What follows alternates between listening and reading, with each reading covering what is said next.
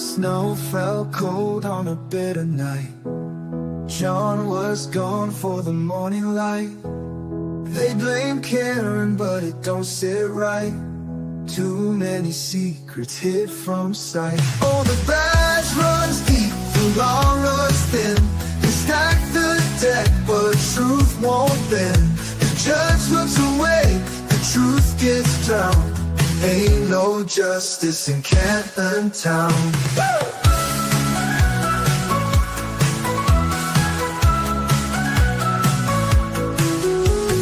Proctor's story shifts and sways. Cameras vanish, records fade. The Alberts toast while the doubts grow strong. The folks still fight, won't be long. Oh, the badge runs deep, the law runs thin. They stack the deck, but truth won't bend. The judge looks away, the truth gets drowned. Ain't no justice in Canton Town.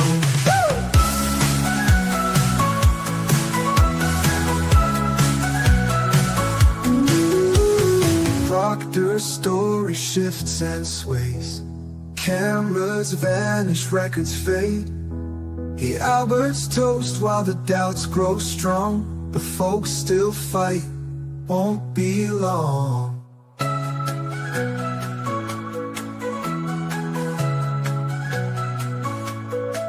Oh, the badge runs deep, the law runs thin. They stack the deck, but truth won't bend. The judge looks away, the truth gets drowned. Ain't no justice in Canton Town.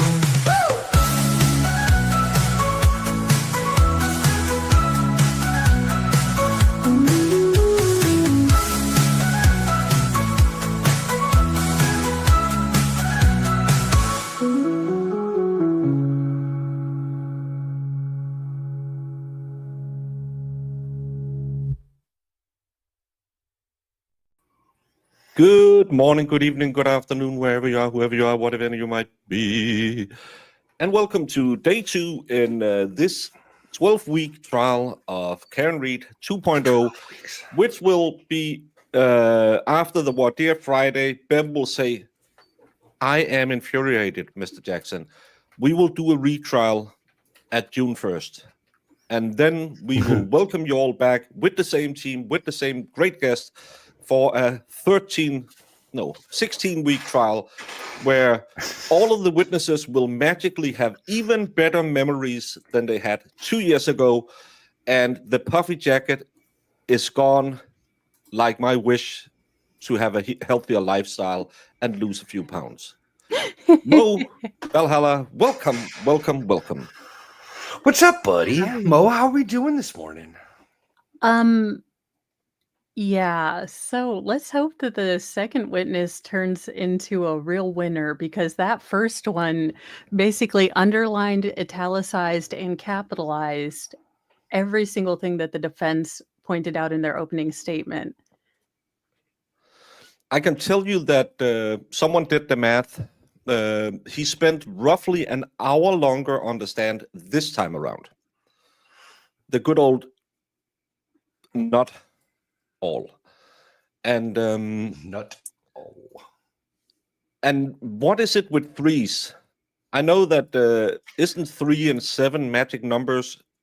Well, that's how you write a good story, Baker. You gotta repetitive themes. So as long I did it. I hate it. Yeah, I hate him. Carry.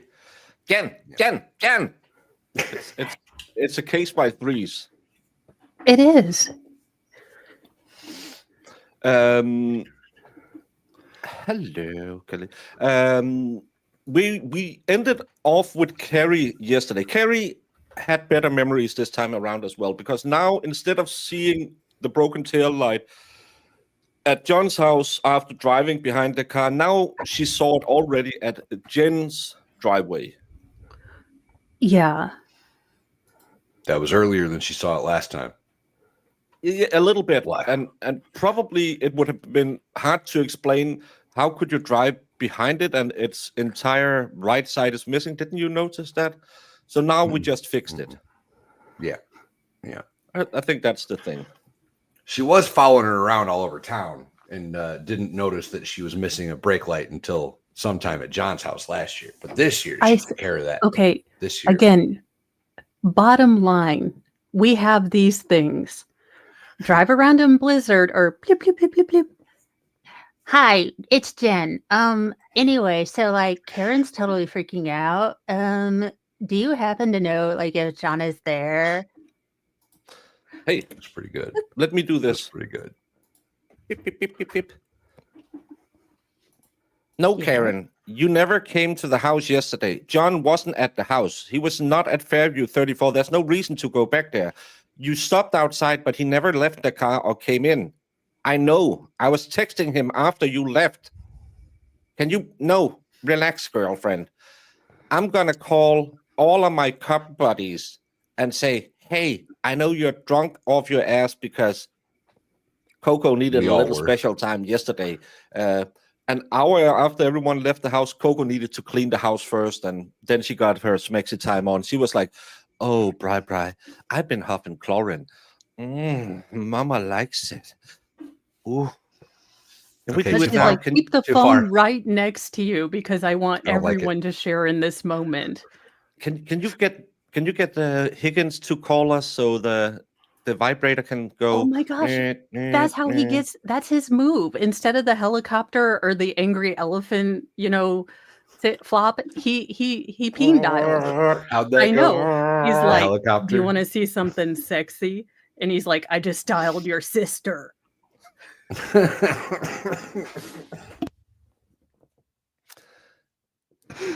Please be extra funny Ew. today. I'm having a rough morning. That'll be great. Thanks. Well, then it's the wrong channel because we had a lot of complaints yesterday. Mo today will be spending the breaks reciting Bible verses. Valhalla will go over modern infantry tactics. And I will do more of a cursory read of the ingredients list of marshmallows. This is what you will get today because we're trying to be a little more law tubery and not as Oh, I didn't much get that memo. I agreed to nothing. Your people Yeah, I haven't didn't get reached out that to my memo. people. Marissa. Mm. This, It's like Mike yesterday. She didn't send the link. I wanted him on. Now Plevin had him on instead. Probably, maybe. probably. I don't know why Marissa. She doesn't listen. She's really been slacking lately, actually, now that I think about it. Yeah. Get it together, Marissa. Get it together. You can't get good help for nothing anymore. So Baker was just telling me before we got started that old Chief Rafferty, police chief of Canton over there, she no longer works for the police in Canton, huh? Ah, No, Currently. she resigned. Well, she didn't resign. She took her pension yesterday after 36 years of distinguished. Nope, still lies. Service for this great state of Massachusetts. I don't know why it's a southern state. It's just slightly above the Mason-Dixon. Just a little bit. well, I Yeah. wasn't consulted. I don't consider them the South. Nobody else does either. And who wasn't at the town hall meeting? Kevin? No Kevin Albert at the town hall meeting either. Huh. Interesting. The old selectman, huh? The old city board guy. So are we supposed to be more professional or less professional? I guess since we missed the email. We need to say, what would Marissa do in every decision? Because she doesn't do it. So Oh, yeah, Chris Albert. Yeah, that's the man.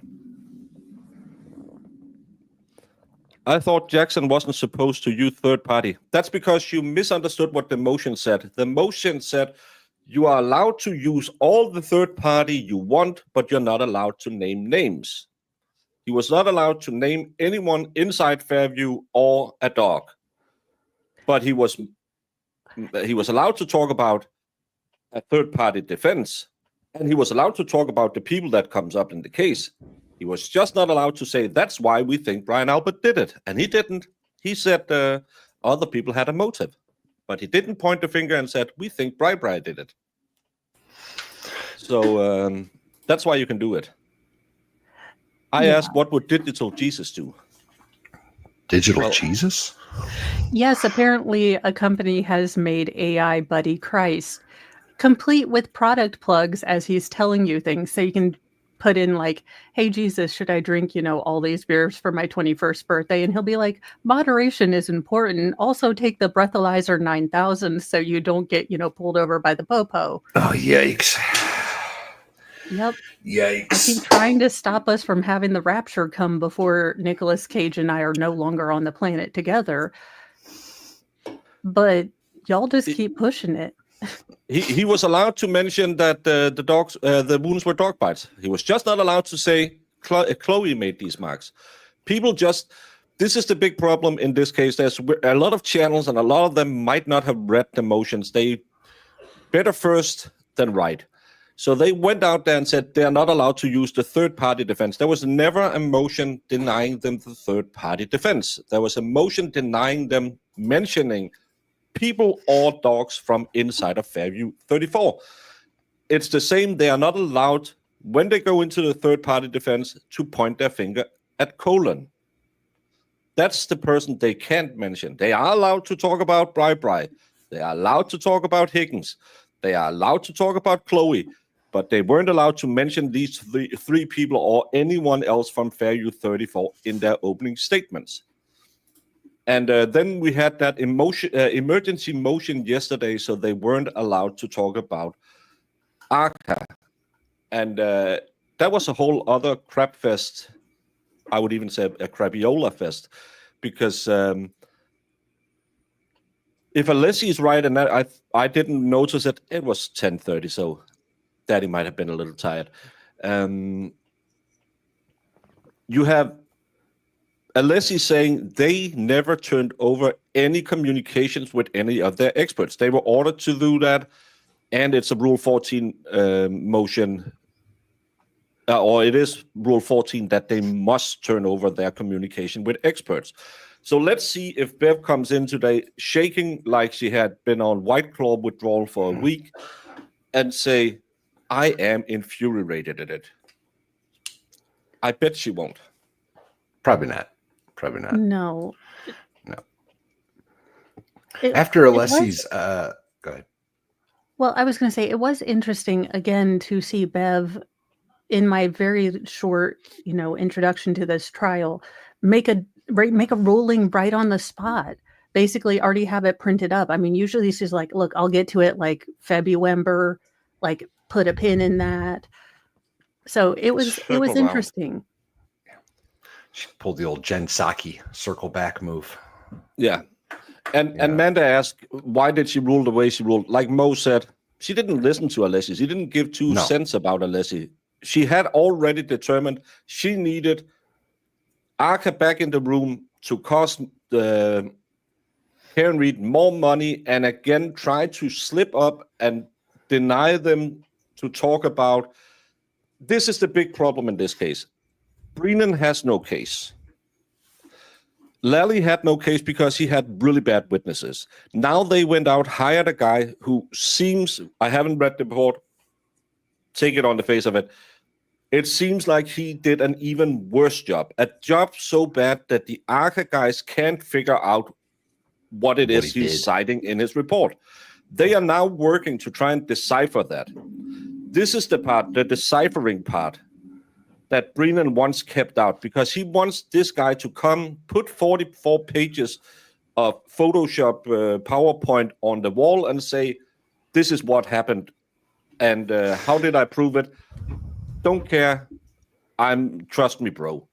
This is why he doesn't want Arca to come in and say, that makes no sense if you look at physics. That makes no sense if you look at the weather.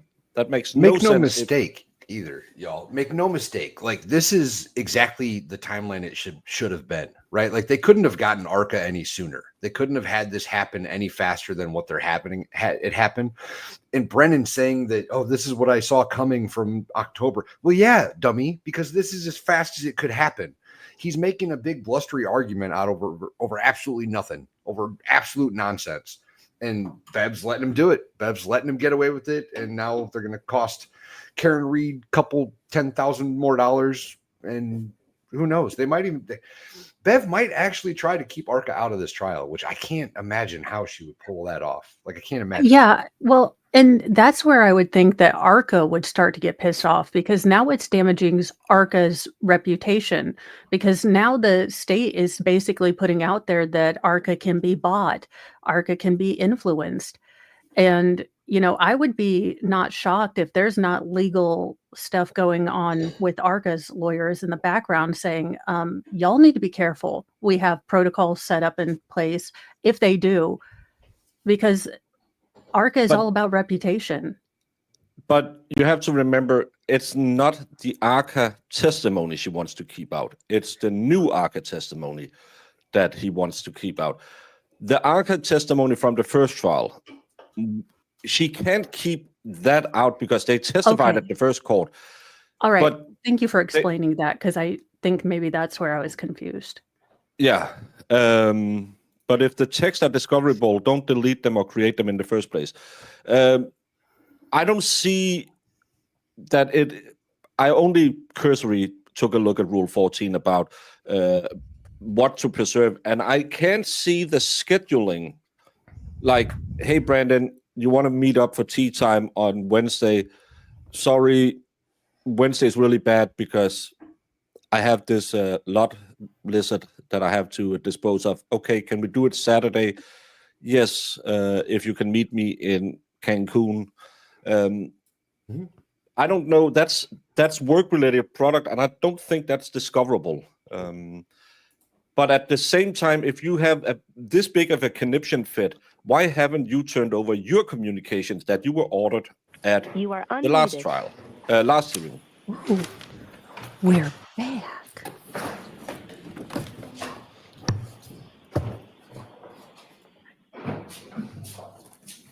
No, I don't think work-related product. It's only We see the court is in session. 22 CR 117 in connection with the Commonwealth case. versus Karen Reed.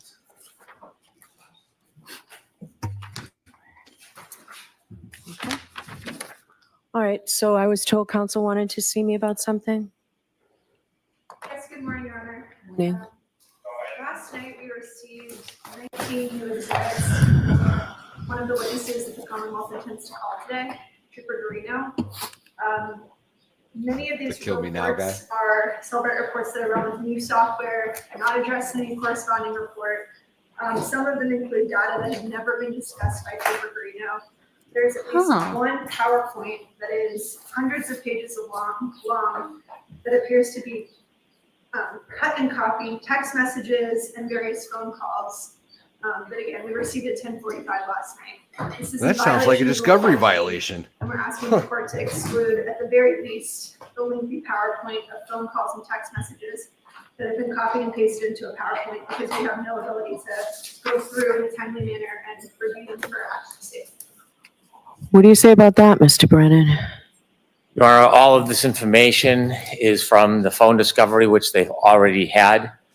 There are a number of different select PowerPoints that were introduced. When did they get it? Last night, No, when did they already have? 2023. Okay. And so what you may remember from the last trial is that there is, for example, Mr. O'Keefe's entire phone log, and then it's separated by his phone calls with the defendant, perhaps another witness. And so what we did is we tried to consolidate. Instead of having 50 of these things, I try to make them more limited. We did use more updated software. The only difference is it shows emojis. In addition, we took the... So they didn't have it since 2023 because you used new software and made new exhibits. phone calls and the emails or the text messages, which was presented at the last trial. Content has not changed. We just put it in a PowerPoint so that when it's read, instead of just reading the text messages and then searching for the phone calls, where Trooper Garino would then refer to a separate document, it's simply an order. There is a presentation of a different PowerPoint, which is from the old data, 2023, but it is information that was not introduced at the last trial, although it was clearly provided to the defense in advance. And what it is, it's healthcare data of the defendant's watch Jennifer McCabe's watch. And what it does is it tracks her heart rate from midnight all the way through the next morning. Now, although that information was available to the defense, they could have done what they wanted with it. That information was never put in a PowerPoint presentation. I will not and do not expect Trooper Garino to talk about it during his testimony. He's a witness I'm going to ask the court to recall. The reason I turned that over was to be transparent and to be collegial. We would not introduce it on direct, but as Your Honor ordered, there was an order not to get into third-party culprit evidence. Jennifer McCabe was never identified as a third-party culprit, yet in the opening, the defense suggested something about 227. If the defense is to cross-examine or suggest that a phone call occurred at 227, this would be to rebut that information. I could have waited until after the cross-examination and then sprung this as a surprise upon the defense, because it is powerful evidence showing her heart rate is inconsistent with being in a criminal conspiracy, yet we provided it in advance so that it have notice days before Trooper Garino would even testify about it. So the PowerPoints that were provided last night, you don't intend to use either one of those in your? The presentation I would regarding the text messages and phone calls. At the last trial, Trooper Garino read the text messages from the screen, and at the same time, he would look at the phone calls and he would go back and forth between the papers. This is simply putting the phone calls with the text messages in the chronological order, so that on the screen, rather than read text messages and then refer to the phone calls and state there was a phone call, it can simply be shown on the screen. What do you say about that, Ms. Little? It's content you had, it's messages that came in at the last trial. The problem, Your Honor, is this is not from a Cellbrite report. It's been individually. I need to see it. I need to take a look at this. Do you have an extra copy for me, Mr. Brennan? I can provide a copy, Your Honor. So Trooper Garino is not going to be your next witness after Ms. Roberts, is he?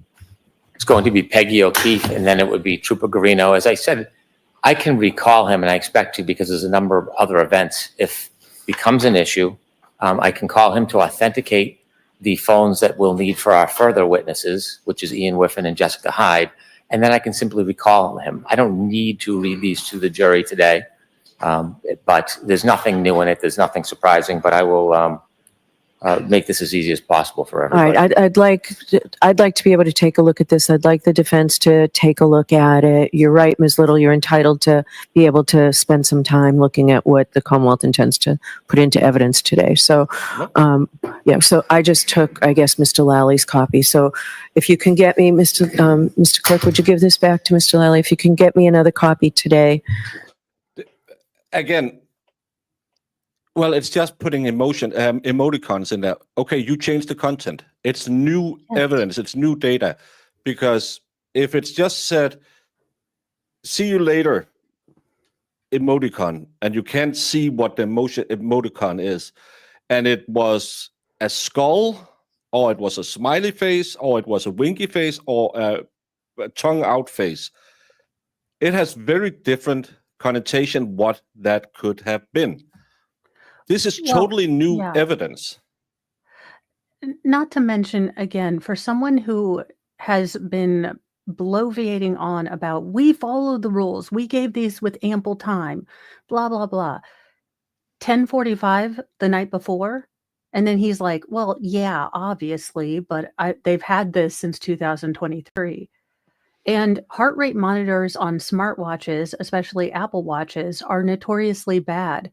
I tried to show my sleep doctor my heart rate monitor. I had it set, and he's like, those are notoriously bad at telling your actual heart rate. I had to get one of these bandy things. So yeah, you need it around instead of having the heart monitor on your wrist. Yeah, so when you move around. Well, and also, you want us to believe, Jen McCabe's health information, but totally discount John's that said he did another 28 steps. So Well, you when can't. when can we Come on, trust health data? Mo. You, he took. He got hit by the car. Then he checked his phone then he remembered. Oh, I got hit by a car. 20 seconds later, he threw himself down. It happens True. in almost all pedestrian strikes. Come on now. I'm taking him out of the box. This hilariously misdesigned children's toy, but I need a stuffy for today. So who is going to win the D of the day, the mushroom of the day, if you will? That would be great. He's really being called to authenticate documents. Okay. The defense may have other plans for him. There's no need to introduce any of this today through Trooper Garino. Okay. He will be not only a fact witness for downloading. But maybe the defense wants to ask him something about what's in there. Now you just brought up a whole new bunch of evidence that you claim. The guy who couldn't find 10,000 messages in the Birdsmore trial. See you later. You're thinking. Lefty. Yeah, you can read this a lot of ways. Thank you, Brendan, for proving emojis has meanings. Authenticating, but he is essentially our reader. I can bring him back today. I can bring him back in 2 days. It really doesn't matter. I don't want to deprive the defense of time to review. Okay. And so Yes, you did. whatever Yes, you did. time they need, I'll defer. Okay. Liar. So that's what we're going to do. Thank you. All right. And Ms. Little, if you can take a look at him by tomorrow and let me know if you have any objections tomorrow. Does that give you enough time? Yes, thank you. Okay. All right. Was there anything else before we started? Not for the Commonwealth. Thank you. All right. Your Honor, I did email Mr. McDermott yesterday evening. We did speak with Dr. Wolf yesterday, and he is not available on Friday. Is there another day that works for the court reasonably soon that we can have them come in? We could do it tomorrow afternoon, if tomorrow is a better day for him. Within the state. Yeah, they're just in Pennsylvania, right? Could we do a Zoom hearing tomorrow? No, he needs to be here in person. Mr. Alessi. Bev can't get her fun on if she doesn't see him in person. That's why he needs to be there. No Zoom for her. I issued an order late yesterday. You were the one yesterday talking about this voir dire. I assume that you folks provided that order to the ARCA witnesses. We don't have an address to serve them. We don't have enough time. I provided a copy. All right. So we could do tomorrow afternoon. So tomorrow is a half day. We have to make travel arrangements for them to get here. Yes. And that's, he has a conflict that begins on Thursday and goes until Friday. So is there a day next week that works for the court? Well, we could do Monday, but what I'm going to order is if it's continued all the way until Monday, the testing that he outlined that you were contemplating or were going to do, that has to be done by then. So we can do it Monday, but that testing has to be done by then.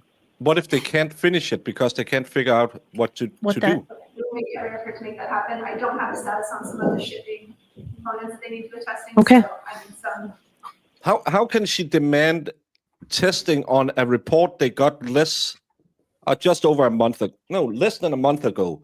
Must be done Monday. And a report that's constantly shifting, that went from, an ungodly number to a lesser ungodly number, but with 3 distinct changes. In fact, changes that we were told weren't going to be made. I mean, if Bev had listened to Mr. Alisi's, statements of facts, then she would realize that this was, again, most of the timeline was beyond their control. She didn't listen. Well, I have to be done by Monday. All right. So that'll be done by Monday. We'll do this Monday. I don't want to devote a whole day Friday was easy to devote a whole day because the jury thought they were only going to be here a half a day. Can we do this just in the afternoon? Your Honor, I am unclear as to what the subject matter of the voir dire is going to be. So I am indifferent to this voir dire. All right. I'm trying to help you out by having the witnesses here because I found a violation of your reciprocal discovery. So I don't know how long this is going to go. I would assume I'm giving you the opportunity to put them on and the Commonwealth an opportunity to cross-examine them. First, in terms of time, we can do it within a half a day. All right. Do you agree with that, Mr. Brennan? Regarding an afternoon voir dire of Archer on Monday, Yes. we'll defer to the court whenever is available. I mean, I'd like to keep the testimony going. I've already told the jurors that they have a half a day Friday, so Friday we'll be back to where we were with a half a day. Will we have a chance to be heard on rulings regarding Archer? Because I still have the same concern about new information. Yes. What do you mean? Before, when? Whenever it's convenient for the court, but I have concerns about these witnesses bringing in new opinions that we will not have an opportunity to consider. All right. Can we do that the day of the voir dire? Whenever it's good for the court. All right. So maybe we'll break with the jury at 12 on Monday. Now they're going to have 2 half days in a row, but we'll break. Will we still do the voir dire and I'll have witness testimony prepared for Friday? Yes.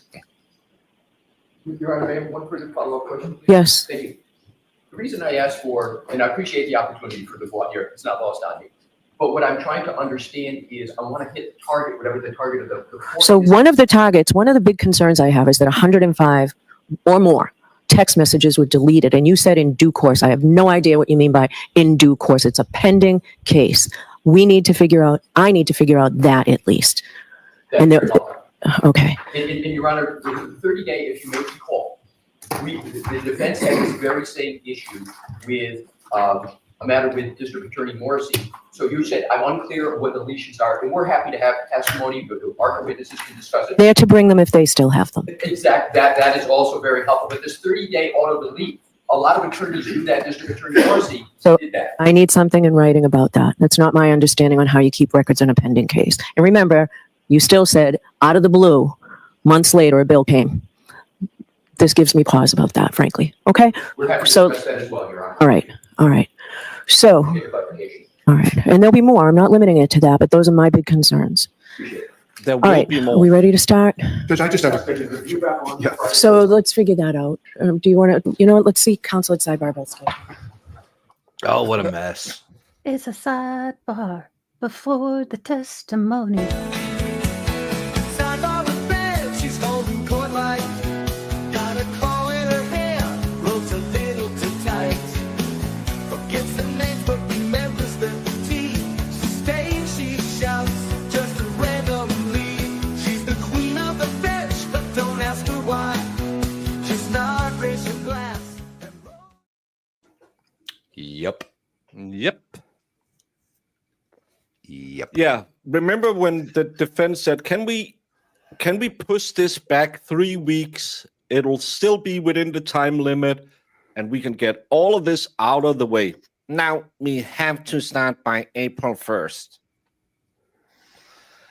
Bev is going to lose her crapiola and I did lose it yesterday when she said, are you done soon? I could get it if he was just reiterating the same question. But he had a witness who kept changing his story. Now they can't do testing. Well, then tell the effing Commonwealth to stop dropping new evidence on them. It's just emojis. That's new evidence. Yeah, but the defense would be, again, defense would be remiss if they didn't look through this and just, trust me, bro. That's not how. Yeah, page 4 should be page 8. It totally changes the conversation. Oh, I did like how I just gave them this information to be collegial. I didn't have to give them anything because why is this turning again into the Jen McCabe case? That's what the She's not a Commonwealth third-party does. culprit. Yeah, that's what the Commonwealth does, though. They're not trying to prove Karen's guilt. They're trying to prove everybody else's innocence. It's very strange. It's very, very strange. I do like how she made sure to point out that she found a discovery violation too. Yeah, but she never ever violation. She never found any discovery violations, even though that he had a lot of misstatements in his discovery. Yeah, they could just, if she wanted, she could tell them, if you want to Hear ye. All persons have anything to do before the Honorable Beverly Cannoni, the Justice of the Superior Court, now holding in Dedham within and for the County of Norfolk. Draw near Give your attendance and you shall be heard. God save the Commonwealth of Massachusetts. This court is in session. Please be seated. 22-117, the Commonwealth versus Karen Reed. All right. Good morning again, counsel. Good morning, Ms. Reed. Good morning, jurors. Thank you for your patience. Oh yeah, Peggy O'Keefe will come up and testify about what that surprise visit that was an arrangement with Paul on the phone. That she all of a sudden it just knocked on the door and she was there. That was a new thing they mentioned yesterday in opening, and then she's going to testify how her and John were at odds with each other because she didn't want to take care of the niece and nephew. Or is she going to sit up there and be the crying mom and I miss him so much? Oh, she's going to cry. She was the she-devil. Lawyers and I feel got some work bad done for this the morning mom. while you were waiting for us, and we do appreciate it. So I do have to ask you those 3 questions. Were you able to follow my instructions and refrain from discussing this case with anyone? Yes. Everyone said yes or nodded affirmatively. Were you also cut able your to follow the bangs, then you instruction won't and have to look refrain from like doing this. any independent research or investigation into this case? Yes. Everyone said yes or nodded affirmatively. Did anyone happen to see, hear, or read anything about this case since we left yesterday? Everyone said no or shook their heads. All right, thank you very much. Can we have Ms. Roberts back in, please?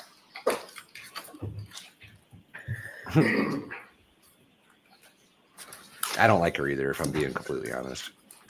No, especially because they have that civil suit against her that seems just vindictive. Yeah. Yeah.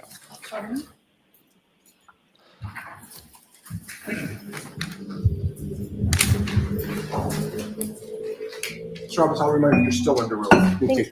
And by the way, I didn't watch it because I don't have American TV, but apparently she was on Good Morning America today. So in the middle of a case, under sequestration order, a witness went Terry on television Roberts was? and talked about the case. Are they allowed to do that? I do No, wonder she if can't the talk to defense anybody about the case right now. is going to bring that up. Well, they should have brought it up before she was brought in. Because I don't know if that's a break in sequestration.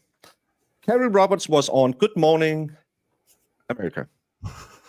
It's all pink on the inside, Val. Yikes. Thank you. Good morning.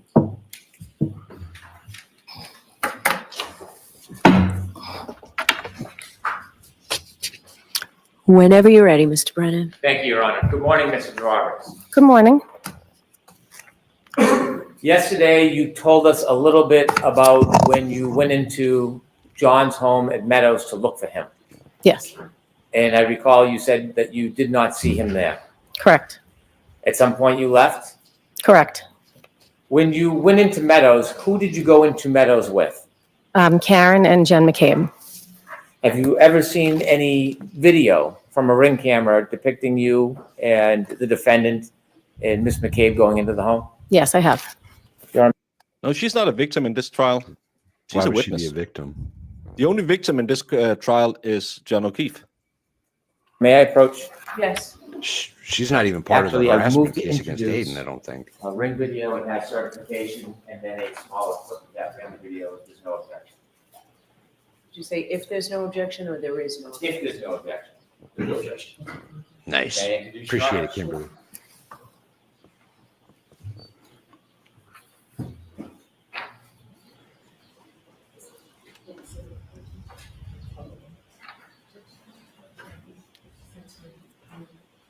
What in my grandma's wallpaper is that jacket?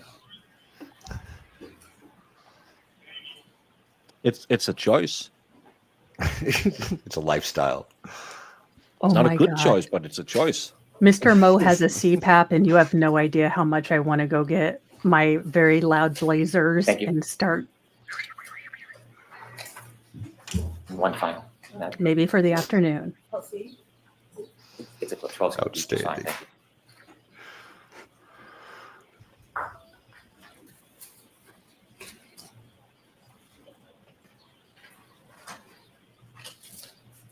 Your Honor, if I may note, 12A is the Ring video from 12 Meadows. 12B is the certification from Ring.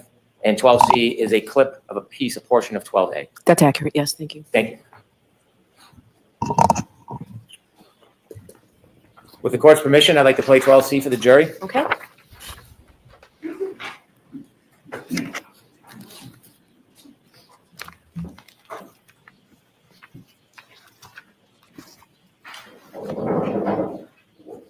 This is when they stop and look at the tail light. See, she shows it to them. This is why she changed the testimony. Because at the first trial, she testified. See, she showed us the tail light right there. Ms. Roberts, you've seen that video before? Yes, I have. Is that you and the defendant and Ms. McCabe going into Meadows? Yes, it is. When you came out of Meadows, did you have a chance again to look at the defendant's tail light on her Lexus? Yes, when we Again. left the house, she pointed it out to me. Did you stop and get a closer look? Yes, I did. I want you to describe to the jury your best memory of what it looked like. Karen pointed out and said, look, my taillight. And she said, do you think I hit him? And I said, no, I don't think you hit him. What are you talking about? Let's just go find him. Did she say that in the first trial? Did Nope. you? Yeah, I was going to ask you guys. Not even, nothing close. Nothing close. Interesting. Did anyone ever hear that before? No, not like that. The couple of people at the 34 Fairview morning, right? Like the paramedics. Hank's a couple pencil of them says were she saying- did. She did. She said Oh. what now? She did say that. She did say, do you think I hit him?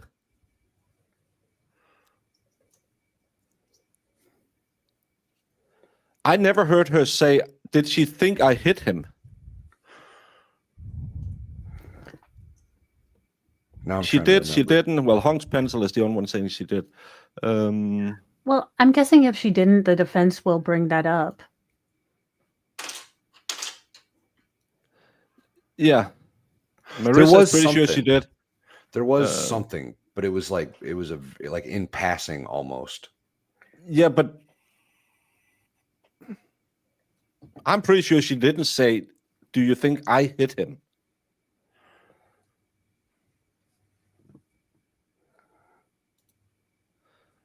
Yeah, but she did. But the taillight itself, the piece was missing. And as you got closer, there's a metal sort of square, and one of the pieces was sort of sticking out. And I only remember it because I thought if someone walks by that, they're going to catch their jacket on it. She did. How say long that. of a time did you have to actually look at the taillight? Thank you, Krista. Under a minute. How close were you to the taillight when you looked at it? I was in front of it. I could see.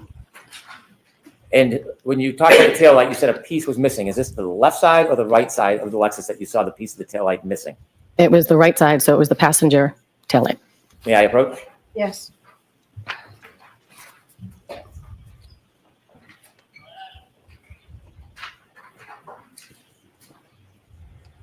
Should I remain, Your Honor? Sure. Thank you.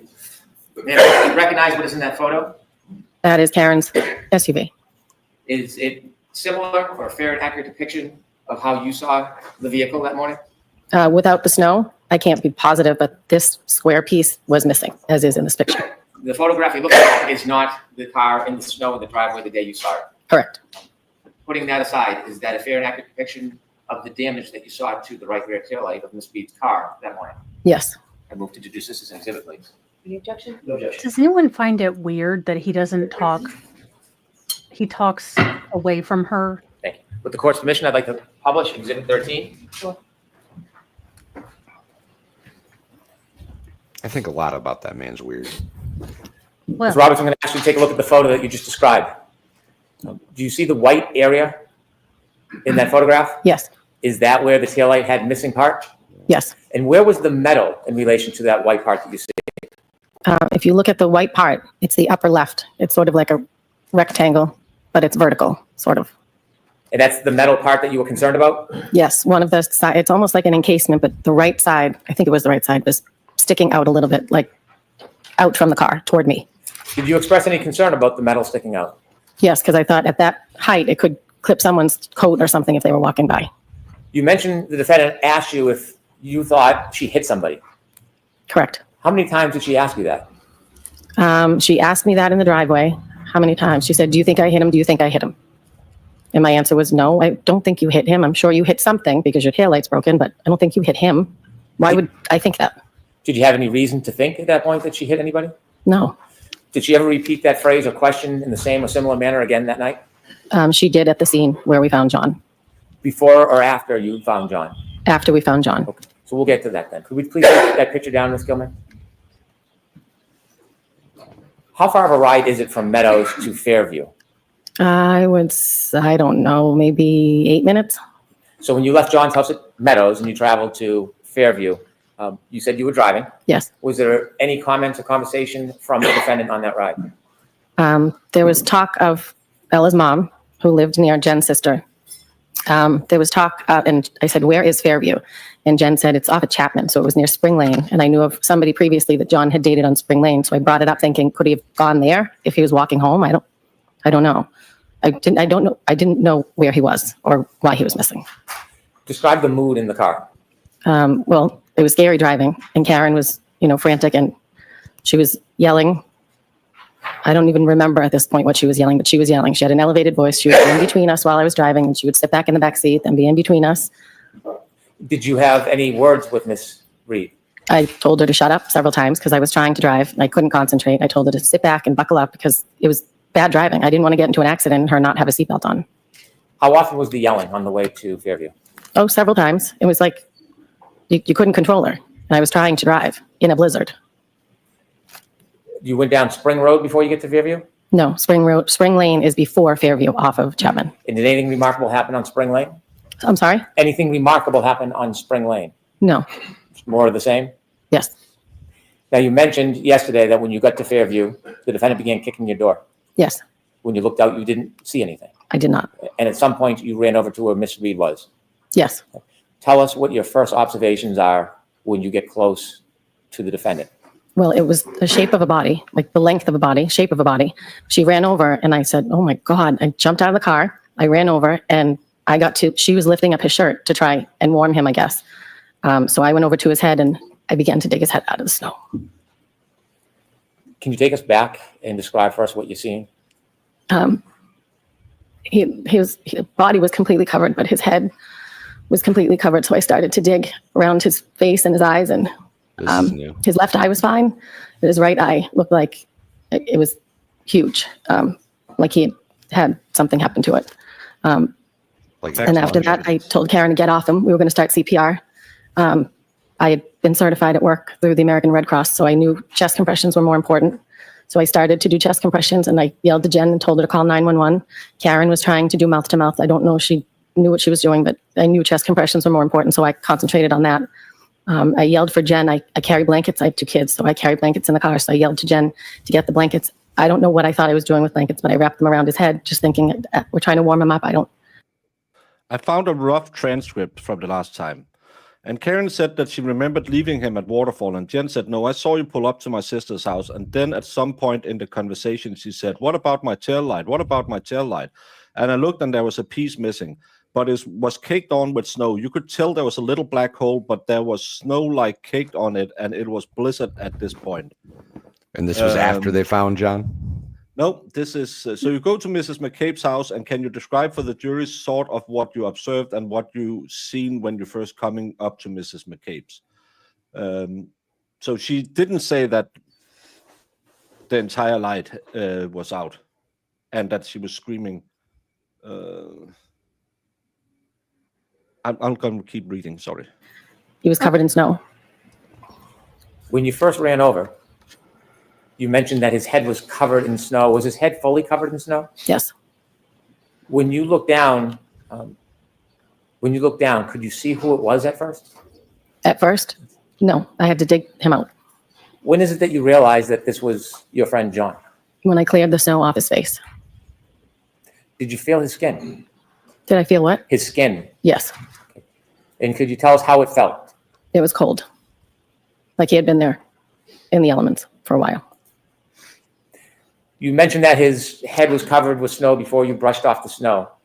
Was other parts of his body still covered in snow? Yes. Can you share with us what you saw? His legs were covered. His arms were by his side. He was on his back. Karen had lifted up his shirt, so Now his shirt was down, but I was doing chest compressions so you could see his clothing. He had blood coming out of his nose and his mouth. And when I put the baby blankets under the back of him, there was blood on the blanket. So I think he had a cut on the back of his head. Was the blood from his nose and mouth frozen or running? I don't think it was running. It was not gushing. You said that you brushed off the snow from John's face. Yes. Did you brush it off from both sides?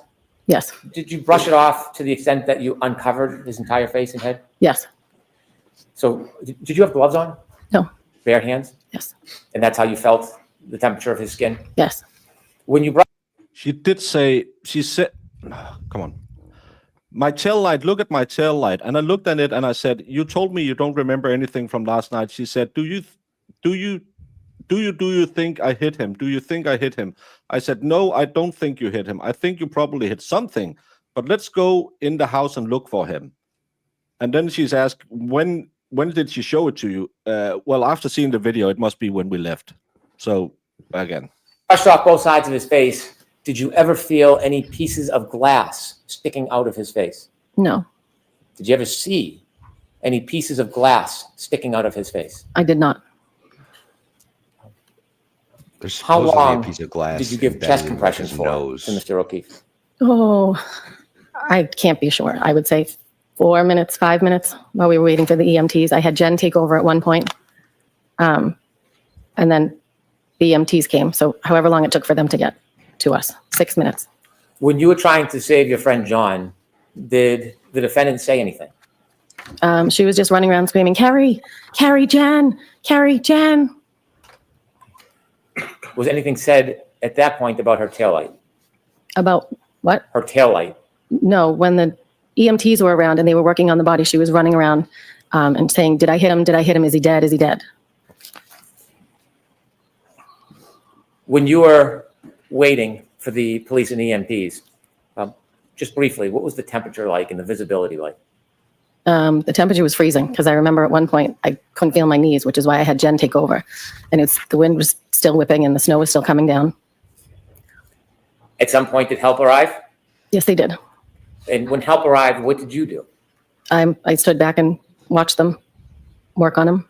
Did you see first responders trying to give first aid to Mr. O'Keefe? Yes. How long were you outside for that morning? At that point? Well, the entire morning. Oh, maybe a half hour. When the first responders were trying to save John, what else were you doing? I was calling my husband. I called my mother. When they put him in the back of the ambulance, I then made a call to Mrs. O'Keefe. I think I called Mr. O'Keefe first, but he didn't answer. So I called Mrs. O'Keefe and told her John had been in an accident. And she screamed, I can't do this again. What did you do after that phone call? The police put Jen and Karen in the back of a cruiser. And I was looking in the ambulance to see what was going on with my friend. So I was standing outside of the cruiser. They were inside. I was standing outside just watching. And Karen was saying, is he dead? Is he dead? Is he dead? And I said, no, they're working on him. I can see tubes moving. I can see them moving. If he was dead, they wouldn't be working on him. She grabbed the front of my shirt and said, are they working on him? And I said, yes, they're working on him. At this point, I think I was in shock. I didn't know what was going on. I didn't think he was dead. I thought they could save him. I knew he was in the ambulance with the EMTs. And I was just hopeful that they were going to be able to do more than I could.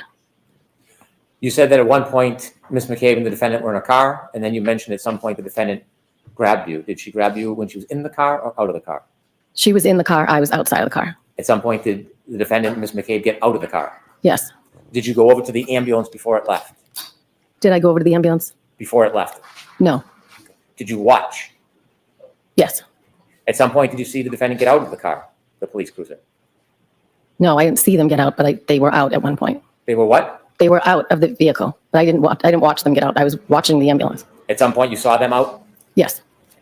And were they near you when you were watching the ambulance?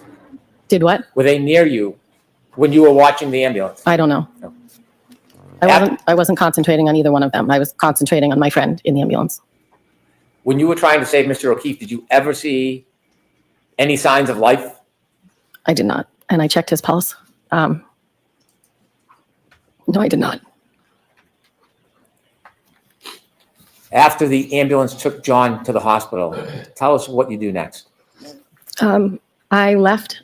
I told Mrs. O'Keefe, I said, I'm going to come get you. She said, well, I'm going to have Braintree police take me to the hospital, which was in Brockton. And I said, they're not going to take you to Brockton. I will come get you because neither of their cars had four-wheel drive. So I asked if I could leave, and they said, give me your number and we'll follow up with you. And I took Karen with me. We drove down the street. At some point, she was on the phone with Erin O'Keefe, John's sister-in-law, and Karen was saying, I think he's dead. I think he's dead. I grabbed the phone and I said, I don't think he's dead. He's in an ambulance. He's been in an accident. At this point, I didn't know what was going to happen. At some point in the car, as we're driving, she was on the phone with her mother. And I think when we were driving, we got all the way to the elementary school. And Karen said to me, if anything happens to John, I'm going to kill myself. You're going to have to take care of the kids. And I said, nobody's dying. Nobody's killing themselves. Let's not think about that. And then one of the officers called me and said, do you have Karen Reed with you? And I said, yes. And he said, could you please turn around and bring her back? Her parents are saying that she's suicidal, so we're going to take her to the hospital and section her. I said, okay. I didn't get far, so I turned around, went back.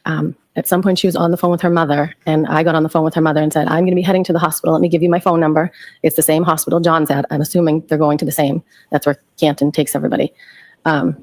And her mother said, please make sure that they don't let her have her bag. There are things in her bag, medicine I don't want her to have. So I said, okay, I will. So we got back to the house, and she got in the ambulance, and one of the EMTs asked me for her phone. So I handed that over, and I said, the mother wants to make sure that she does not have her purse because there's medication in there that they don't want her to have.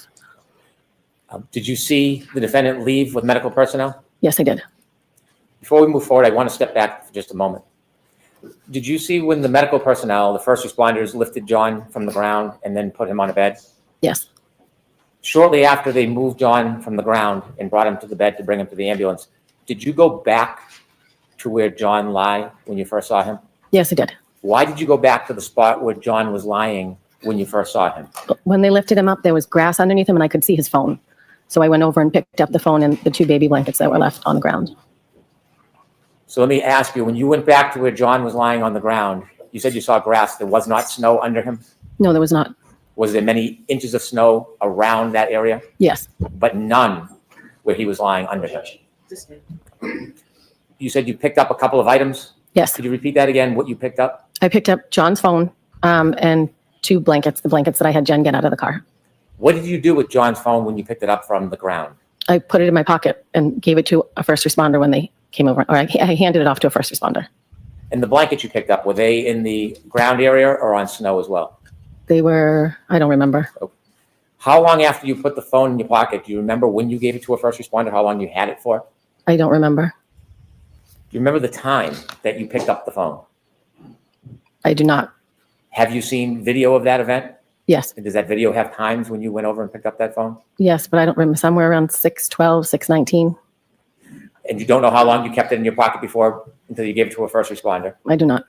At some point, did you get in your car during that morning before you left and drove from the scene? Yes. Do you know if John's phone was still in your pocket when you first got into your car? I don't know. Was your car heated that morning? Did you keep Yes. it running? Yes. And was the heat I on think it? I kept it running the whole time. I don't even think I shut it off.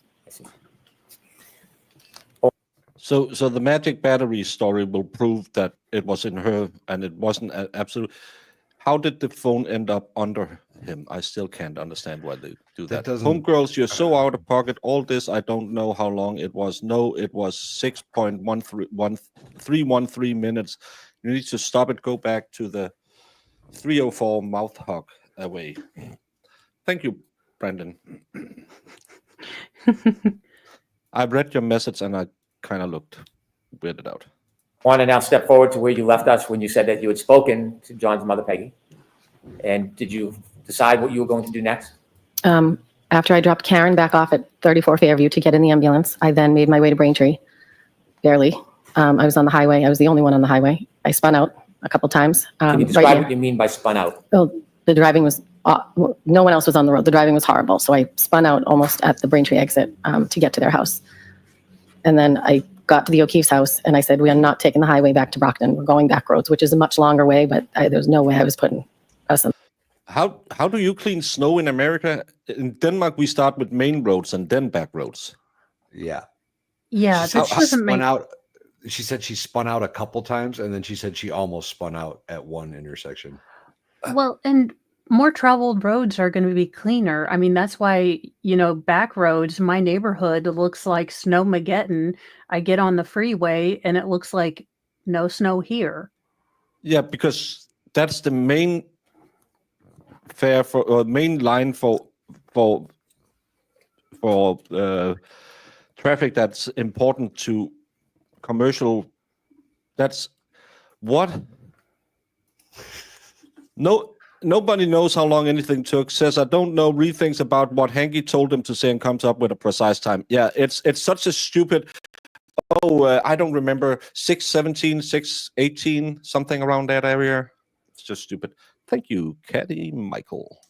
Nice. The car, that treacherous. When you went to the O'Keefe's house, you mean Peggy O'Keefe and John O'Keefe Sr.'s house? Yes, John's parents. That's different than Meadows Road. Correct. When you got to the home, did you go in? Yes, for a second. They were ready and waiting for me. They wanted to get to the hospital. When you say they, can you tell us who was waiting for you? John's parents, Mr. and Mrs. O'Keefe, were waiting. What happens next? Mr. O'Keefe said something about a Dr. Rice and that they were trying to warm John up. We got into the car. Mr. O'Keefe got in my passenger seat. Mrs. O'Keefe got in the back seat. Mrs. O'Keefe's niece worked at Good Samaritan, so we were trying to get in touch with her to see if we were going to be allowed in because there was still COVID restrictions. John's brother was already on his way there. And Mr. O'Keefe at some point said, he's gone, Peg. And he slammed his hands on the dashboard. But they didn't actually know if he was gone yet. At one point, Karen called me from the ambulance. And on the phone, Mrs. O'Keefe said, Karen, what happened? And she said, I left him at a party. And Mrs. O'Keefe said, and you just left him? And Mr. O'Keefe said, all right, that's enough. She's been through enough. Then we hung up with her. I said, we're on our way to the hospital. Let me ask you a question. When the defendant said that she left him, did she say whether she left him outside or inside? No. Was the follow-up question never asked? No. Okay. Was there any other conversation with the defendant at that point? Not in the car, but when I got to the hospital, she called me multiple times from the hospital room. We'll get to that. Okay. First trial, she said she called me at least 10 times from the ambulance. And what Mr. O'Keefe and Peggy O'Keefe said should be hearsay, but it doesn't matter. Right. How long did it The take defense for is you allowing it. and the O'Keefes to get to the hospital? I would say maybe 45 minutes to an hour. Share with us the mood in that car. I think I was in shock, and I think they were in shock. There wasn't, other than talking to Mrs. O'Keefe's niece, trying to find out if we could go in for COVID reasons, there wasn't much talk. When you finally get to the hospital, take us through your first steps. What happens? We finally get to the hospital. We walked in. Paul, John's brother, was there.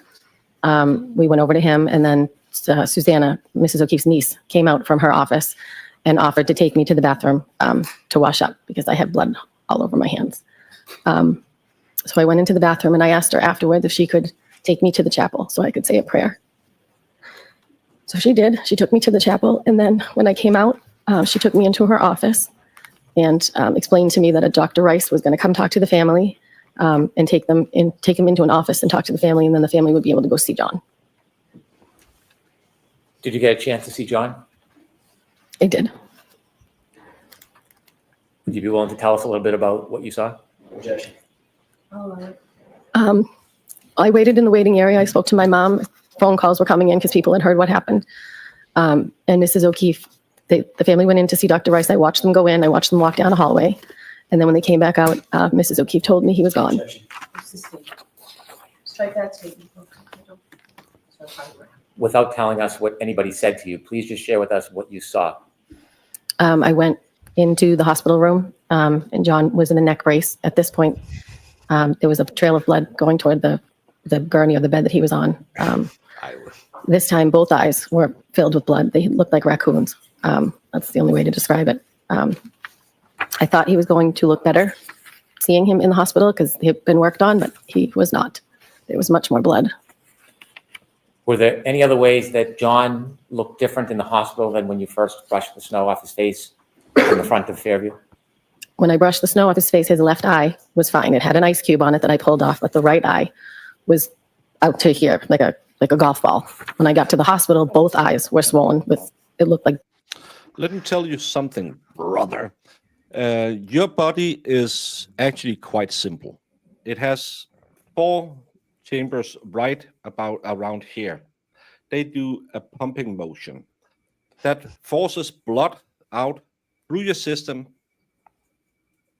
oxygenates them in the lung, oxygenates your blood in the lungs, and lets the CO2 out, and then send it around the entire body.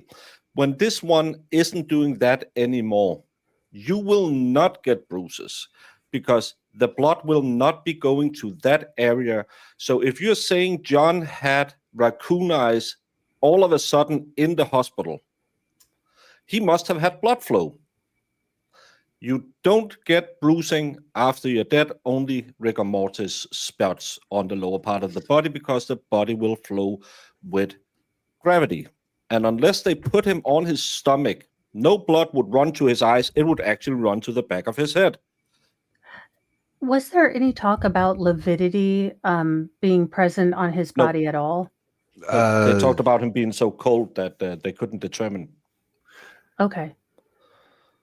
I think somebody mentions lividity in the hospital. Yeah, I but can't remember who. they said at the scene they couldn't determine it, and it's hard to determine lividity because of the cold. Yeah. Okay, that's what I was wondering, if it might have been functional on the cold, because once they got him warmed up, they were doing assistive sort of circulation. So all those places that were to be swollen, but not, No, that's swollen. that would have taken continuous pumping. Oh, He could have had swelling like a boxer. Yes, he could have had, but he couldn't have had swelling like a boxer come in after his heart had stopped. Because swelling like a boxer means that the blood would have to be forced into the area, because it means the area is damaged. The body will send a lot of blood out there to try and fix your swelling or your injuries. That's why you get the swelling. It's not something that the body thinks, I've been dead now for 6 hours. I'm gonna transport blood around and make bruising on my skin. Can I say I really hate her top? Like, to the depths of hell, I hate her top. Yeah. Blood from the nose couldn't be frozen, otherwise it wouldn't transfer upon CPI, etc. Well, it could have been unless inside. this ice cube. Yeah, the ice cube. Yeah, it's the ice cube and it's so stupid. Blood, they look purple. But I Right, may like I that she approach? went to the chapel May I to pray for quickly him. approach sidebar? Okay. Sidebar with Bill. They're going to do a sidebar where they're going to put Technical in a medical issues. examiner to testify that he was actually alive when they found him.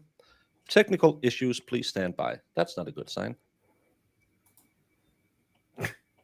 Yeah, an ice cube or glass. Why would an ice cube form? So, was there glass that I missed in the first trial? I didn't take a lot of notes. Karen Reed said something Bracelet? about removing it from She her pulled a nose. piece of Away. glass out of his And her nose. husband, and he wore it all the time. Mrs. O'Keefe still wears it to this day. Did you drive the no, O'Keefe Brennan. back to their home? I drove Mr. O'Keefe back to John's house, and Paul drove Mrs. O'Keefe back to John's house. You went back to John's house on Meadow. Yes, When you arrived at Meadow with Mrs. O'Keefe, did you go in? I arrived with Mr. O'Keefe, and no, I did not go in.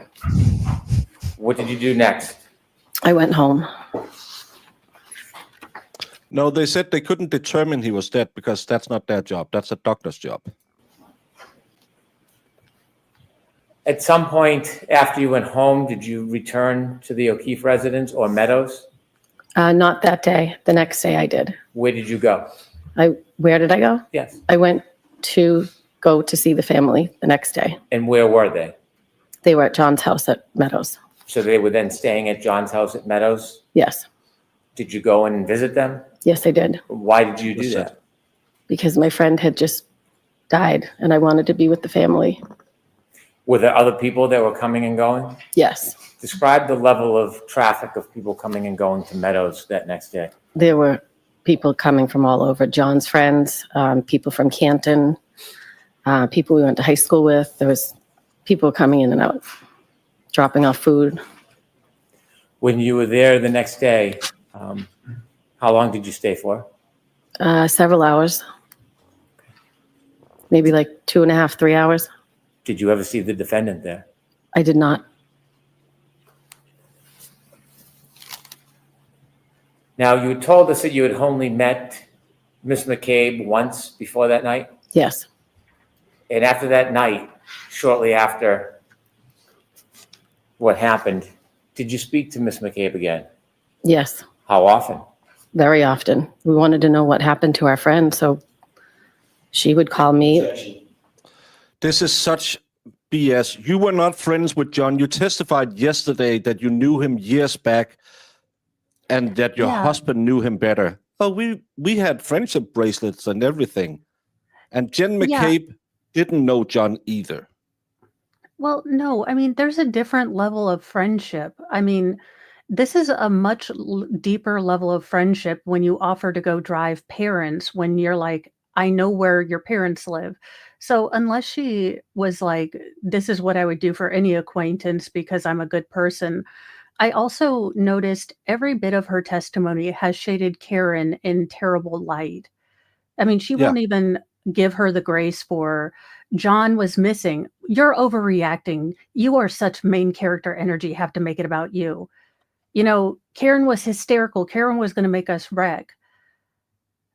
Again, as these are not subtle things. These are things that women notice. You can definitely tell that she doesn't like Karen, and it's obvious, which leads me to think that there was something deeper there before, because either I don't mind who my acquaintances are banging, whether I like the person or not, because it's not my monkey, not my circus, not my problems.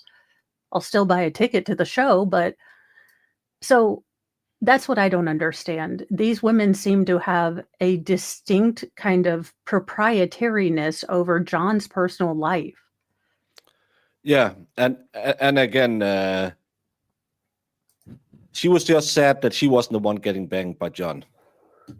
And it's also funny to me that if Karen had been stoic, if Karen had been like, would you speak to her on the phone often? Yes. Regularly? Then she would have been penalized for being too stoic. So things she wasn't changed. caring. Yes. After that moment? Yes. Did you start to see her in person? Yes. Spend time with her? Yes. For somebody who was not your friend, why did you, at this point, form this close bond? I think because we went through something horrific together. We bonded over it. Mrs. O'Keefe at one point did say, you two need to sit. Did you ever write down a list of things that had happened to try to remember? Yes. When you were spending time with Miss McCabe, did you become friendly? Yes. Friends? Yes. How close of friends did you become? So now they're trying to get out ahead of them going to Lang's house or Proctor's house the next day. When they... I know that you prepped your witnesses, but this is ridiculous. To this day is a close friend of mine. To this day? Yes. When you were at the scene, when you were trying to help John, there were police officers and first responders? Yes. Now, you're from that area? Well, yes. I'm from Canton, but not that side of town. And you are active in that side of town, the community at all? Yes. Sports, children? Yes. Yes. Do you know a lot of people from Canton? Yes. Did you know any first responders? Yes. Who did you know that you saw that night as a first responder? That morning? Yes, I'm sorry, that morning. Mike Lank is my friend's daughter's father. No, my daughter's friend's father. I'm sorry. Your daughter's friend's father. And yes. Does he have children that are friends with your daughter? Yes, his daughter. My daughter's friend's father. What does that imply, you idiot? Do you think her daughter hangs out with a grown person? And that would be like, he's a parent I know, his daughter's friend with my daughter. That's how you would put that if you wanted it to be easily understood instead of my half cousin's third aunt. And again, Sergeant Lang, of course, didn't interview you because he was your daughter's friend's father, and that's why he would have been conflicted out of this case, because you're personal acquaintances, right? No. There's friends with my daughter. How close are his daughter and your daughter? There's a group of 5 or 6 of them that are best friends. Are you on a first name basis with Mr. Lang? Yes, When you saw him that morning, did you recognize him? I did. Did you speak to him? I said, Mike, is that you? He said, yes. That was it. Are you friends with Mr. Lang's wife? I am. How often had you been to their house with the children or on your own before that day, before that morning when you found John? Well, often when the kids can't drive. So when they do sleepovers or whatever, you drop them off, pick them up. Your children would sleep over each other's house? Yes. So you had a friendly relationship with Mr. Lang before you found John? Yes. Why did you call him? And do you continue to have a friendly relationship with him? Did what? Do you continue to have a friendly relationship with him? Yes, Did you go to his house the day after you found John? I did. Who were you with? Well, Jen and I had gone to the O'Keefe's house together with, I don't know if it was 1 or 2 of her daughters and both of my kids. And then when we were leaving, my daughter said, can you drop me off at Mike Lang's daughter's house? So I dropped her off. And did you do that? You dropped her off? Yes, I did. When you dropped her off at the Lang house, did you speak to anybody? His wife came out and got into the back seat just to find out how I was and how the O'Keefes were and How were you? Such an unbelievable story. how were they? How were you? Oh, I was not well. And did you have a long conversation with Mr. Lang's wife?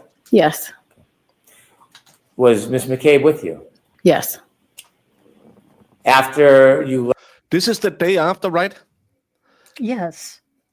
The day after, So- they had a traumatic incident happening the day or 2 days before. So the first thing you said, hey, should we braid each other's hair and start hanging out forever now, bestie? Or would you say, oh my God, I just lost my best friend. What the hell happened? It happened at my house or my sister's house. I have to go see my... No, I'm going to make a friendship bracelet. We are going to get a My Little Pony collection together. We are going to hang out. And, oh, I'm driving my daughter over to my friend that you absolutely don't know. Do you want to come with us and sit outside in my car for an hour talking Yeah. while I run to Do the they toilet? not have a living room? Who sits and idles in their car for an hour to have these confabs? This These doesn't women. make sense. Okay. And why would your absolutely best new friend go with you? A friend that Yeah. you've known them less than a week, but because we had this emotional thing happen, we got friendly tattoos and everything. It's the broken heart where when we put our hands together, it makes a full heart because we're so good friends. Yeah, this doesn't quite go. I get what they're trying to do and trying to get ahead of this, but anyone who's ever had actual human interactions is going to realize just what we pointed out here. So when the defense points out, hey, so you weren't really besties, according to your testimony, the last time you guys got occasional discount Reeboks from John, but that's all you guys really hung out with? Yeah. So this was the day after? Like the It's- 29th or maybe the it's 30th or something? 2 days. I think it was the Was She it the said the day third? after. I've been taking Yeah. notes, sorry. So Yeah, so the I day don't- I after you think had that's- one of the most traumatic incidences, you almost spun out several times on the highway, died because some crazy woman in the back seat was kicking your door. And then you said, hey, Jen, tea and crumpets, how do you like it? And, I don't think and the that day that was after, mentioned in the first the day after is also your best friend in the entire whole wide world just died, and you're thinking, no better time than the present to make new friends. well, she I did don't have think an they- opening in the roster. Yeah, I have I don't 6 think friends they- and they- got a hole. I don't think they put the timeline on that in the first trial. I don't think they acknowledged that it was that soon. I think it was. Well, they just did with Jen. They did with Jen, but not with. Did they because say the didn't day cross- after? I don't think it was mentioned that it was that soon to the event. I think it was just at some point we went over there. It was a happenstance thing. I don't think they acknowledged that it was the day after or 2 days after. I could be wrong, but that strikes me as new information. Yeah, but they asked Jen McCabe, and she said, because she said, "Were you at Sergeant Lang's house?" Yeah, Carrie and I dropped her daughter off over there, and you were there for an hour. In the car, because Carrie's a talker. Yeah, Carrie's a talker. Talking about a talker. Hey, Jamie. Hi, howdy. How's you? I'm good. What? Yeah, I'm good. F you. Left the Lank house. You left your daughter at the house. Yes. You remained in the car. Yes. Oh. At some point, did you speak to Mr. Lang's wife again? Yes. Are you friendly with her? Yes. Did you ever try to get inside information about this case? No. After this case began, did you ever come to court? Yeah. Did I ever come to where? To court. Yes. And what was the reason you came to court? To support the O'Keefe family. At some point, did you stop coming to court? I did. Answer just yes or no. Yes. Okay. Were you aware or watching about any type of news or publication on this? Yes. As you You were on Good watching Morning and learning America this information, did morning? you begin to contact people at the district attorney's office? Yes, I did. Did that include victim witness advocates? Yes. Did it include law enforcement assigned to the case? Objection. The form of the question, I'm sustaining the objection. Who did you contact? Specific names? Yes. Steve Nelson, my victim advocate, Yuri Buchanan, who was a state trooper, and at one point I contacted Michael Marcy's office. Let's Why get does Turtle she Boy into have the a- case. Do you remember at why any did you have a time victim? being interviewed by police officers or state police about this case? At my house on January 29th. So that same day you found John, you were interviewed? Yes. Do you remember who interviewed you? I do not. Do you remember your mental state at that time? I was not well. It was in the evening at some point. Were you interviewed at a later time by any other law enforcement? Yes. Okay, where were you at that next interview?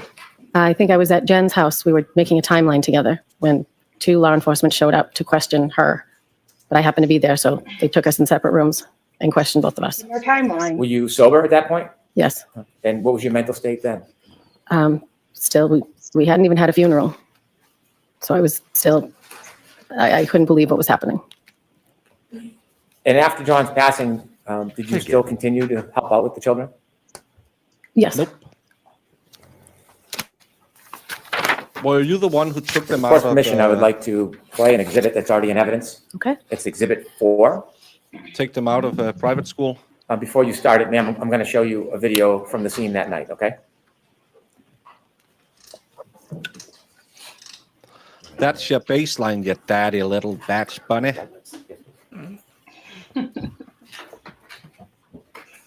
Ms. Gilman, is this sound? Thank you. Could we start at 6:09:50, please?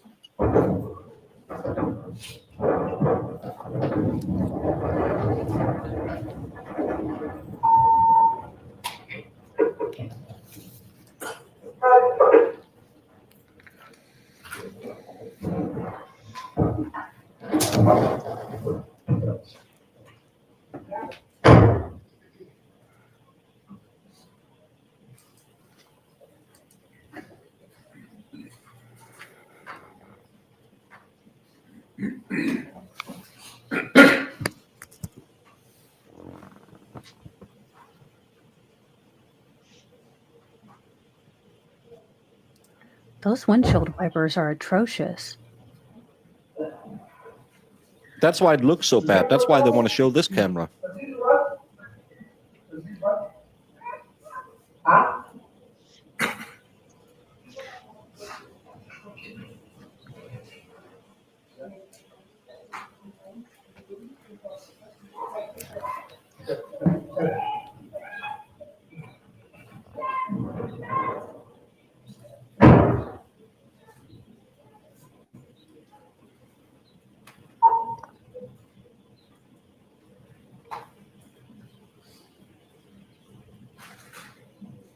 you stop there, please? Ms. Roberts, do you see yourself in that video? Yes, And where were you in that video? I'm over near the flagpole. What were you doing in that video before you stood up? I think I was picking up the phone and the blankets at that point. You see the first responders getting there? Yes. Okay. Continue, please.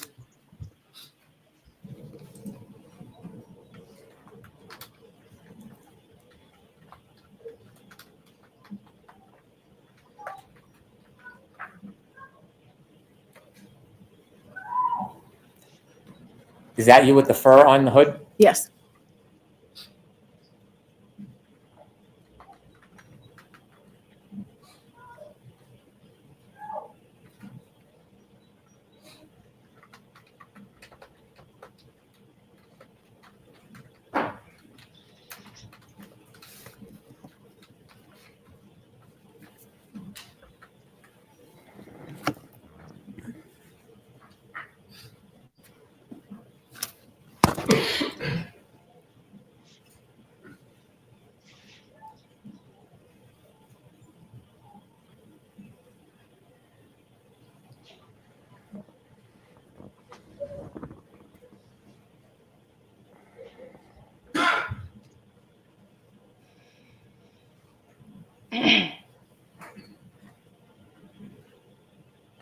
How much play are they going to get from this one video clip?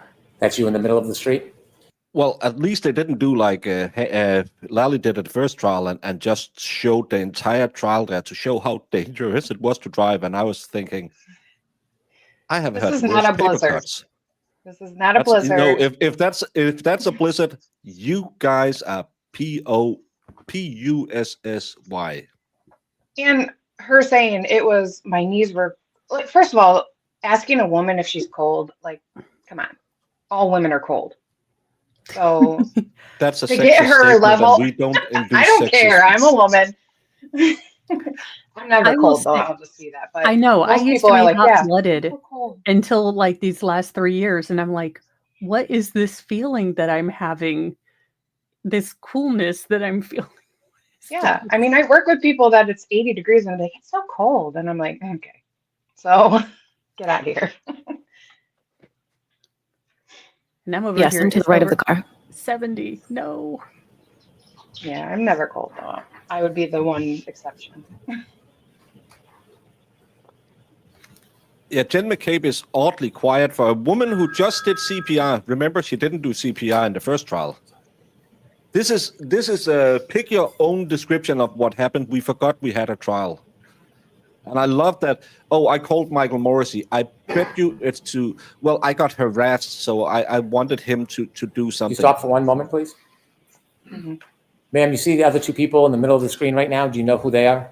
That's Karen and Jen McCabe. Do you see the proximity or the closeness between them? Yes. You are not close to Jen McCabe in this video. No, Is there a reason why? I didn't really know her. And Karen was running around like you saw. I didn't want to be near her. I just found my friend. Okay. Could you continue, please, to 6:15? You can let it run, please.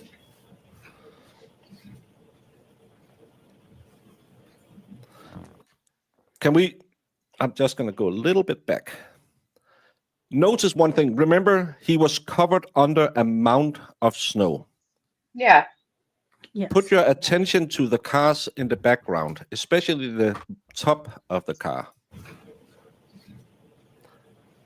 Is there a mound of snow on the cars, or is there snow on the cars?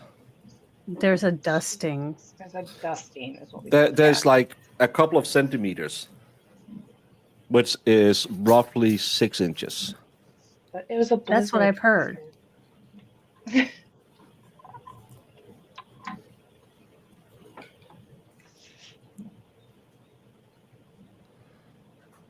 Jamie, you should never have mentioned it. Now Marissa is sitting at home having fantasy goals. Oh, no. Stop, please. Thank you. Ms. Roberts, is this when the first responders were moving John from where he was laying? Yes. Please continue.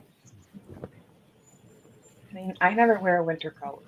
So it's just me. Yeah. Could you Give me a continue to watch hoodie. the area near the flagpole, please? Yeah. Hoodie or a fleece jacket.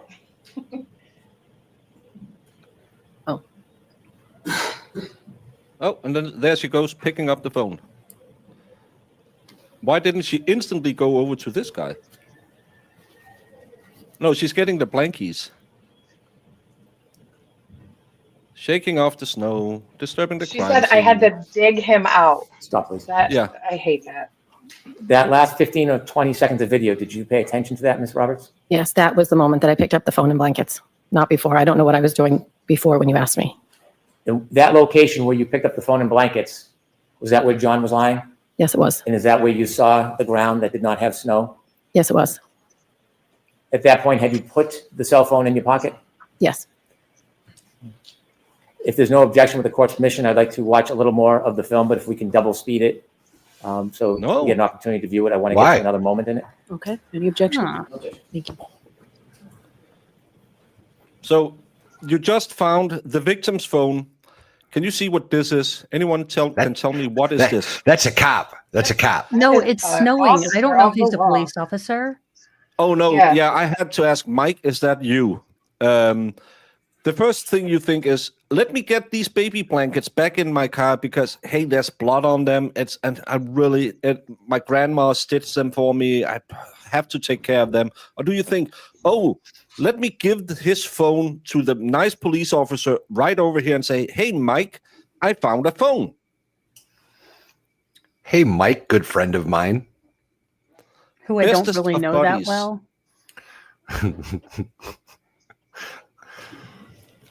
I mean, Is it she blatantly probably thought she was tampering going to with- bring it to the hospital, to be honest. Yeah, is it blatantly tampering with evidence? No, it's she. Even though she said she knew he was dead, she thinks he's alive, and she just wanted to keep his phone so he could have it back. That's the story. That's not. It's not tampering with evidence. Yeah, I bet that's what it was. Well, they didn't consider it a crime at that time. What are we doing? Around 16, 17 would be fine, Ms. Gilman.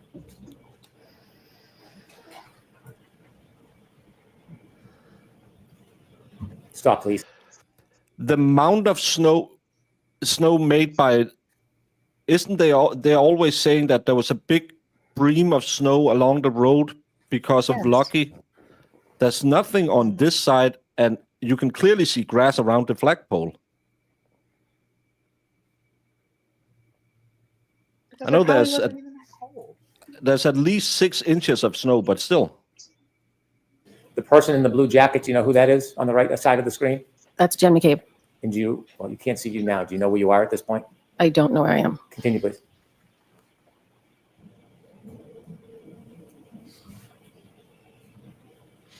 The only one not frantic that morning, Jen McCabe. She has an iron will and iron constitution. Weird. And jaw. Yeah.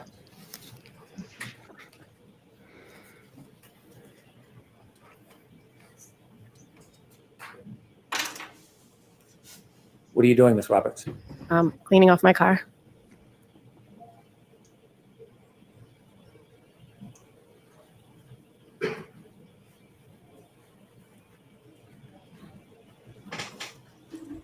I just lost my best buddy. I couldn't go over there. Yeah, I'm cleaning off my car.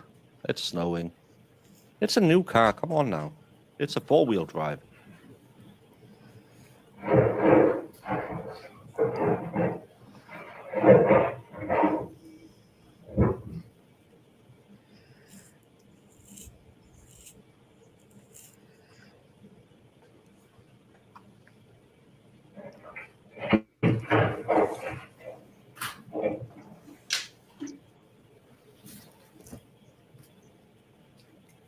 Could you please stop? Did you mention at some point you went back and the defendant, Ms. McCabe, were in a car? They were in a police car at some point. Did you do anything with them when they were in that car? At one point, Karen asked us to say a prayer, to pray. So we said a prayer. Was it before or after this moment on the video? Do you know? I don't know. If you could continue, please.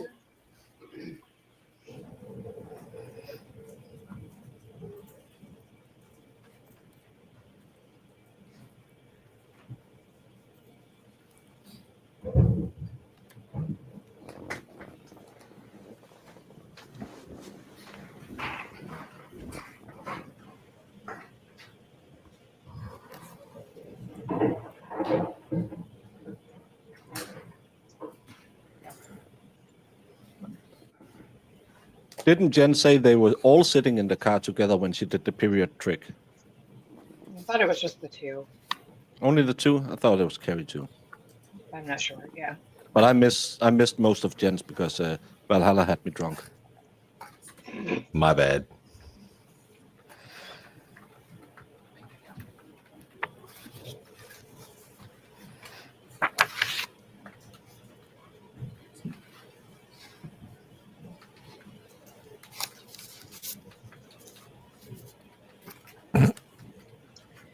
Stop, please, just for a moment. Do you know where you are at this point, Ms. Roberts? No. Okay. If you can continue, please.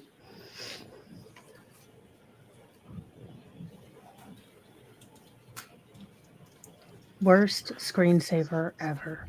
Is that when Jen goes to the house? 6:20? Isn't it around that time? No, that's 6:34, I think. Thank you, Cindy, for becoming a member on one of the other guys' channel. Val's channel. Appreciate Val's you. channel. Welcome to Goat Herders. You get awesome new emojis like Fluffy. Was that you walking by, Ms. Roberts? Yes, it was. Note the time is 6:21:22. Appreciate you.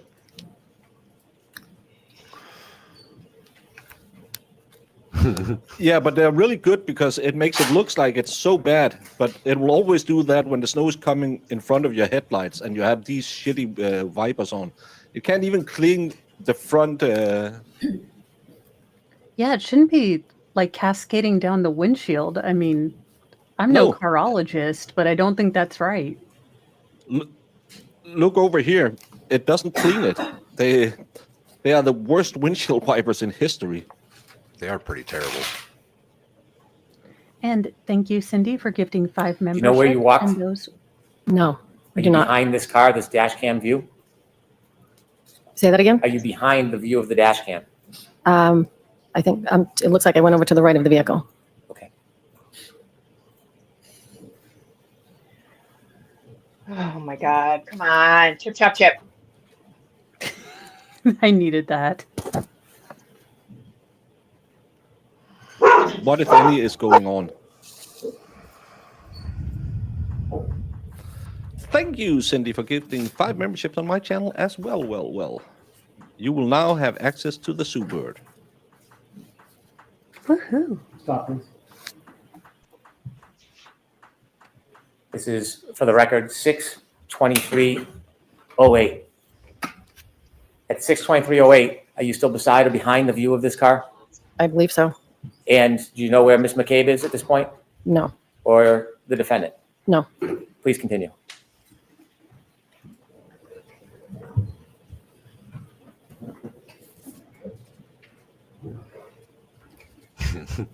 Is the blizzard in the room with us? Ms. Gilman, Where's when it the reaches third-party 6:24:18, if you would stop again.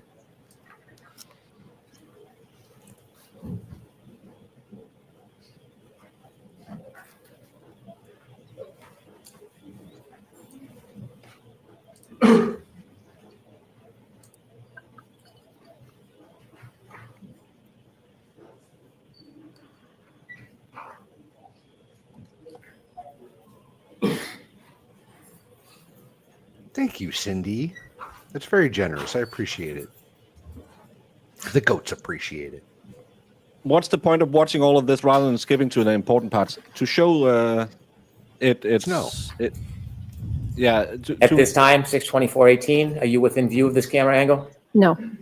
Where do you think you are in relation to this camera angle at this point? I'm still either to the right or behind the dash camera. And do you see the defendant or Ms. McCabe in this view? No. And this is at 6:24:18. Could you continue to 6:26:25, Ms. Gilman? Oh. Bum, bum, bum, bum, bum. We're behind, so I can speed it up.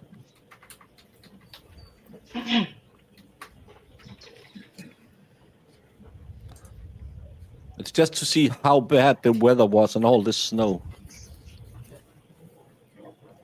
And she still haven't given the phone to that officer, even though he's been at her side 5 times now. And look at all that blue light that's blinking all the time, and no one woke up in the house. Isn't it wonderful? Bullshit. Yeah. Odd. Well, while we are in the middle of just this riveting thing, I am going to pop on out to the doctor. I will be asking him what we can legally and safely take for headaches caused by stupidity. So I'm making sure I will come back with the information to figure out how Did you know much. the first person that came from the right and the second person that are not law enforcement? That was myself, and I think that's Jen McCabe. Yikes. 626.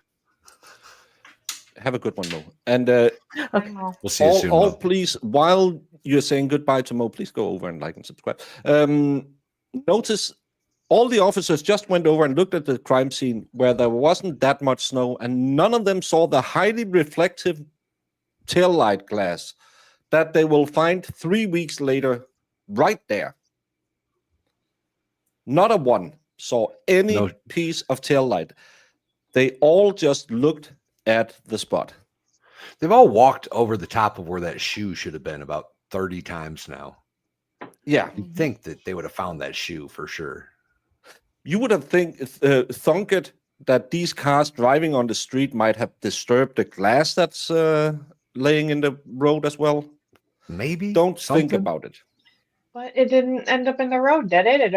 It blew out into the yard everywhere, which makes No, there was also a glass found, I believe, at the curb. No, that's that. It was the straw found at the curb.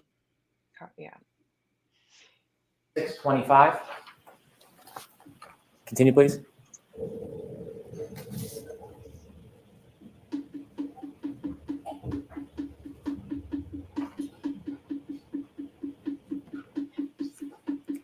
And do you know who that is on the right with the police officer? That was Karen. Do you know where the cell phone is at this point, Mr. O'Keefe's cell phone? I don't know. I could have handed it to a first responder at this point, or it could still be in my pocket. I'm not sure.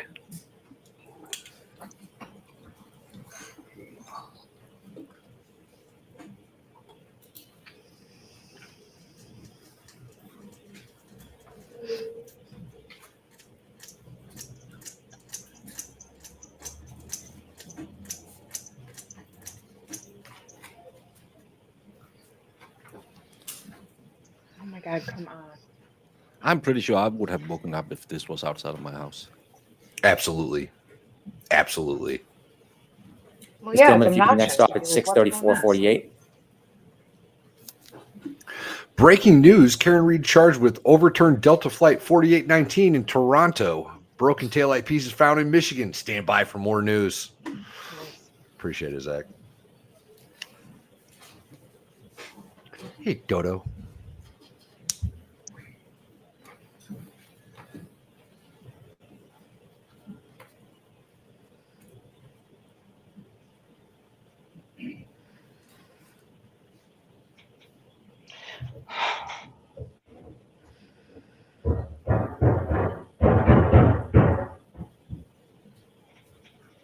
Someone kicking snow off their feet.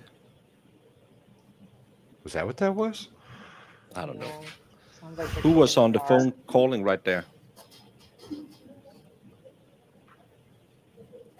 Was that you walking by in the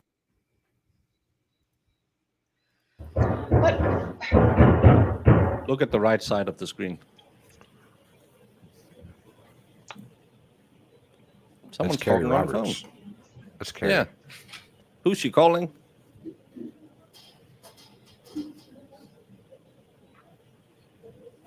Was that you Is that her walking by in call the street? to Yes. The O'Keefe's. Yeah, I thought she said she called Peggy or something.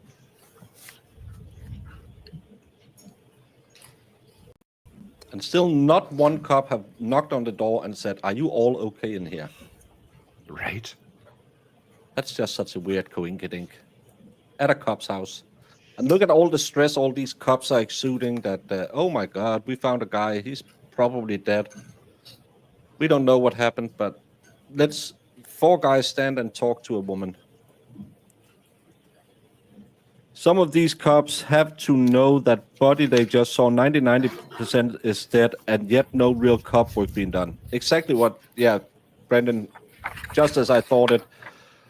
4 people are just standing there. They went over, just took a cursory look and thought, yeah, it'll be fine. And the EMTs must have told them, he gone. But we don't need to secure the crime scene. Let everyone walk all over the crime scene. It'll be fine.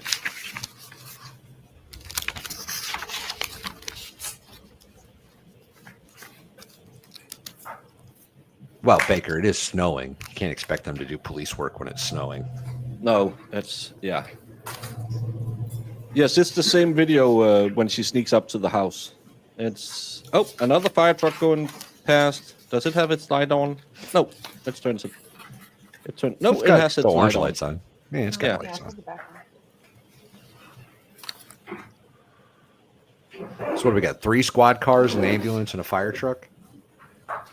I think there's 2 squad. I think there's a squad car on the other side as well. But as you can see on the house, there's barely any moving light hitting the house. So how would you ever notice that? Yeah. The whole house is just lighting up blue. Yeah. It's to see it in, so they can't claim from the defense that they clipped it. And to see how much the police is just standing around being fat and doing nothing. Oh, that's probably where she gave him the phone. Who's in the car? Because she just walked past here. So who's in the car? The door opened from the inside.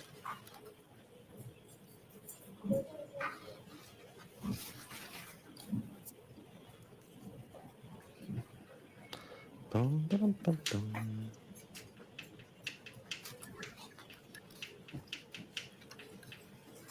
Well, that's Jen McCabe right there, right? Or is that... No, that's... I think it's Karen. Karen. Yeah, that's Karen. And I think that's... Do you know who you're speaking with? I don't know. That's Carrie. Yeah, Carrie is on the phone. She's been on the phone for a long time. She doesn't remember who she talks to. Mr. Brennan, at this point, can we pause this and take our morning recess? Yes, please? Your Honor, pause. Thank you. Oh my Folks, I will take God. 15 to 20 minutes. Can she just let something finish? Why didn't she say, can we wrap it up? This is going on. I don't like Carrie Roberts. So. No. She's kind of a bish. Yeah. Yeah. She's actually a big B-ish. I mean, from the last trial, they all got together. We got together to make a timeline. Let's write down our timelines together. Yeah, because they were so good friends that they needed to make a timeline, to write it down so they could remember it in perpetuity, how they met.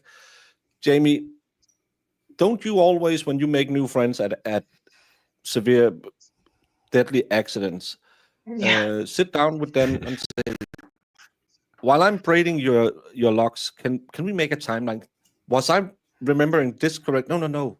This is the correct time. Oh, yeah, that's correct. I talked to Michael Lang. He told me it was at 12:32. I looked out the window. Oh, it was? Yeah. And he watched the video, and you saw this at 6:18. Oh, yeah, I remember now you're saying it. I didn't contact anyone and try to get information. Apparently, allegedly, possibly. It would be suspicious enough if all these witnesses were just meeting on their own, but the fact that they're all meeting with cops also that are involved in the situation, come on, man. Come on, y'all. Happens a lot. A bunch of ladies getting together to get their story straight is just, it's so phony. Baloney. So. And she became part of the Kula group after that. So yeah, finally she got some friends. What's your thought on bringing Peggy O'Keefe to the stand? I probably wouldn't. I probably wouldn't cross-examine her that bad. What could she possibly offer? Well, she can tell that they're cutting out Paul and Aaron and going for her. I mean, maybe. there's no, like, she wasn't involved. She has nothing to do with the events of that evening or day. Like, it's all Maybe that this is a pity party. You know, Yeah, all that maybe is it's just to humanize John and, Yeah. get that whole thing in. has nothing to do with the ending of John O'Keefe. Jesus. I bet. Well, John told her multiple times he was splitting up with Karen because Karen was such an evil woman, and he was having a really hard time about it, and he didn't know how to break it off. And as a good supporting mother, she just wanted the best for him because he'd just been through the loss of her daughter and her beloved son-in-law. And she said, John, you have to put the kids first. You and I are working so hard to bring these kids up. And this she-devil that snared you into her life again, please do the right thing. Don't go out with her. I always said, because John was, even though he was a grown-up, he was still an altar boy. His best Sundays were spent doing Sunday Mass, where he was swinging that weird dispenser thing at church. The frankincense. And he always, when the pastor said, hey, buddy, you're getting a little old, he said, but nothing brings me closer to God than swinging the frankincense. And we prayed a lot about him finding the strength to break with this she-devil, but she had put a hex on him, and we really tried for the good of the kids. And I still, to this day, every time I go to Mass, every Sunday, I would put an extra little donation in the coffer for John, because I know he would have liked a good swinging of the frankincense. But sadly, he bewitched him, so he couldn't get out of their relationship. I didn't think they were actually that close. But Yes, this was totally made up because she was the lady who was fighting John not to take care of her grandkids. But now she lives in his house with her grandkids, living off of, I don't know. Well, she's got Someone please think about the kids. She's got a big payout coming. no, if she goes right in on how Karen's the she-devil, then I'm out of here with her. It's gonna be. I mean, I'll give her the benefit of the doubt because she's lost a lot of children, but my God. Yeah, but it still Sit here and doesn't listen make to it what the state okay. is presenting for your son, and you are on board for it. It's insane. The funny thing is just that she's now going to go up and do the grieving mother. And of course, she has the right to do that because she lost a lot of kids, but she's also been quite a B word. And that stick with, oh, I'm crying doing opening statements.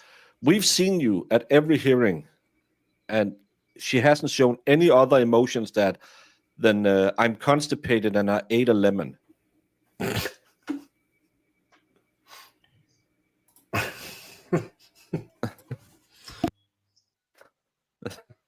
Well, I'm glad I could help you.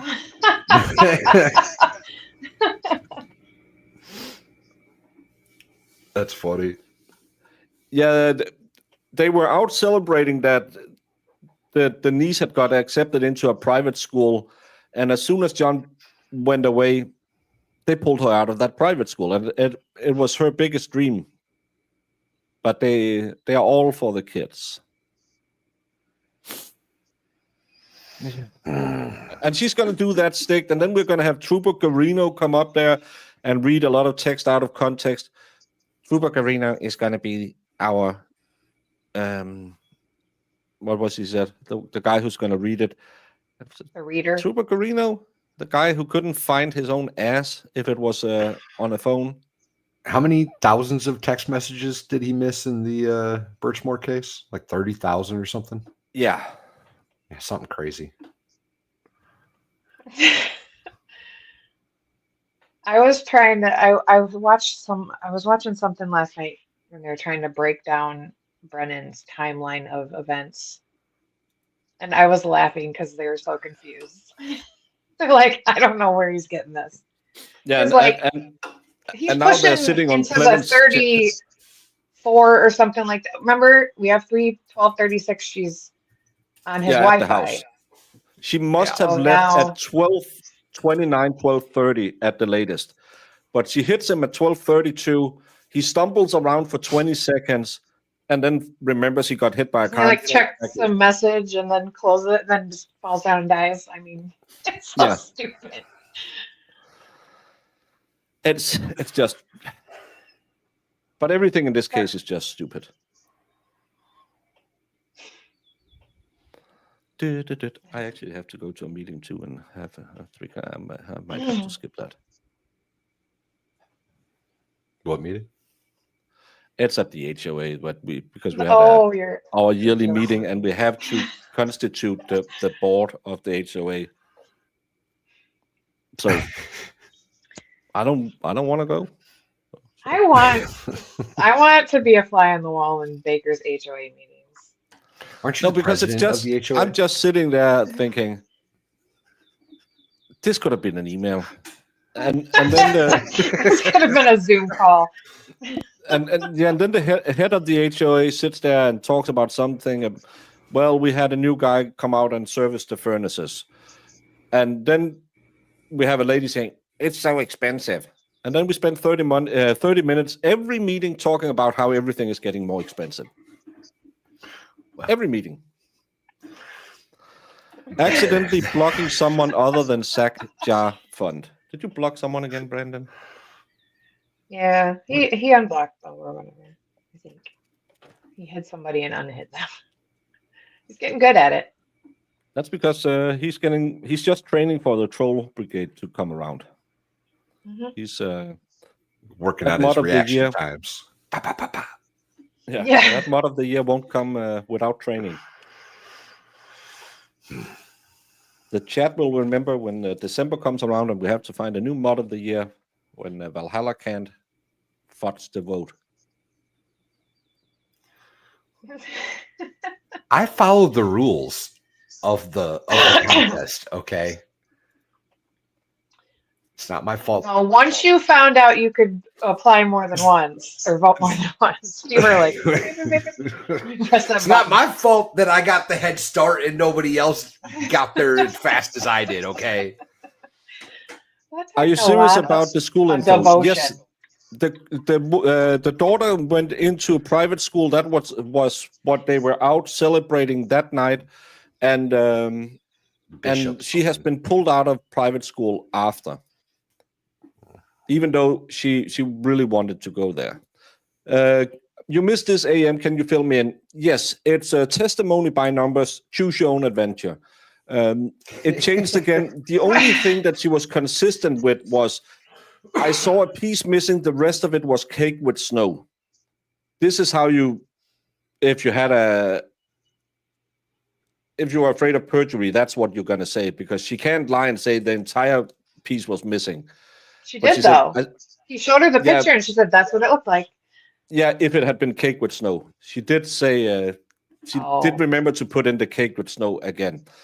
Other than that, her and Jen McCabe bonded so heavily over losing their best friend in the whole world that they started hanging out with each other instantly, making timelines, driving to officers' houses. She apparently been in contact with Morrissey. It seems like she's going to get crossed this time. And I will bet you this is when we are getting Aiden Carney mentioned for the first time. I only contacted Morrissey because I was getting harassed by Aiden Carney. You know what I would do if like somebody was harassing me? I'd call the DA. That's what I would do. I'd get a hold of my DA and be like, hey, this guy's messing with me and I'm really tired of it, Mr. DA. Can you do something? How do you do that? Like, without having somebody's personal cell phone number? That's weird. This is morning break is always at 11 until it's not at 11, but sometimes. Yeah, it's supposed to be at like 11:30, but you know, she goes when she wants. We don't have any knowledge of he spent the money. We have heard a lot of rumors, but no one has ever proven anything. So I don't know if that's true.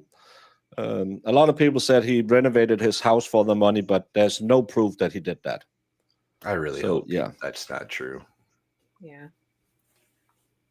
Well, Brandon already volunteered. You can look at these shoes, but you can't fill them, boys. That's all I got to say. Oh man. Nope. Like 10:50 to 12:05. Yeah, and then we go for lunch at 12. Oh, it's only been 15 minutes so far. Yeah. And Harry spent time with O'Keefe. Then Jen and Officer Lank had DA on speed dial, collected bloodstained baby blankets. Yeah, but again, it was just she got a new friend. Do we have to wear that terrible shirt? Which terrible? The one Valhalla. Valhalla is just thinking it's the 50s. I live in California. what shirt is this? Are you Stand making up. fun of my shirt? How dare you? I love this shirt. It's new. Yeah, it kind of looks Yeah. like a shirt my dad That's the has. stripes. They're thinning. It's a thinning shirt.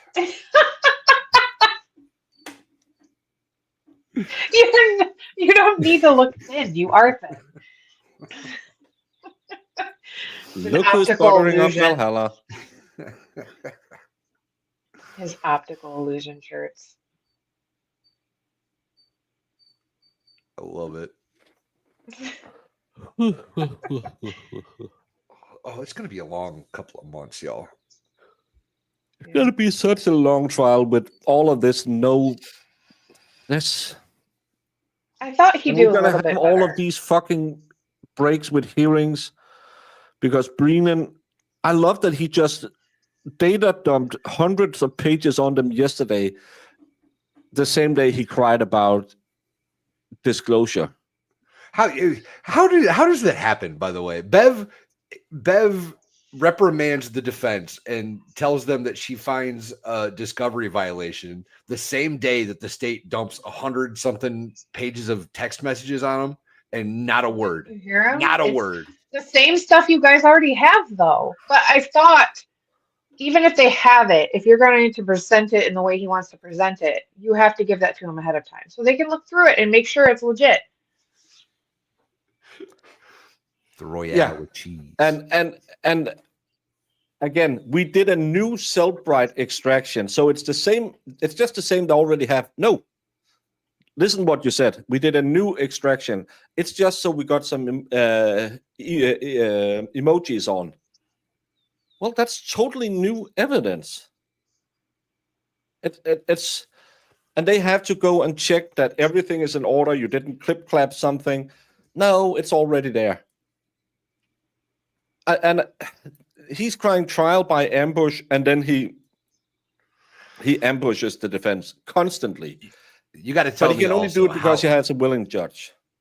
How if you've been saying that this is going to happen for the last 4 or 5 months, how is it trial by ambush if you've known it was coming for 4 or 5 months? It seems counterintuitive. It sounds cool. It sounds cool. Yeah. It sounds harsh. Get wrecked, Hank. Little bitch. I have to say, Brennan in front of the jury is less obnoxious in front of the jury. I don't. So far, give him time. Yeah. I thought he would have cleaned this up a lot and then but I noticed, like, watching him yesterday, he was very monotone and I don't know. I don't think he was that great. I don't know. I was just expecting a little different. I was expecting more. I was expecting a better presentation. Yeah, and like playing these videos too and talking about the snow, and I was like, oh, please, God, no. And again, it's not because of the reader. It's just because they found a new Cellbrite extraction. And it's probably because, oh, look, we can get a little more, put some. Again, all of this is just to put more evidence in front of the jury that might not be anything. But now they'll have 140 pages they can sit and waffle through and think, oh, we got 140 pages. There must be something in there. That's what this is all about, because Lally never did this. Why didn't he do it? He had the same text messages. The emojis are not going to change anything, but they still believe this is the best stuff ever.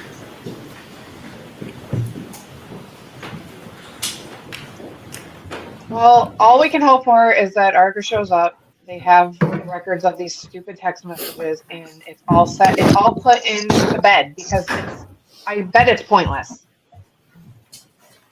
I bet it was a lot of administration stuff, and it was nothing, and he can just shove it up his ass. They're gonna jump Back on in session, it. you may be seated.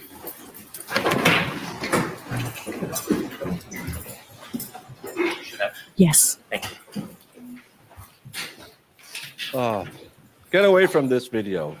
I'll speed it up. Something.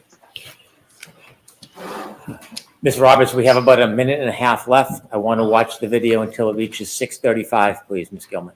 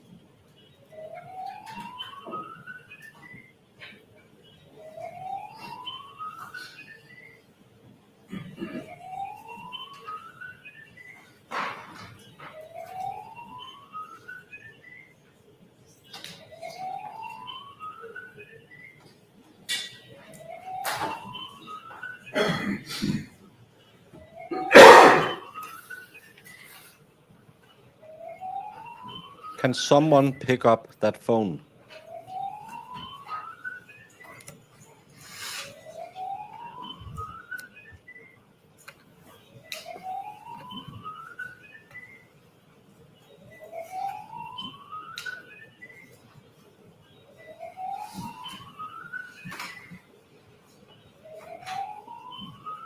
It's a phone that's inside the cop car. That's why it's getting picked up. Do you know where you are at this point, Ms. Roberts? No. Could fast forward just a little bit more, please.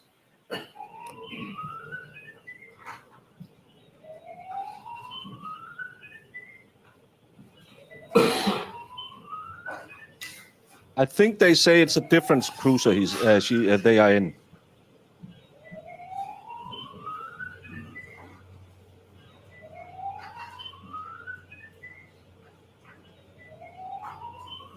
Were you in the car? I just got out of the car. And do you remember if your car was warm? Yes.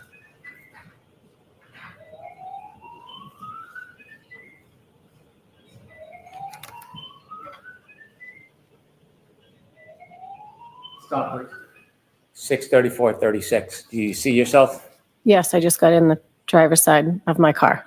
And at that point, do you remember whether you still had John's cell phone or you had given it to a first responder? I don't remember. Between you having it in your pocket and giving it to a first responder, did you put it or place it anywhere else? No. Did you take it out of your pocket and place it in the element at all? No. So it was either. This phone battery theory that he's running with better have the strongest evidence value ever, because he's beating it to death. And I'm just saying, because I am quite slow. I'm slow enough that I'm sitting here doing a stream when I'm supposed to be in a meeting in half an hour. I'm not sure I will understand seeing the battery life and battery temperature, and will the jury pick up, oh, see, that's when she gets in the car. That's why the phone is a little more hot at this point. I think this will be another GPS, phone dump, Cellbrite that no one will understand? They're in your pocket or in the hands of a first responder? Yes. Thank you for your time. Cross.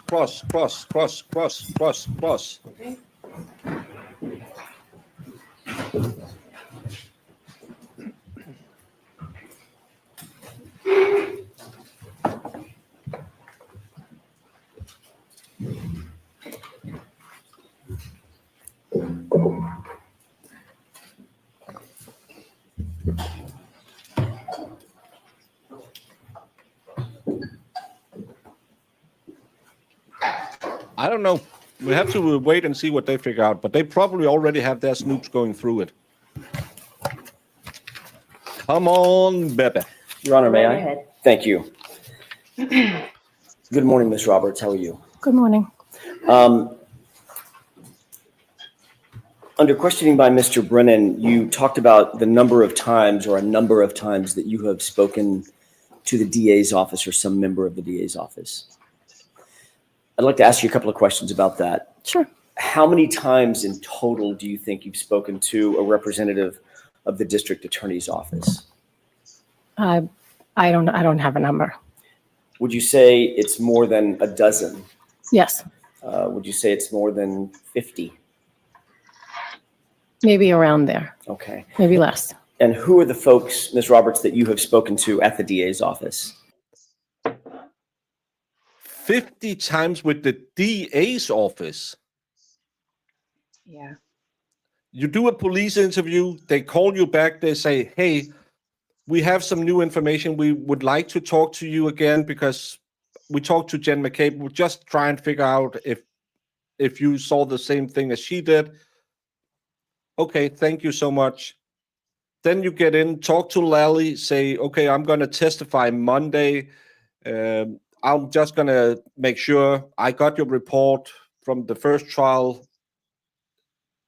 No, I read your police report. We're having a grand jury. Okay, that's fine. Thank you. You're going to testify. Okay, nothing's changed. Okay. Next time, we're going to trial 1. We did talk before the grand jury. We don't need to talk again. And now for the second trial, well, nothing there. How could you have talked to the DA's office 50 times? We'll find out. 50 times.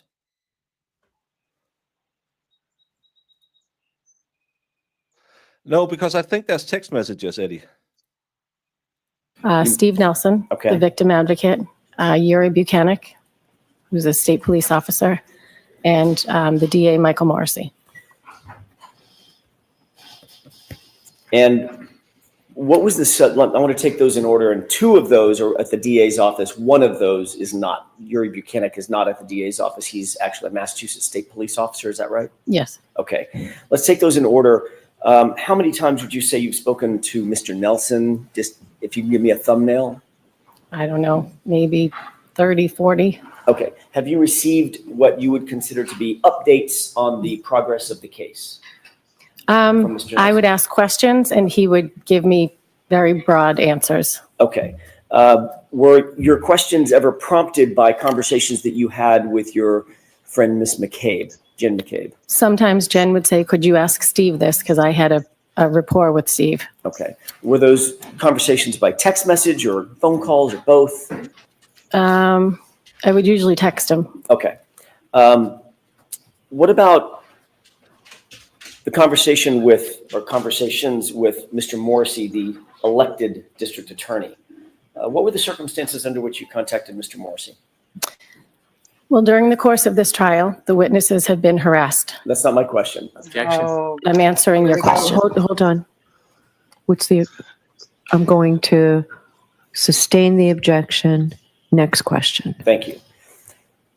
Were you phoning him? Were you meeting him? Were you texting him? That's my question. The circumstances of the communication itself. I phoned the office asking for a meeting, had a meeting, and then he left a voicemail at some point and texted me and said, I just left you a voicemail. Okay. Was that the extent of your conversations with Mr. Morrissey, the elected DA? I had one other meeting with other witnesses Okay. and the DA.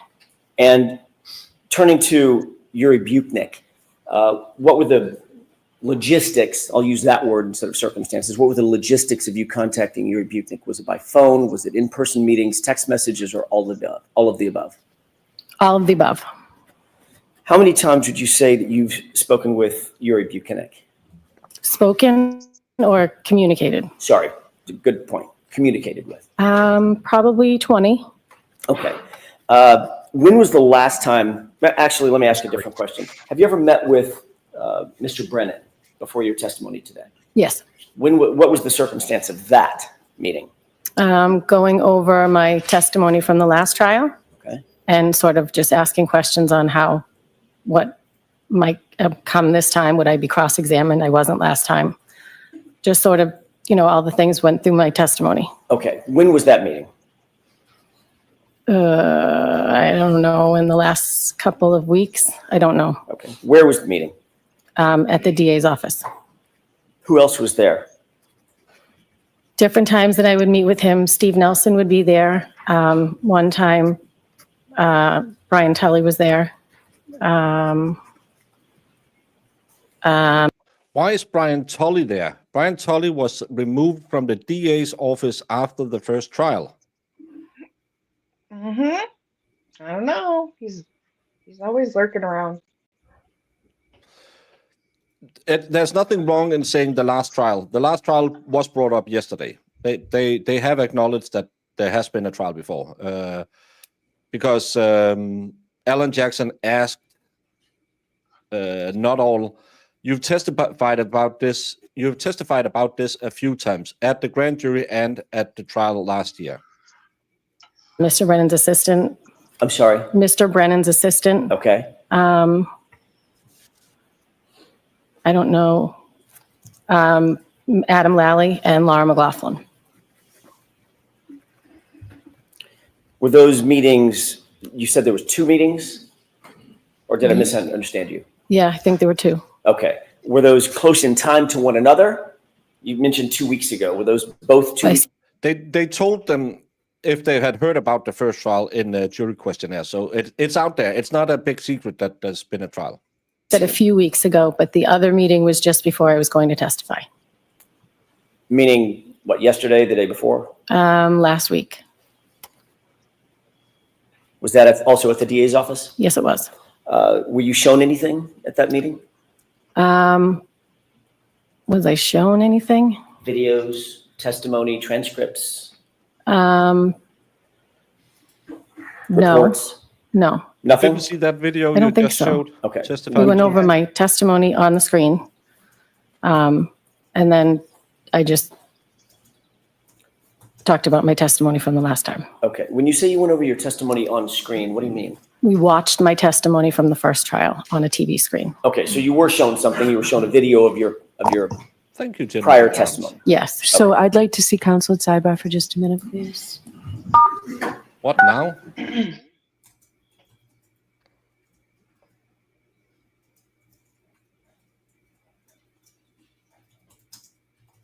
They're not allowed to ask how much prep has gone into all these witnesses?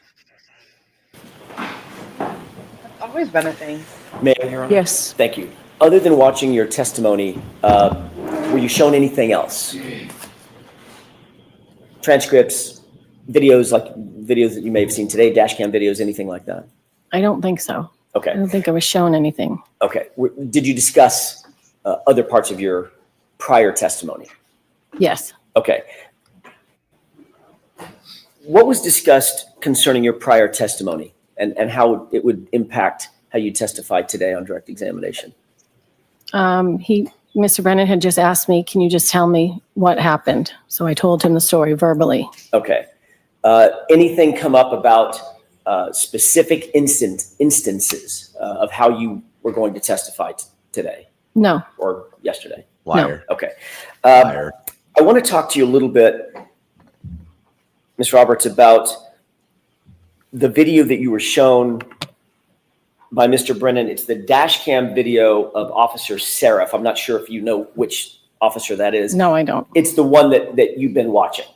Okay. That dash cam that shows your car in the foreground. Yep. I'd like to ask you a couple of quick questions about your memory of that incident, and then perhaps show you the video depending upon what the answer is. Sure. Do you remember when? Will she be the one who drops Turtle Boy? Let's just do a quick show of hands. I She think already she'll tried. be the. Yeah, she tried, but was shut down. But will she be the one? Is she the one who's gonna be crying No, on the I stand think it'll saying still we be got Jen. harassed? It'll be You Jen. think it will be Jen? Yeah, because she's not even in the witness intimidations, right? She's not even one of them. She's got a witness advocate, a victim. She has a witness advocate. She's talked to him 50, 60 times, She was. 100 times. I She think talks she's to him just daily. vouching for her friends. Anyways. Yeah, But yeah, I but don't think it'll be I think that's why she keeps saying the last trial, to say since then we've been harassed. The officer first arrived, you and Oh, Miss it might be Reed Peggy. specifically Yeah. were at Mr. O'Keefe's body. Yes. Where was Miss McCabe at that moment? She was there too, but she was waving down the first responders because it was dark out and he couldn't see us. He had a spotlight. You and Miss Reed were both providing some level of CPR, some level of life-saving efforts. Yes, as was Miss McCabe. What was Miss McCabe doing? When I was doing chest compressions and Karen was doing mouth to mouth, Jen was either on the phone with 911 or handing me baby blankets. Okay. At some point, she did take over doing chest compressions because I asked her to. Okay. So we saw the video. No, she's not flagging him down out on the street. Miss Reed was focused on Mr. O'Keefe's head, face area. Correct. You were focused on the chest. Correct. Miss McCabe was, at some point at least, she had called 911 or dialed 911. Yes. When Miss McCabe dialed 911 and was on the phone with 911, isn't it true that she was actually in a vehicle at the time? That is not true. She was outside? She was outside. That's your memory? Yes. Okay. Have you heard the 911 tape of that call? Yes. Okay.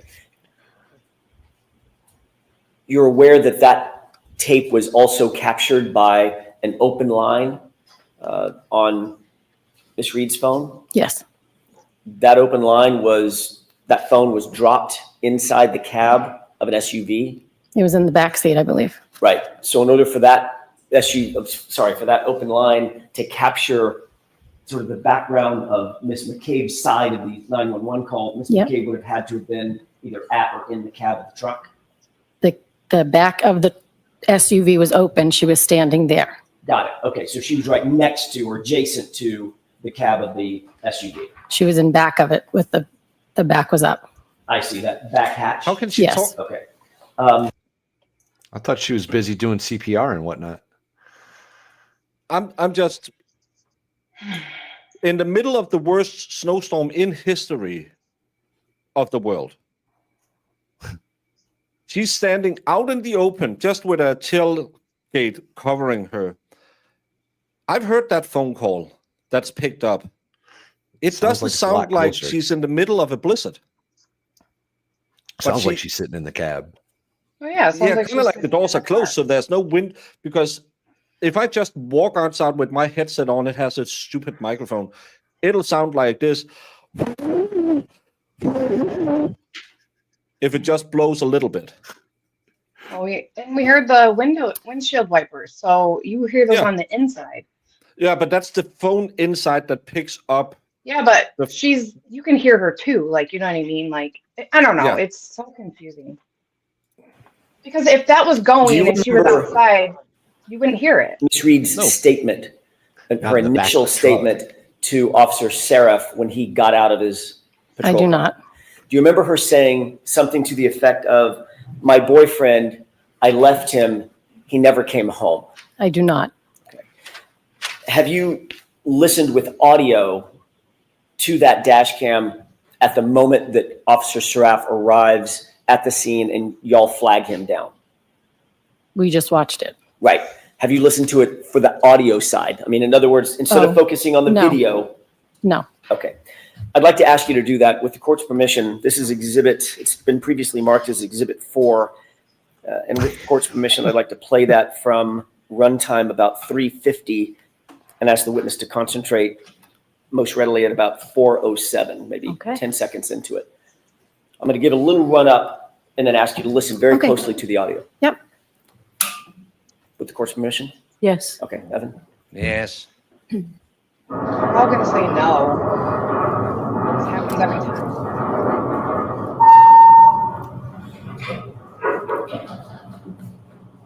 Stop. Do you recognize the See how she's standing in the middle of the road flagging him down because it's impossible to see the car? It was a good thing Jen McCabe was there because she couldn't have seen that car in any way if she wouldn't have Yeah. been standing there in the middle of the road flagging them down. He had his searchlight on because it's impossible to see out there. Jamie, you as a missing Gandhi girl who knows snow, you know you would never go outside in this weather. Never. It's a blizzard, Yeah, but guys. Jamie doesn't go outside anyway, Oh yeah. regardless of the I weather. just don't go far, you know. Oh, okay. But can we just go back to she just watched this video. She knows Jen isn't standing in the middle of the road flagging him down. Why Yeah. lie about it? That's the thing I don't get. Don't be stupid. Just say I don't remember. the video as being the same video that you saw and you looked at on direct examination? Yes. Okay, in just a quick second, the door to the car, you're going to hear it open. I'd like to ask you to pay special attention to the audio portion and Miss Reed's voice, Okay. if you can hear it. Go ahead.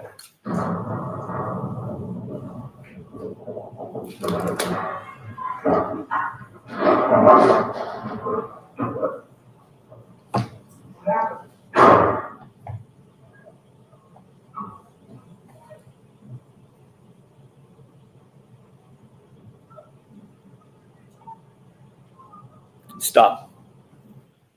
Did you hear that last statement? No. Did you hear a woman's voice kind of faint in the background? I heard a voice, but I didn't make out what she was saying. Okay. Did it sound like she said, my boyfriend, I dropped him off and he never came home? Objection. Could you hear that, Ms. Roberts? No. Okay. Next question. Yeah. I couldn't hear That's it. all I have for the video. We can take that down.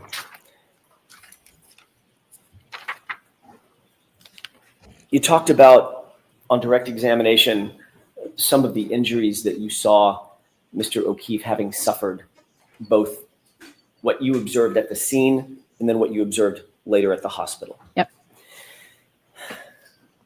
And you noted those injuries, correct? Say it again? You noted those injuries. Those were, Yes. you made note of those, Yes. or at least some of them.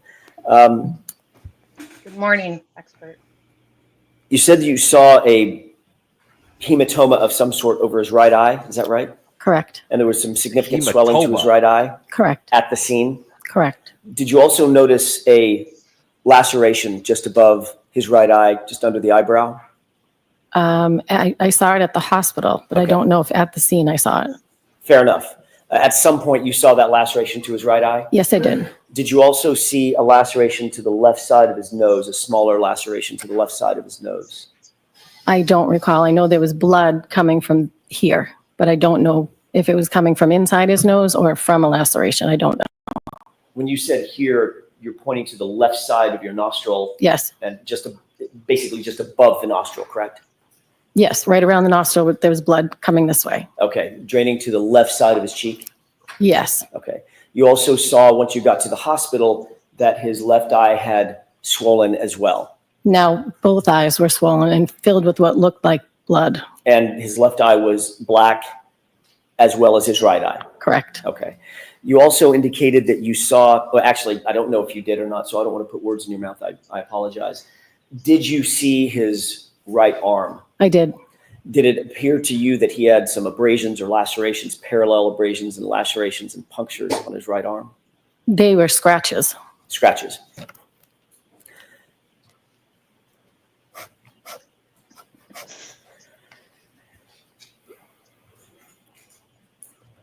Ellen Jackson. Ms. Roberts, you've previously testified that when you arrived, let me take you back instead of jumping right into it. After you met up with Ms. Reed at Jen McCabe's house that morning, so this is just after 5 o'clock or so, The three of you arrive back at One Meadows, correct? Is that right? I'm sorry. Correct. Okay. You're trailing the Lexus SUV, correct? Correct. The Lexus pulls in to the driveway and you pull in directly behind Miss Reed and Jennifer McCabe is driving. Correct. You're driving your SUV, correct? Correct.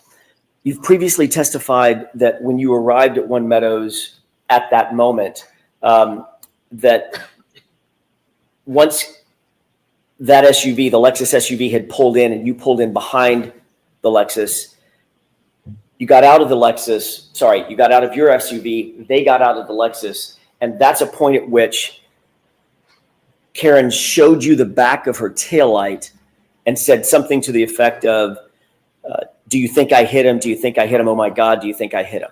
Do you recall that?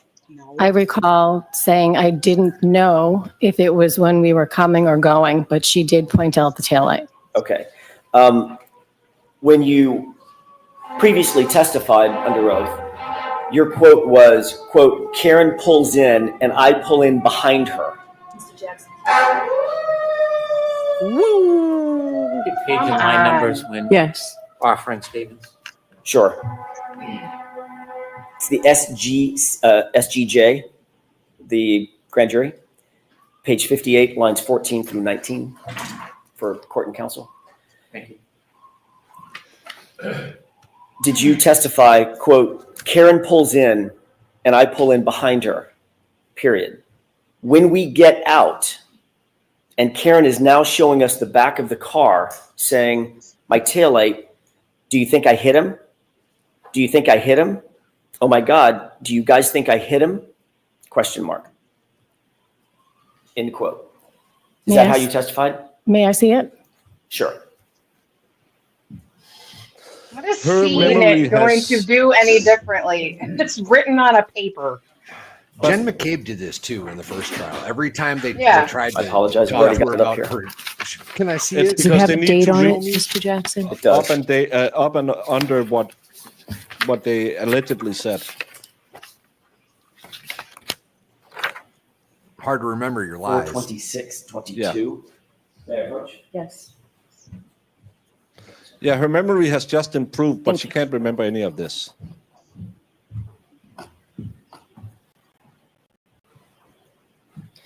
Do you have the pages after this? That's not the I'm question. sure I do. Because in the pages after this, I say, My question, Ms. Roberts, is that a quote that I just said, is that accurate? Do you see it in the, yes, it is. okay. May I approach? Yes.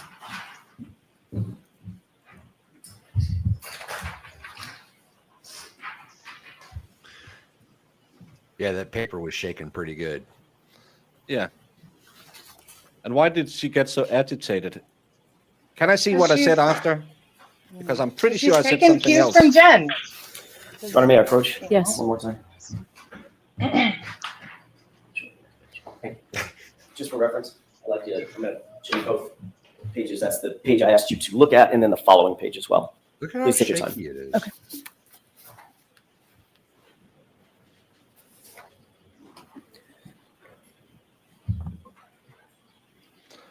Does she just want to say, turtle boy, turtle boy? Turtle is harassing my friends. Oh, well, don't think about it. What I'm looking for is still not here because I did say I wasn't sure if it was Yes. before or after. Ms. Roberts, you do have to wait for questions. Well, if it's not there, then it didn't When happen. you gave this testimony, you were in front of a grand jury, correct? I'm not sure which one that is. It is. Do you remember testifying in front of a grand jury on April 26th, 2022? Yes. Okay, about 2 years ago. Yes. Sorry, 3 years ago. You were under oath at the time. Is that right? Yes. Things were fresher in your mind at that time than they are now, 3.5 years later, I'm guessing. Correct? Yes. Okay. You were asked the question to describe the circumstance when you arrived at One Meadows. Is that right? Yes. And the answer that you gave was, quote, we pulled into it's a driveway. There's 2 cars and then 2 cars, and then a single. So John's car is there. Karen pulls in and I pull in behind her. When we get out and Karen is now showing us the back of the back of the car saying, my taillight, do you think I hit him? Do you think I hit him? Oh my God. Do you guys think I hit him? That was your testimony at the time, correct? Yes. And just to be clear, I'd like to take a look at a quick video that you may or may not have seen before. We'll find out. Your Honor, I'd like to have this. Actually, this has already been previously marked as Exhibit 12C as in Charlie. Okay. And it's a short clip. So I'll play the entire clip with the court's permission. Okay. Let's go ahead and take a look at that video.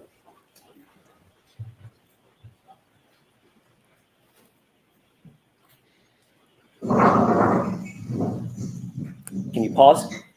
Do you recognize what's depicted in the video? Yeah, that's when we arrived at John's house. Okay. And who's the person with the plaid red pants? That is Jen. And who's the person that's just rounding the back of the car in front? That is Karen. What is the car in front? That's Karen's SUV. That's the Lexus SUV. Yes, it is. It's a weird formation for snow to be in. Yeah, there's a sharp line here on a missing piece of glass. That's weird. That should be concave instead of a sharp line. Yeah. Behind that Lexus SUV, Ms. Roberts, is there another car? That's my car. And who's getting out of that car? I am. Okay. And this is the point that you were describing in your, at least in the grand jury testimony at that time. Yes. This is the time that you're describing. That I thought it was when we walked in. This is the time that you were describing, right? When you arrive at the scene. Yes. Or, sorry, arrive at One Meadows. Yes. Okay. Let's go ahead and play this through.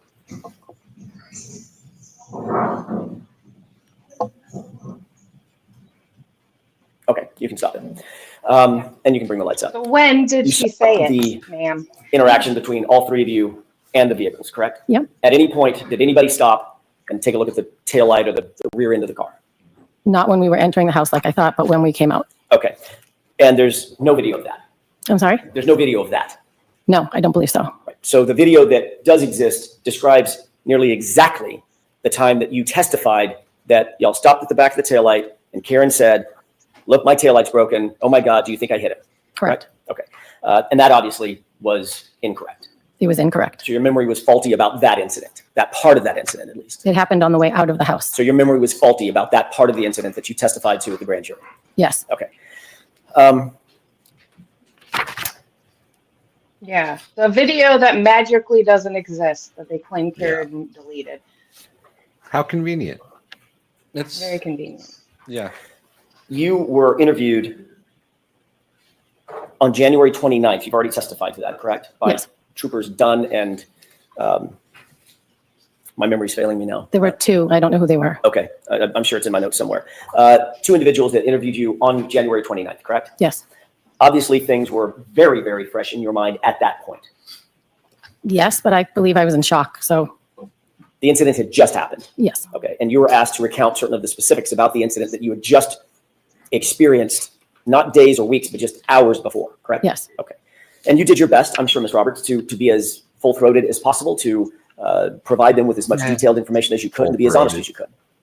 Yes. I mean, you weren't going to lie to these police officers, right? No. In your very first conversation with those two troopers on January 29th, you didn't mention anything about a taillight or a cracked taillight, or No, you I did haven't not. seen a cracked taillight, did you? No, I did not. Okay. I didn't want to accuse anybody of anything. You were then interviewed. But you do now. Mm-hmm. Hey, Valhalla. Remember when we were out driving? I noticed that you had a rip in the backseat of your truck. I didn't want to accuse you of anything. I know it's been a year, but I just saw that you had a rip in your car seat. Because now every DA in Eastern Tennessee will come looking for that body that clearly must have been because of you. Clearly. Does she hear herself? On February 1st, 2022, a few days later, correct? I don't know. Does that I sound don't know right? the exact date. I was interviewed again, but I don't know the exact date. Okay. During your interview, let me withdraw that and ask a different question. On February 1st, or whatever day it was, the subsequent time that you were interviewed just a few days later, you did then, for the first time, describe the taillight that you saw, correct? I don't know. Would it refresh your recollection if you looked at a report? Yes, please. Okay.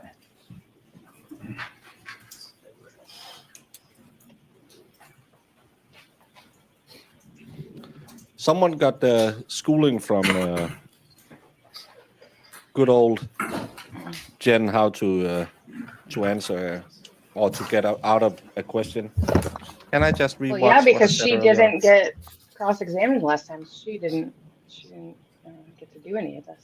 So, yeah. No Aaron O'Keefe today in the stands, huh? Oh.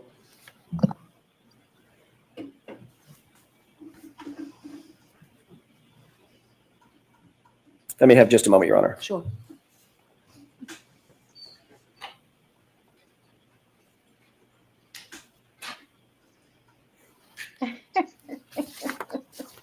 May I approach? Yes. Hang you a 2-page report, Ms. Roberts. I put a little dot on the second page just to direct your attention to the discussion related to the taillight. If you want to take a look at that.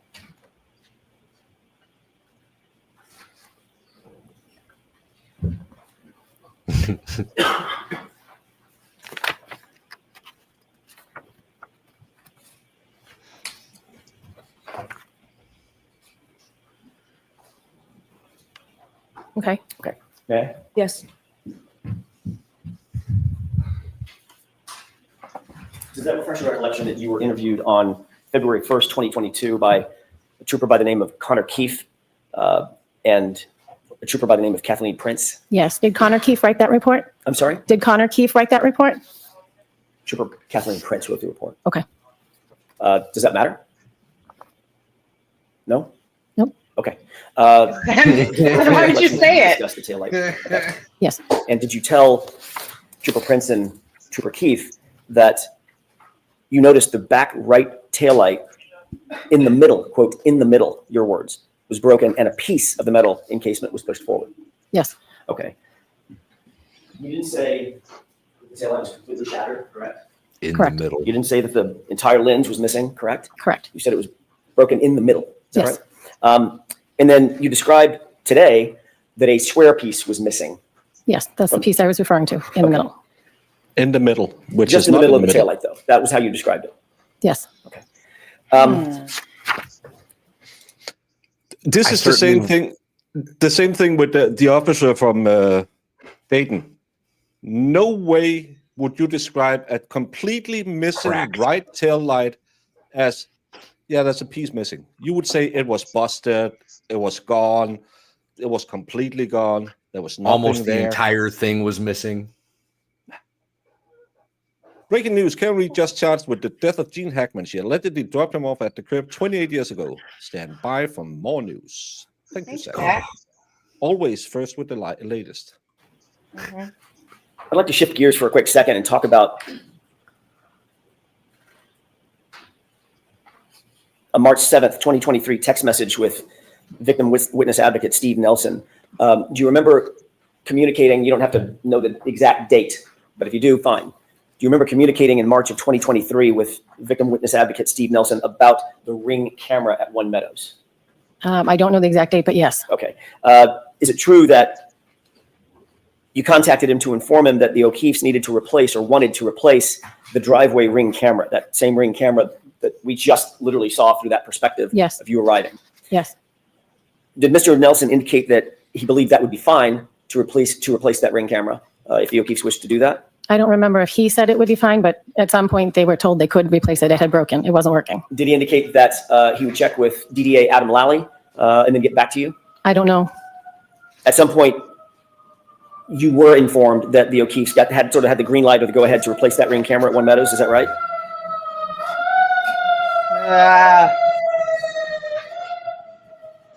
Yes. Okay. And then ultimately, you then relayed that to the O'Keefes that they had the green light. You've talked to somebody at the DA's office, and they said, yeah, go ahead and replace the camera, correct? Yes. Okay. Why is she getting the Do permission? you ever receive any kind of response from She's the middleman. Why? I was speculating about that on Twitter. Do you know who don't show up on any phone records if you have a go-between? The people that might be in trouble if... That's why you get the "Can I be in your club?" girl who became best friends with Jen McCabe to do all the reaching out. Because then her name is on all the records and you don't have Alder McAlberts on the record? The DA's office, either before or after you relayed this information to the O'Keefes, to say, wait, hold on, we need to do a reconstruction. We need to make sure that the camera is in the exact same spot that it was at the time of the incident. No. Any communication like that? No. So the communication that you got was, yep, go ahead and replace it. It's no big deal. Correct. Okay. Ultimately, you learned that the O'Keefes did, in fact, replace that Ring camera. Correct. You have already described your relationship, at least in part, with Canton Police Officer Sergeant Michael Lank, correct? Yes. He is friends with you? His daughter is friends with my daughter. Your friend Lee with the family? Yes. Okay. And you're aware that he's also friends with the Albert family? No, well, no, Were you aware that Michael Lank grew up with Chris Albert? I was not. Have you ever been in a social setting with both the Lanks and the Alberts? No. You're aware, obviously, you were at the scene. He was the first officer to respond to the crime scene at 34 Fairview on January 29th after Officer Seraph and after Mulaney arrived. Right? Then it was Sergeant Lank. I don't know which order. I did see Sergeant Lank there, yes. Was he the, excuse me, sir.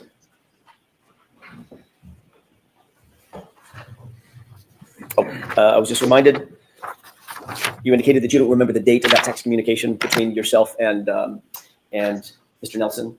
No, I don't remember the date. Would it refresh your recollection if you looked at a text message between the two of you about the subject of the Ring camera? Sure. Okay. Do I need to know the date? May I approach? I need to know the date. Oh, okay.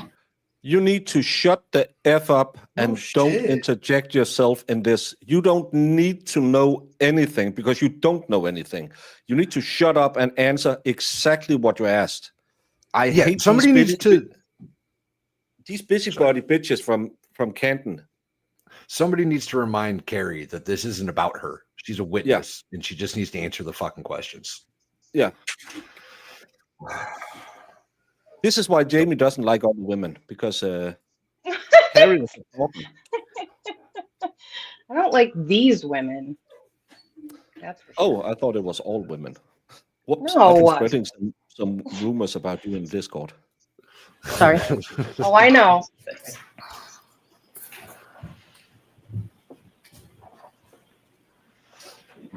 No, she's not going to perjure herself. Perjury is when you lie. Who is going to bring the perjury charges? That's going to be the state. If you lie in a way the state likes, it's fine. If you lie in a way the state doesn't like, then you perjure yourself. Lying to the defense is absolutely fine because no one will then bring perjury charges against you. As long as you say what's in the script you had from that meeting with the DA's office, you're golden. It's if you change your mind now and say, yeah, funny thing, Jen McCabe set me up to do this. I lied about everything. I just lied when Hank Brennan asked me because Jen McCabe, then you'll catch perjury charges. If you will say, yeah, I testified to that 25 times before, but actually Karen Reed came up to me, shook me and said, I got the motherfucker. I got him. He was out banging other hoes and I killed him. That would be perfectly fine. No problem in that because it's the DA who brings the perjury charge. The defense can't bring perjury charges. So she can lie as much as she wants as long as the state thinks it's okay. Is it March 7th, Well, 2023? plus this is just, she misstated it. She misremembered it. That's how people get away with stuff like that. It's just how it is. Yeah. And perjury is a huge thing to prove. Thank you. Yeah, and in this case, the judge won't bring perjury charges. Expert is new to the case. Valhalla will do a show with him tonight, going over all the background story, and the expert will then start streaming tomorrow. It's a lot of info. Yeah, he got a quick mind. You indicated that you did recognize Sergeant Lank at the scene. Yes, I did. You had a conversation with him. No, I said, Mike, is that you? He said yes, and that was it. All right. Following that, the next day, you did go to his house. You've already described that. I did.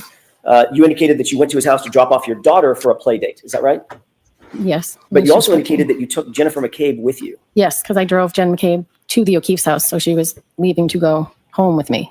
So I was going to drop her off. Okay, so your memory is you took Miss McCabe from where over to the Lanks house? I think she was at home. So you picked her up Yes, at her house yes. with anybody else? With my daughter, my son. I picked up her and either one or two of her daughters. I don't remember. Jen went in to pee. But why did Jen go to the... Did she say went to the O'Keefe's house? She didn't know them. Yeah. Hey, That man, Also, was I don't weird. think She all knew those kids John, were in but the I don't think car. the other- I don't think those kids were in the car. I think it was just her daughter. The last trial was in the car. I don't think the son Yeah, she or took her Jen's over daughters for a were play there. date with the Lank daughter. Well, and why are, How- again, when kids are having a play date, they aren't going to pay attention to the parents. So couldn't they have all gone into the living room? Yeah. Well, Did they no. hold on now? Are There is a they talker. trying to claim? Did Jen McCabe's daughter go over to Lank's house too now, or was they with? Because have to go back how the question I Who, if have, I any? guess, is how did homegirl fit in this car if it's full of kids? But she was going to the O'Keefe's house. Right. Let's hear it again. Following that, the next day, you did go to his house. You've already described that. I did. You indicated that you went to his house to drop off your daughter for a play date. Is that right? Yes. But you also indicated that you took Jennifer McCabe with you. Yes, because I drove Jen McCabe to the O'Keefe's house, so she was leaving to go home with me. So I was So- going to drop her off. Okay, so your memory is you took Miss McCabe from where over to the Lanks house? I think she was at home. So you picked her up Yes, at her house yes. with anybody else? I took her to the O'Keefe's house, so I was going to bring her home. But now, But now she's There home. was So now she's home I- and driving her to the O'Keefe's house. Go back again. and- I That need a was brandy what she on the. said.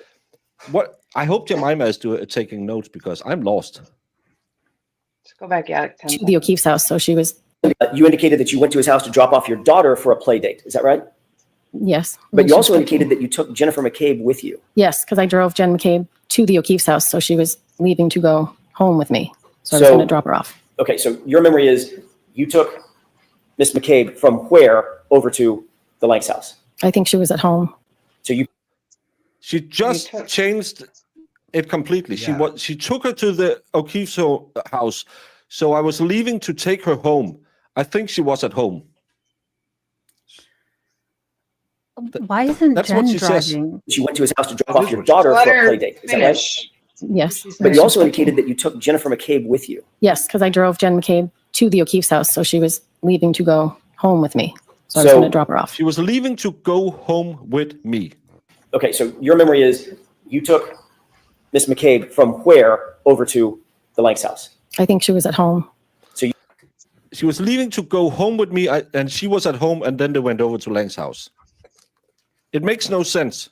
That doesn't make any sense.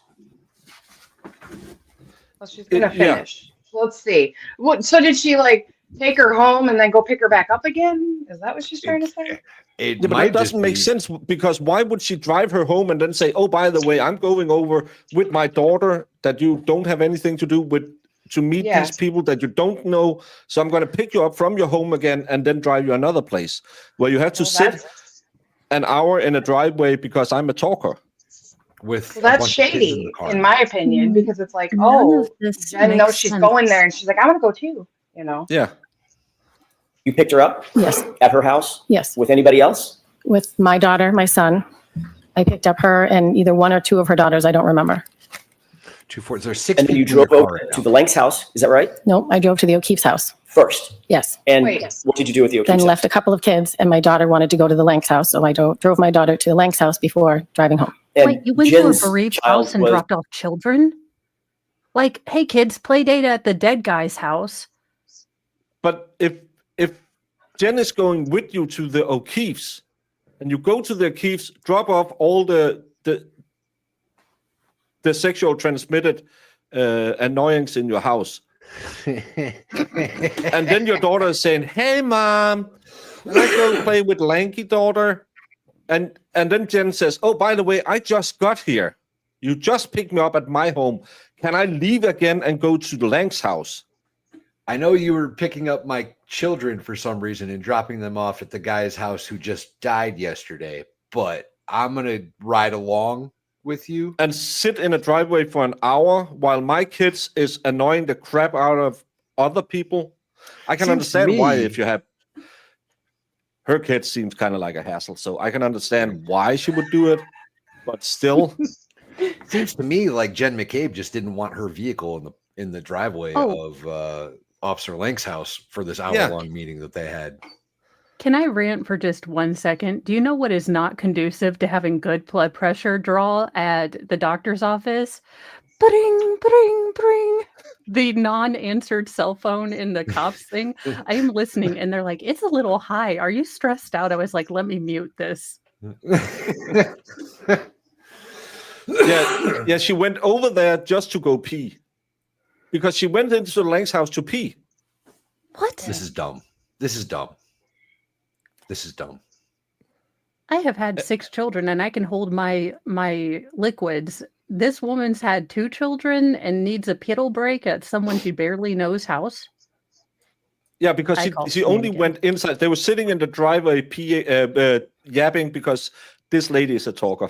You know what I mean. Carrie's a talker. Carrie's a talker. And then because they were sitting there for like an hour, Jen, you know how it is. You have a little bladder problem and you have the big old Dunkins because remember, we always bring Dunkins over in the morning at his birthday. And she had to do a little piddle puddle. So she runs into the house where she'd never been before and uses the toilet. I know from the Sarah Boone case, you don't just go to people's toilets. Not the upstairs toilets, anyway. No. I would. This with you on the way from Jen's house over to the O'Keefe's house. Yes, 1 or 2 daughters. I don't know. Dropped the 1 or 2 kids off at the O'Keefe's. Is that right? As well as my son. As well as your son. Then you went to drop off your daughter for the play date. Well, she was 13, so it wasn't a play date. Whatever. I don't know what you call it. I know. I don't have a 13-year-old. What a date, whatever it is. So she went over to her friend's house. Yes. Okay. But you took Jennifer McCabe with you. Yes, because I was driving her home. Back to her house. Pick her up without her kids in the first place. Yes, she was going home. Were you going to go back to the O'Keefe's and pick up her kids and then take all of them home? I didn't have a plan. I mean, Patrick, nephew, was my son's best friend. Got it. So he wanted to be with him. Okay. Why did you Jen come with I think you just answered this, but I want to make sure I'm clear about it. You didn't take separate cars. So I'm understanding this correct, right? We start out at Carrie Roberts' house. We go to Jen McCabe's house. Then we go to O'Keefe's house with teenagers. Why is mom going in the car with teenagers if she's not going to stay at the O'Keefe's house? Then we go to Sergeant Lang's house to drive Jen home because a teenager wants to go home. Can someone do a Google map and see if it makes any sense to drive to the Langs before you drive to the McCabe's? Why would McCabe's be in the car? Why would Jen be in the car? Well, that's what my whole thing is. Like, why did she be have to go with her? Because she wanted to go to Lake's house. You know, kids are really not independent these days. So even though her very best new friend in the entire world, she just met the day before and bonded over the horrific incident that happened to her best friend, John. She didn't know her. This lady said, hey, I'm going to go on a kid run. You want to come?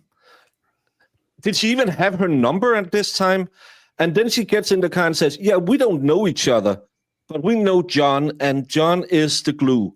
So we drive to the O'Keefe's, chuck our kids out of the car, and says, let's do a Thelma and Louise after we drop off our kid at Langs. But then because Carrie can't keep her yapper shut, we sit there in the driveway for an hour, long enough that Jen McCabe needs to go pee in a house she never really been in before I take her home. I'm calling. You never met Jen before yesterday. You didn't know her. You kind of knew of her. Bullshit. Okay.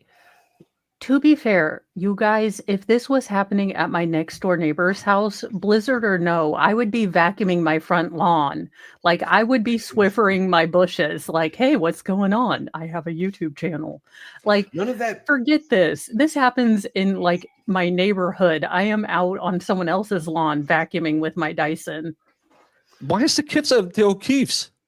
Because of the nephew and the niece. And who's why do you go to the they are being consoled? They just lost their dad. Right. Hey, I got a new set of. I have Bumblebee Lego. Should we build it?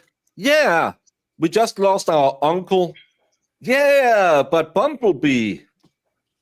Who makes a play date the day after someone loses their parents? That is so insensitive. Again, you don't want to add more chaos to a house. Right. Who's watching them? The Peggy and Mr. O'Keefe? You're going to dump 4 teenage kids on them while they just lost their second of 3 children? Get the F out of here. None of this makes any damn sense. None of it makes any sense. I love all the timestamp memorization, but kids, chucked a few here, chucked some there, went and swallowed some at this house, then that house, grumpy here. I should probably pre-read Brandon's messages again today. Why have the other kids not been mentioned in prime testimony? Right. Don't worry about it. It's just a coincidence. Before it was just her daughter. There was no other kids in the car in the last trial. Yeah, now there's the entire football team, the synchronous swimmers team. She had a mom taxi. She was in shock. Believe me, when she was interviewed that night by the police officers, she was in shock. You know what I've come to realize? Most people, when there's like a death, right, they try to alleviate some of the stress. They try to prepare food and bring it over. They try to take some tasks off of the grieving individual's plate, right? They don't dump a bunch of teenagers on a 70-year-old couple who just lost their second child. You're telling me I shouldn't send Youngest Most Feral as a bereavement gift to everyone? I wouldn't recommend it, Mo. To be fair, I scheduled a play date with a friend after his dad passed. That was a great week, I was told. Yeah, probably not the greatest. I will say that when my dad passed away, a few of my closest friends did come over the next day to make sure I ate and was doing okay, but they were people I spent most of my time with at the time. Yeah, but you didn't have your grandma, grandfather, uncle, and aunt at the house, right? Also, your nephew's niece's friend, their mom and them. Yeah. And Jen McCabe, you don't know, is coming over and say, hey, you better eat or you end up looking like a old worn-out leather suitcase like me with a buck tooth. Jen McCabe controls everything, and her heart rate data will be calm because she's the one who's always calm. Stacey, I don't know where he's going to go with that heart rate. It's such a stupid one. That was the funniest thing I ever heard. Okay. Her heart rate would show she wasn't in a go by 34 Fairview during that roundabout? No. Nobody stopped off at 34 Fairview, either on the way or on the way back? No. Okay. I don't believe so. That wouldn't be the route in which to get to my house. Right. Exactly. Ooh, she didn't end with a preposition. You indicated that you stayed, even though you were dropping off your daughter. You and Miss McCabe stayed at Sergeant Lang's house for some 45 minutes. Does that sound about right? Yeah. And Sergeant Lang's wife, you indicated, was in the backseat of your car? Yes. Did y'all ever go inside the house? Jen went in to go to the bathroom. Was Sergeant Lang there? I don't know. I didn't go in. You didn't have any communications with Sergeant Lang? I'm sorry? You didn't have any communications with Sergeant Lang himself, Mike Lang, on that trip? No, I did not. But you don't know whether or not Jen did? I don't know whether or not Jen did. She went in the house to go to the bathroom. Okay.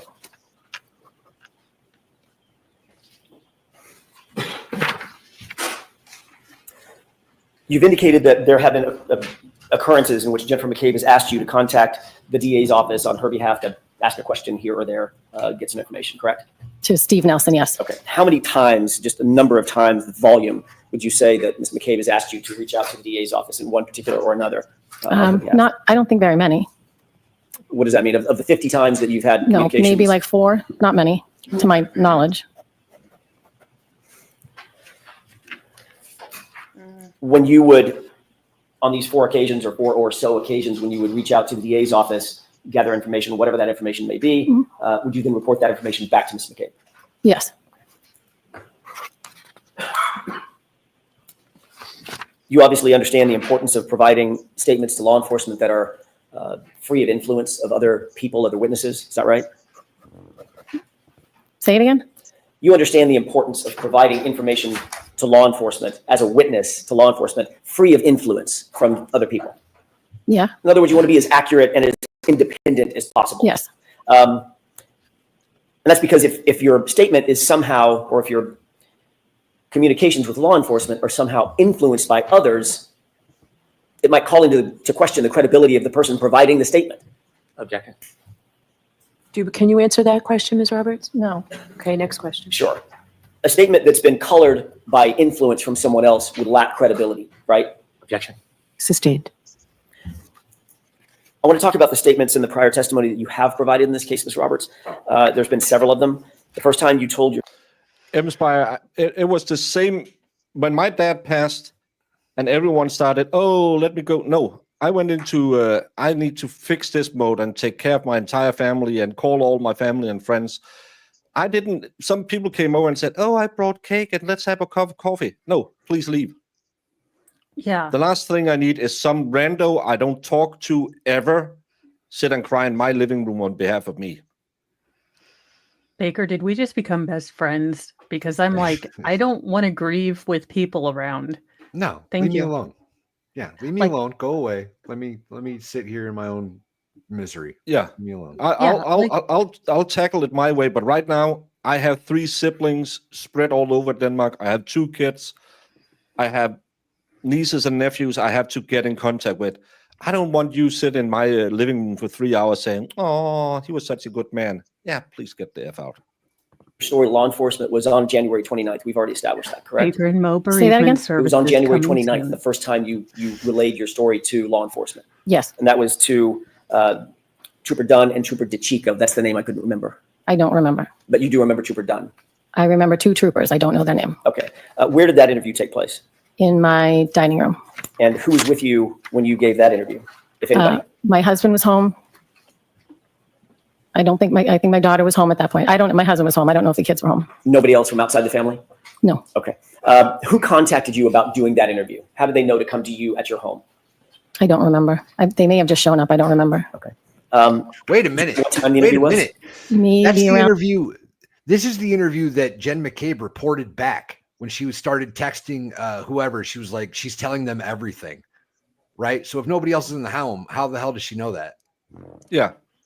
They were in a group, and then another person comes and said, no, they separated us. And now everyone was there, know everything. And it doesn't make sense, any of it. And by the way, Plevin agrees with his sock account that he claims is not him, but he agrees with that one. That's good to know, Plevin. Dinner time, maybe around 5, 6. Voices in my head. Yeah, she was interviewed twice. Jen's house. Yeah. Yeah. She was at Jen's house. Oh, she was interviewed at her own home first, and then she went to Jen's house again. Best as a friend, never knew each other before this, knew of each other. But then the police is there, and everyone is at that house. And then the police do, according to some witnesses, a group interview. According to other witnesses, separate them out in different rooms. Was it recorded? I'm sorry? Was it recorded in any way? Tape recorder running? I don't think so. The troopers were taking notes, obviously? I believe so. During your conversation with, and I'm jumping around a bit, so I apologize. During your conversation or conversations with Mr. Brennan and the DA's member. Yeah, this is how you do. You don't go and say, hey, Brandon, can you go pick up 5 random kids and drive over to grandma so she can make tea and biscuits for you, just to take her mind off of everything? To the DA's office in preparation for your testimony. Were any of those interviews recorded? No. Was anybody taking notes? No. No, none of the DAs were actually taking notes, the ADAs? I didn't look around the table to see if anyone was taking notes, but I didn't see them taking notes. No pads and pens on the table? That's so There's a lot of stuff on the table, but I didn't see anybody taking notes. Okay.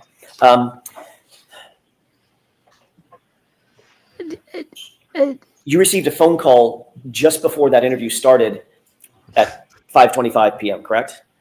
Around 5 o'clock, 6 o'clock. Is this the night of the 29th, you mean? This is the night of, I'm jumping back to the night of the 29th. Yeah, I'm not following you very well. That's okay. On the 29th, yeah. You were interviewed around 5:25 p.m., maybe just a little bit before that. Yeah. You received a phone call just before that, correct? I do not know. Isn't it true that Jen McCabe called you and spoke to you just before that? I spoke to Jen McCabe the entire day. Okay. Including just before that interview? I don't know. Did you tell Jen McCabe that you were about to be interviewed? No. Did you tell her at some point did you text her and tell her that the officers had arrived? I don't think so. Did she text you back and say, call me right after? I don't know. Okay. During the course of that interview, when the incident was still Yes, you pretty do. fresh in your mind, you indicated that at about 5 a.m. you got a call from Karen Reed indicating that John never came home and that she was worried, correct? Correct. You also indicated that she was worried that John may be walking and may have gotten hit by a plow. You relayed that to the officers. Yes. You indicated that you met up with Karen Reed and Jennifer McCabe at Jennifer McCabe's house, and Karen was hysterical and worried that something had happened to John. Yes. You also indicated that once you were at 34 Fairview, once y'all had made your way over to 34 Fairview, Karen saw John and ran to him, although you and Jennifer didn't see him initially, correct? That's correct. You said that Karen was repeating the phrase, "Is he dead? Is he dead?" over and over. Is that right? That is correct. You also indicated that she said that if anything happened to John, she'd kill herself, correct? That's what she said to me. Object. So the objection is sustained. Did you indicate at any time, I'm sorry, let me ask it a different way. Did either of the troopers indicate to you after your initial interview that if there was anything further that you could recall that would be useful, please provide it? Please give it to at that time. I don't know. Okay. Would it refresh your recollection to look at that January 29th report? Sure.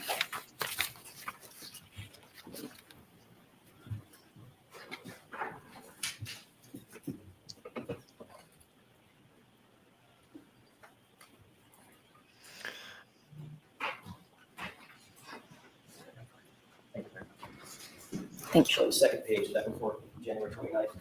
And there, I put a little mark by paragraph 5. You can take a look at that.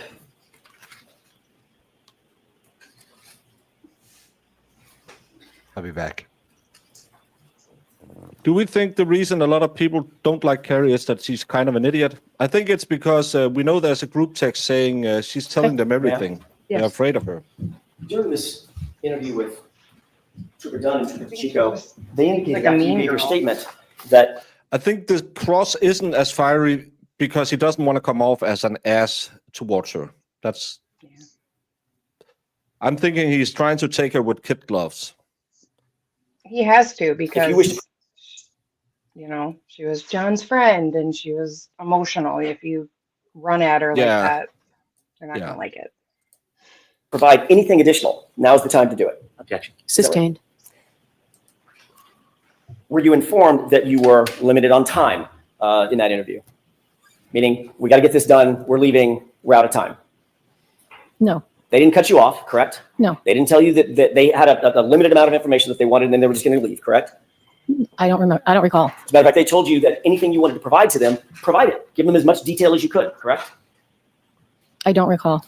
You just read the last statement that these troopers indicated, correct? If there's anything further she could recall that would be useful, please provide that information. Object. Sustained. Or maybe reproach. Yes. Why isn't he allowed to ask? So in shock. Yeah, that's Hung up, correct? Oh, Maybe no. she'll- we're Having gonna looked at the go report, does that refresh your recollection? Sorry. Now we're going to go to the Jen McCabe defense. I was in shock. May I? Yes. Thank you. Having looked at the No, report, no, bring it to her and show it to her again. she's just, it's the same thing that I just showed her. Having looked at the report, does that refresh your recollection about what Trooper Dunn and Chico told you at the end of the interview? I don't recall. It's not refreshing. I'm not remembering it. Even reading it, I'm not remembering it. I see. Okay, fair enough. She doesn't want to answer. Details about what you told So- what, those two officers told you she are not remembers what she fresh in your mind remembers, and but doesn't things refreshing your remember what's recollection about that. inconvenient. Right. okay. But you do remember the basics of what I just described in that conversation with those two troopers. I mean, they asked me what happened. I told them, but I was also in shock.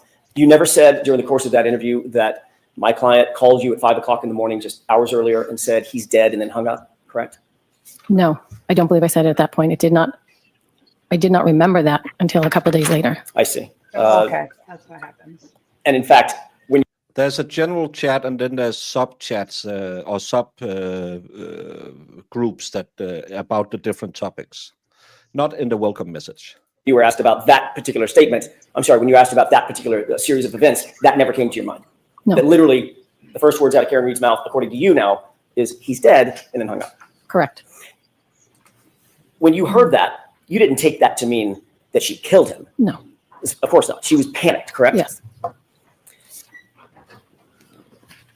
You did add that, I'm sorry, one other thing that you didn't add in your initial statement to Trooper Dunn and Trooper Chico is anything about the taillight either, correct? Not. Okay. And you also didn't say anything about any sort of a Google search or the praying that you talked about in the back of the patrol car, anything like that? No, I don't know. I don't remember. The second time you were interviewed, that was the February 1st interview. That was with Kathleen Prince and Connor Keith, correct? And you just looked at that report, at least part of that report. Is that right? Say it again. Connor Keith and Kathleen Prince, that was on February 1st, 3 days after your initial statement, correct? I don't remember the date, but I remember meeting with them. Okay. I want to make sure I get the dates down, so I'm sorry to belabor this, but. Yeah, Coach? Yes. Refresh your recollection if you would look at the report of that interview. It might. Okay. First paragraph. Thanks.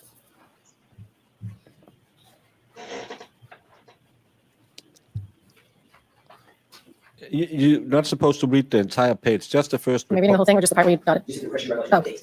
Oh, for the date, yes. Yes. What date was it that you got it? February 1st. That second interview was conducted at 12 Country Lane, correct? Yes. And who again lives at 12 Country Lane? Jennifer McCabe. So the second time you told your memory, your story to law enforcement, you were literally sitting in Jennifer McCabe's house. Yes. And you had met with Jennifer McCabe before your interview, correct? Yes. We were putting a timeline together. So you two were actually prepping, if that's a valid term, prepping for your interview, putting a timeline together, correct? We were putting a timeline together at the request of Mrs. O'Keefe. And Jennifer McCabe, was helping you with the timeline, and you were helping her with the timeline. Yes, we were putting together the events of what had happened. So she was helping you, and you were helping her, yes or no? Yes. Okay. So both of you were assisting in each other's memories, correct? Yes. I remember this, and you remember this, and you know, okay, now I remember this, correct? Yep. Obviously, that would help influence your memory, going over the event with someone else, correct? Yep. So what's on that timeline, you would agree, is not completely independent, your memory. It's a combination of your memory and Jennifer McCabe's memory. Isn't that right? Yes. May I have just a moment, Your Honor? Yes. We did not at the request of Mrs. What date was it that you got with me? February 1st. That second interview was conducted at 12 Country Lane, correct? Yes. And who again lives at 12 Country Lane? Jennifer McCabe.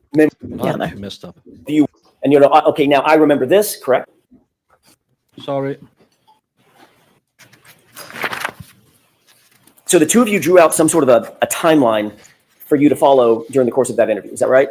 For me to follow what? During the course of that February 1st interview, as you were interviewed in Ms. McCabe's house. I mean, that was the purpose of the timeline, to help you with that interview? No, that wasn't the purpose of the timeline. You used it for that purpose, though, Well, obviously. You used it for that. I was at purpose, Jen's yeah. house making a timeline, and the two officers showed up to interview her. I just happened to be there. Right. And when they interviewed you, Yeah. did you have that timeline in front of you? That's my question. No, I did not. Okay, but you had just created it along with Jennifer McCabe. Some of it. Okay. And then it was after that that this timeline was coordinated between the two of you, that you actually told your second story to Trooper Prince. And when I say second story, I mean as the second time you were interviewed on February 1st as opposed to January 29th. Is that right? Yes.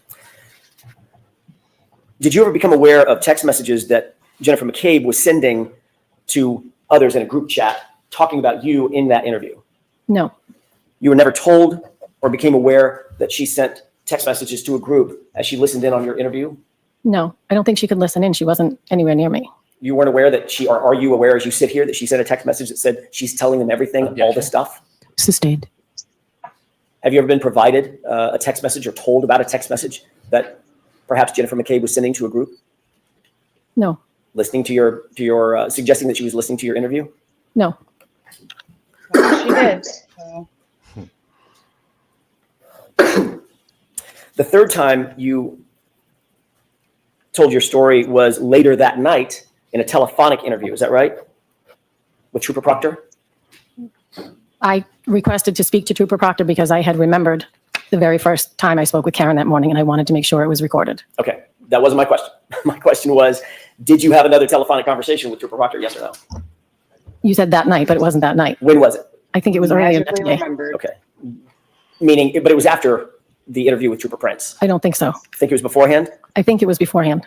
You were still with Jennifer McCabe when that call took place, correct? I was in her house. I was not with her. I stepped away to speak to him by myself. I was at her house. There. You were at her house. Get out of Who here. else was with you, other than The semantics. Hey, she's in shock, right? She lost her bestest friend in the entire world that she never really talked to. Her husband was a good friend of hers. She used him for the sweet Reebok money, but she was in shock. So everything she says has to be seen through the lenses of shock. No one ever in history, like Jen and Carrie, have had shock like they have. I know people might go frolicking in Iraq and getting tossed around by a roadside fun box. They have not experienced the shock and horror that these two ladies had to contend with that day. They had such a bad day. They chucked their kids at an old couple who just lost their son because they had to sit down and write a timeline to help each other remember what happened, not to guide her what to say. It's Also, shock. why would you be writing a timeline for John's mom? Is she the police now? I mean, She directed them. They should put a timeline together because it'll help them. But then she says, well, I wasn't going to use it for anything. Then why were you doing it? You're so dumb. That's the dumbest thing I've ever heard. also, I was at her house. Jen's texting like she's spilling all the secrets. Look, I don't think she could actually hear. That was double insulated. They have paneling. Yeah, they have that fancy thermo windows to keep the heat in. They have one of those fancy houses where they have heat on. If we thought case one was redundant, this is worse. This is way worse. Way worse. It is interesting to see how people lie without lying. And what I mean, well, I was at her house. She wasn't with me. I mean, that's probably She was in the other room. Yeah, Jen's like, what house. did she go in her house and like they go to separate rooms and like don't speak to each other? Like they were like, my kids, sitting they're in there different chit-chatting and gossiping and talking about it. And I mean, She stepped away, you guys. Stop it. She stepped away. Yeah. Doesn't mean you weren't talking about it an hour before. Hey, Jamie, you are Any of these implying. women have an inside voice? Because I'm going to go ahead and guess no. RSVP no on them having an inside voice. No, they don't have an inside voice. other than Jennifer McCabe in the house? Her sister was there writing down the timeline for us. Her sister Denise. Okay, yeah, cool. Wait, you needed 3 people to hold a crayon? Are you kidding me? I need all these people to write timelines. Wait, whose sister's Denise?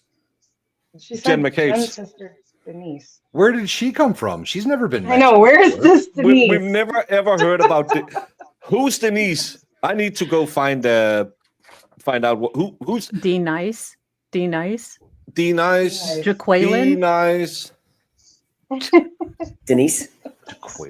So she was scribing the timeline as you and Jennifer McCabe were creating She it? was writing it down as we were remembering things. Right. And the three of you were doing this together, sort of communally. Yes. She would say something, then you would say something, then it would spark something that she would say, and back and Denise forth. has never been mentioned, not once. How is it that Trooper Proctor got a hold of you? Did you call him or did he call you? I think he was on the phone with Jen and I asked to speak to him. So Trooper Proctor. You weren't together.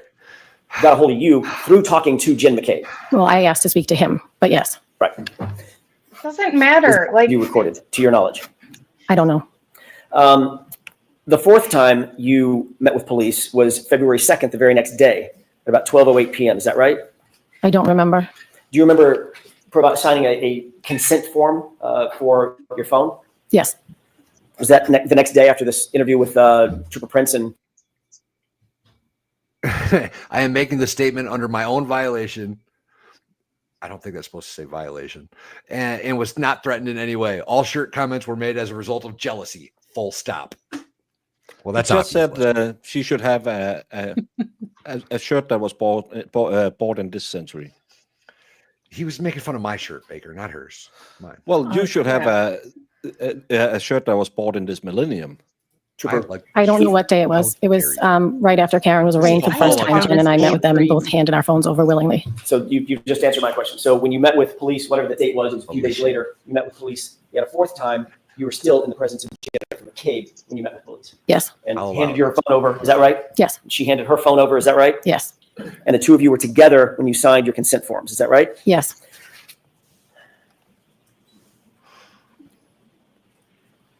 The fifth time you told your story was in front of a grand jury. Is that right?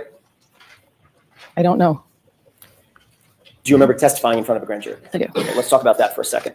Before you testified at that grand jury, just physically, you were brought into an anteroom where you waited to be called by ADA Adam Lally, correct? Yes. Who was in that anteroom with you just before you gave your testimony?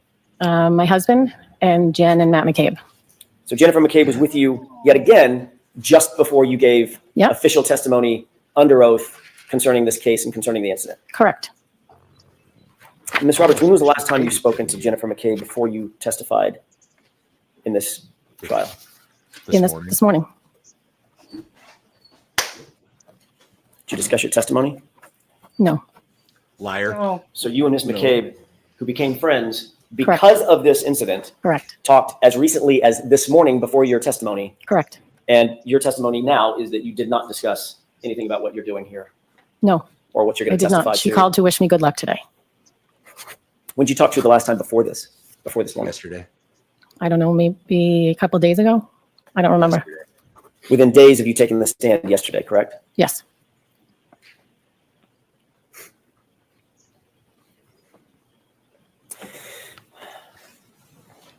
Did you ever? Yes.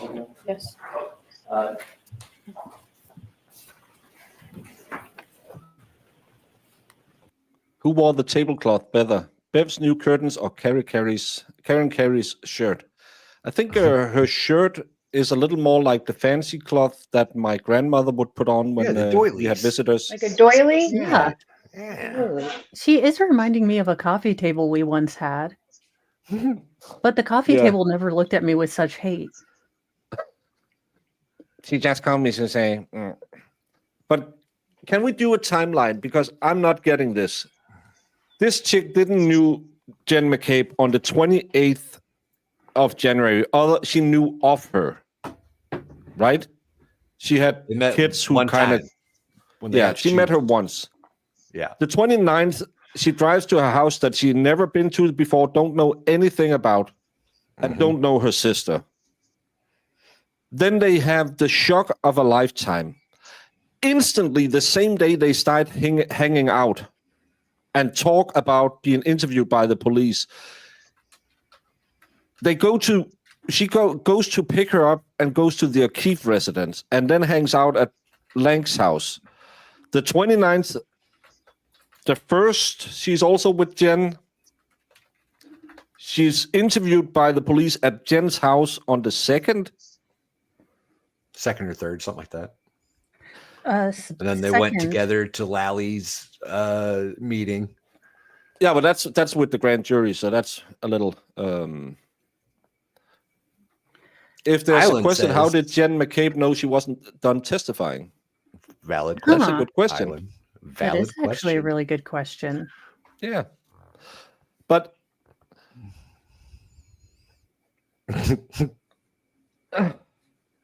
I hope I'm calling Jemima to because she always do the notes, and she can come and tell me these. I don't understand women. That's why I'm divorced. But would this be someone you never ever met before, and then you just instantly becomes friends because you had shock and horror? I feel like I should recuse myself because I'm more of an insidian person. So even if we trauma bond, I will text you. I will be your best friend from text adjacent places. But as far as going to your house to make a timeline with your sister and dropping your kids off at the recently bereaved, no. Yeah, and Jen said they bonded over the harassment that she didn't face because I don't think she's one of those. Also, that didn't happen the day after, right? Like No. that was months later when Turtle Boy got involved. We need to know how Jen got into the car. All the kids added, went to Langs, and then ended up phoning the DA and Proctor with Jen. Jen is always at the scene. Yeah. Yeah. You guys, Almost like I she's figured it out. Have you ever seen Jen McCabe and Carmen Sandiego in the same place? Jen McCabe is Carmen Sandiego. She did all the crimes, but she always leaves the scene like right as we were going to catch up with her. Jen is Carmen Sandiego. And I will say, yes, people do trauma bond. Yeah, but you don't trauma bond, so you almost instantly move in together and start running your kids around in a taxi service. You'll call up and say, "Hey, People are yeah, I was weird. really can we talk? No, let me drive to your house and pick up you and your." In Danish, we Well, call it if sex she has crash. something to gain from it, then yeah, she's probably gonna schmooze this lady, and be I like, love that Jamie, but that's what I'm Jamie's, saying. like, You're out not of real trauma feelings, bonding. and You are Baker and I using are like, someone. well, I fully believe Jen uses people in her life, so yeah. But I'm just saying, like, she may not realize what's going on, but yeah, like she's just like, oh, we've been through this horrible thing, and then sucks her into the whole thing. I can't wait to read Brandy's notes on this. Oh, Slew the Goosey, you all normally have a good timeline. Ms. Roberts, I'm going to ask you.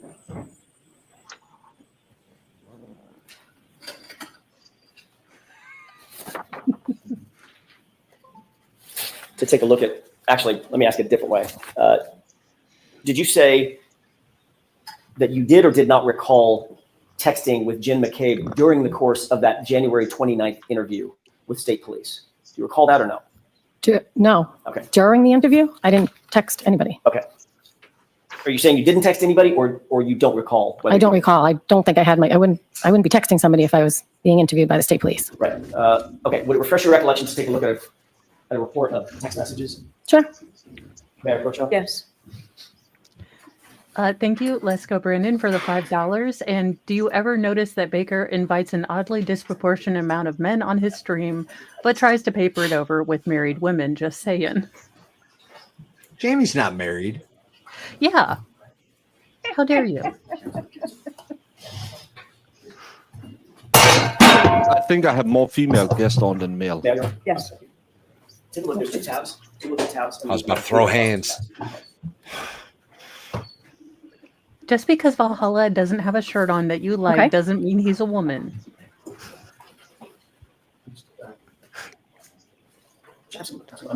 But he could be. And we respect I that. identify as a woman. I always thought you looked lovely today. You're beautiful. Okay. Like a young George, feel free to stand up and stretch. I forgot to tell you, anytime we're at sidebar, please feel free to stand up and stretch, okay?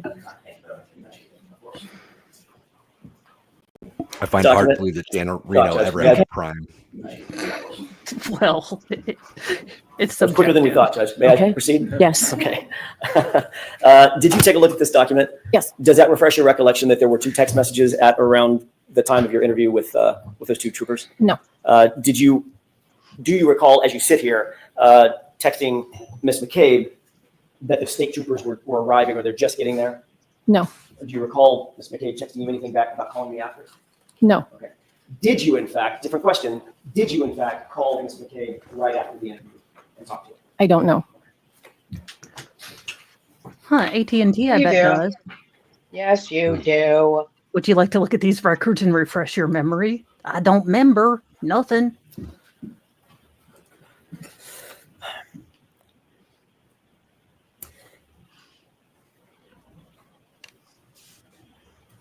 Have you ever testified that at the scene, Ms. Reed was seated in the back of a patrol car along with Jennifer McCabe, and you were standing just outside the car, and there was an interaction among the three of you? Yes. Have you ever testified, or have you ever stated in any particular, that during that interaction, Karen asked the three of you to pray? Yes. Have you ever said or testified that during that interaction where you're seated, where they are seated in the back of the patrol car, and Ms. Reed asked you to pray, that Ms. Reed said to Jennifer McCabe, Google hypothermia? No. You've never said that? I've never said that. I think there's a bomb gonna drop. You testified at the grand jury on April 26th. Jemima, of course we're behind the light feed. Jamie yaps up a storm constantly. It's She my talks fault. more than Carrie Is that right? Roberts. April 26, 2022? I do not know. Right? Oh.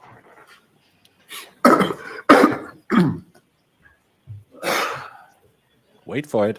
I read ahead. Does that sound right? April 26, 2022? I have no idea. Late April 2022, does that sound right? I don't know. It was 2022. You testified under oath, correct?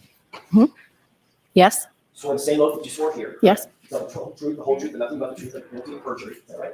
Yep. Oh, she's gonna need some aloe.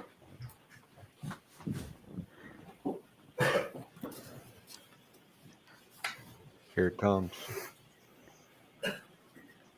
She probably has that little bead of sweat right mid boob that's just rolling down, like that stress boob sweat, like just that little trickle. I mean, I would. What has he got? Come on. Come on, Jackson's. That's what I needed. Yeah, that's what I needed. Oh my. Oh my. Sorry, Brandon. Some are gems, some are bombs. I can never figure out which one. Yeah, she's in Is it shock. your testimony that you have never said that Karen told Jen to Google hypothermia, or that you don't recall saying that? I don't recall saying that. Would it refresh your recollection to look at a portion of your grand jury testimony from that day? It might. May I approach? Yes. It might. Well, she's gonna look at it and be like, I don't recall.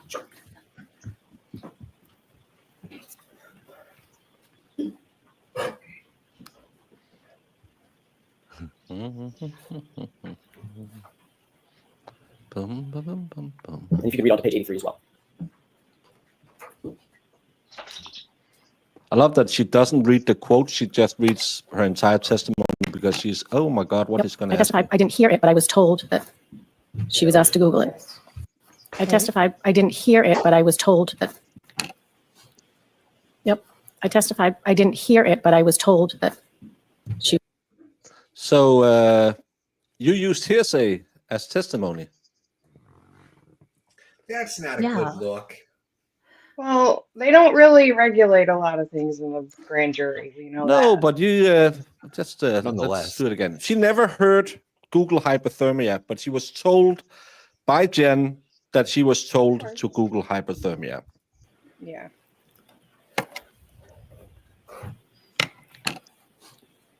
Yep. I testified. I didn't hear it, but I was told that she was asked to Google it.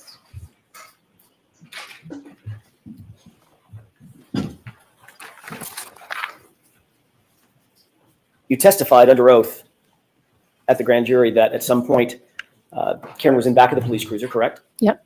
Objection. Nope. No, I'll allow that question. Yeah. Does that refresh your recollection as to what you told the grand jury? Yes. And isn't it true that at some point during the course of your testimony under oath, you said that Karen was in the back of the police cruiser? Yes. And then you went on to describe that Karen and Jen and I were standing outside and she made us all start holding hands and starting to pray. Yes. Meaning what the she being Karen Reed, correct? Yes. And at this point, they had lifted John up and taken him onto the gurney, correct?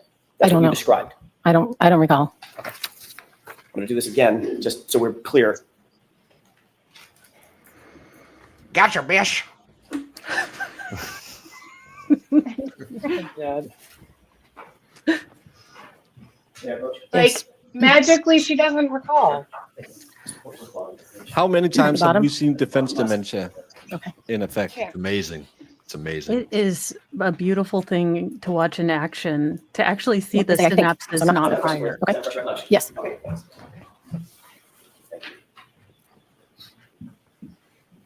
Nope. And you testified basically that you think, at least that's what you were telling the grand jurors, that you Yep. think that was the point at which they lifted John up Yes. and moved him into the ambulance, correct? Is that right? Yes. And then you were asked a question, what, if anything, did she, Ms. Reed, ask Ms. McCabe while they were sitting in the back of the cruiser that you heard, correct? Objection. Do you Nope. recall that? I did not hear the question about Google being asked. That's That's not my question. May I ask? May I what's the inquire? question. Just repeat that question. Sure. Isn't it true that you were next asked by Mr. Lally in front of the grand jury, quote, what, if anything, did she, Ms. Reed, ask Ms. McCabe while they were sitting in the back of the cruiser that you heard, end quote? Remember being asked that question? No. Let's look at the tape. Well, you said. Yeah. Yes. We're going to look at lines 16 through 18. Yeah, the Canton brainworms is running rampant in this case. Okay. Yes. Is that correct recollection? That was the question you asked? Yes. Okay. And in response to that question, you stated, quote, at one point she asked her to Google hypothermia and how long Google hypothermia. Correct? Mm-hmm. I'm sorry? Yes. But you're a liar. But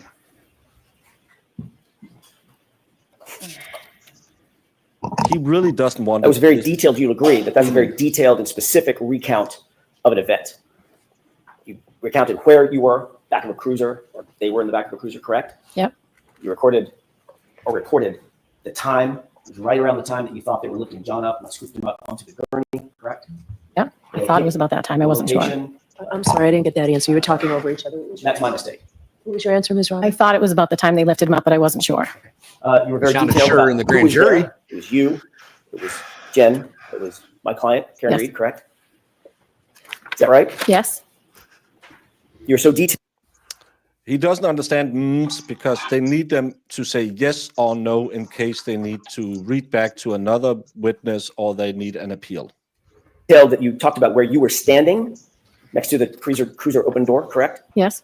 What the others were doing, holding hands and praying, is that right? Yes.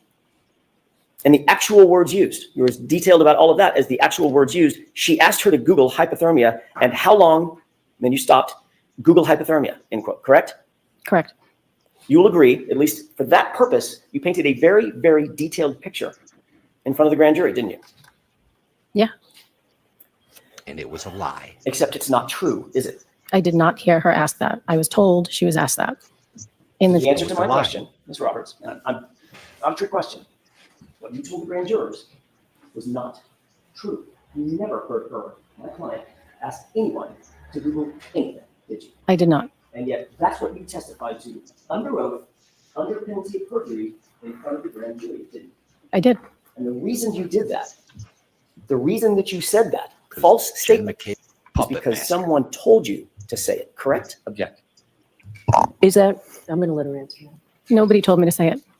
I knew it happened at that time. How did you which know is it why I happened? said it. How did you know it happened, Ms. Roberts, if no one told you it happened? Because we wrote a timeline. We already spoke about So that. the timeline, So how did you know a timeline? You didn't write it The on the timeline timeline, was so that someone detailed? told you. Was it Denise or was it Jen McCabe? You just committed perjury to the grand jury And admitted to it on the stand. and admitted under oath that you committed perjury, but nothing's going to happen. It's fine. that Jeff McCabe helped you with, that influenced your testimony in front of the grand jury, correct? Obviously. I was telling what happened in the back of the Ms. cruiser. Roberts, The timeline you wrote, No, you So weren't. when you ask a question, let her answer, okay? the timeline you wrote, with Jennifer McCabe's help, influenced your testimony to testify in front of the grand jurors to a statement that you never heard, correct? Yes. You weren't asked, were you told what happened? No, you said, I heard. You were later asked about that statement in another investigation, I'm sorry, by another investigator or set of investigators, correct? I don't know. Were you interviewed by a different law enforcement agency, a separate law enforcement agency from the Massachusetts State Police at any time? Yes. And you were told that to lie to those agents would be a crime, correct? Yes. Punishable by prison, correct? I was not told that. Okay, what does a What'd you crime think mean? would Someone happen? got really scared right there. Jesus, Mary and Joseph. Is it fun to be this stupid? Like, do you just go around the world with like circus music in your head and like happy? Being stupid and being dead is the same thing. It only is annoying to other people. You don't notice. What kind of picture? Do we need a cartographer? Oh, also, your Cartographer. like counts sucks, Plevins, peanuts. Hit the thumbs up, people. Yeah, please make me have more likes than Plevin. It helps my self-esteem. And thank you, Brendan. Oh, she talked to the FBI. They do prosecute perjury all the time. They do, actually. Let's go back and hear her get really surprised that you can go to prison for lying to the police. I, to those agents, would be a crime, correct? Yes, Punishable by prison, correct? I was not told that. They asked you whether or not you heard Karen Reed ever say anything to Jennifer McCabe about Googling anything, correct? I don't know. Isn't it true that you told them what you've just now told us, which is, I did not hear Karen Reed ask Jennifer McCabe to conduct any Google searches? I don't recall. Would refresh your recollection to look at a copy of that interview and that report. Sure. The FBI does take notes. Go figure. FBI are really annoying people. They really are.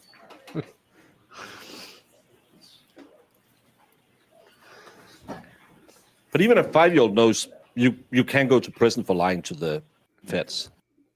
Front page. Everybody on the planet knows you can go to prison for lying to the feds. Wait, you guys. Does that include lying on your driver's license? Because I pretty much assumed that both the government and me knew that I wasn't 125 pounds. Well, women get actually, it is an leeway. official You recognize that piece of being paper report, that you sign. interview that you conducted? So I've never seen this before, but Understood. Yeah, you may I never didn't have seen know it was but does that remind kilogram. you that that's Yes. a report of a conversation you had with another law enforcement agency. I'm going to ask you to turn to page 7. no, she was interviewed by the feds, and she lied to both the feds and the state grand jury. And I think the feds are a little more angry than the grand jury, because the grand jury don't do anything. Pleading the fifth better than a fifth of jail shine. She should absolutely be pleading the fifth right now. She should ask for her lawyer right now and say, She 1000% should. I'm She should probably be like, gonna. I need an adult. Need an adult. Yeah. Can I talk to my lawyer? I saw Higgins do this at the last trial. I'm pretty sure I'm fucked.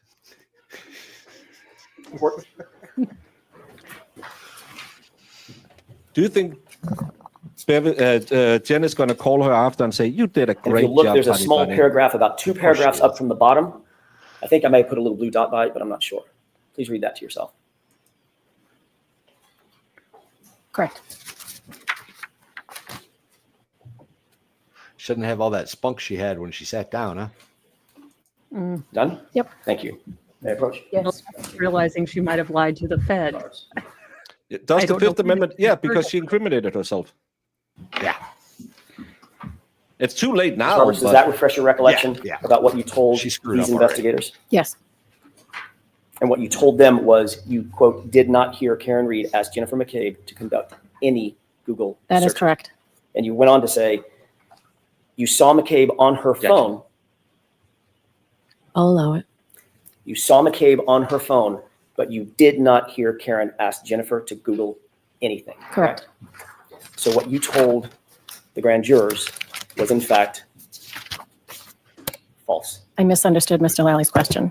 Got it. Bullshit. Bullshit. Mr. Brennan, any questions? Thank you. Thank you. So she didn't lie to the feds. She just lied to the grand jury. I misunderstood. She told the feds the truth.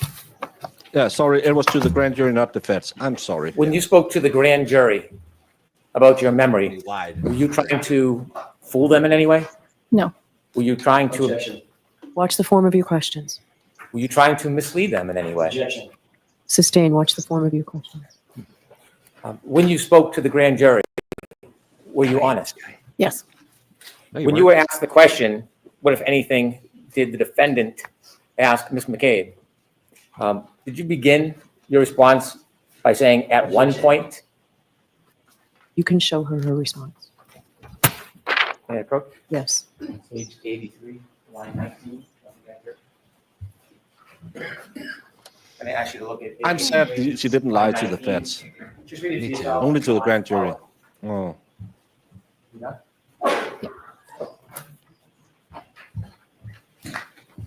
When you were asked that question by Mr. Lally at the grand jury, did you ever say you specifically, personally heard that statement? I'll allow that. Did you No, ever I tell did the not. grand jury you actually heard that statement being made? I did not. And when you spoke to the people in that report that you looked at on page 7, did you ever tell them you specifically heard that statement being made? No. Were you consistent in both of those statements? Objection. Sustained. Did you say anything different as No. far as what you personally observed between those statements? Objection. I'll allow that. No. And when you were asked They about better cross her again. what the defendant may have said to Mrs. McCabe or Mrs. McCabe, did you generalize your answer? Objection. Sustained. Did you begin your answer with "at one point"? Yes. When you chose the words "at one point," what were you trying to convey to the grand jury? I'll allow. This is bullshit, and it's absolutely leading, because he has a witness who just fucked up on the stand. This will be headline news today. Kerry Roberts lied to the grand jury. He got the first trial by having witnesses lie about statements made in the car. This will be headline news because this is what they built their case on. This is what they claim proves that Jen didn't Google it at 2:27. We now know she lied, and he will try. And when you said blue, did you mean red? Because red and blue is on the spectrum. Yeah, not to mention she's a lay witness. The jury, if I'm a jury, I'm going to be expecting her to answer like a lay witness, not with, the preciseness of the sort of word craft that you can use with "at one point I was sort of confused." Normal witnesses are not so crafty with their choice of words. This is especially because she knows. I didn't notice that. I read it in the timeline. Alice Nogge-Cloud, she perjured herself in front of the grand jury by claiming that she heard Jen McCabe being asked to Google how long to die in the cold or hypothermia.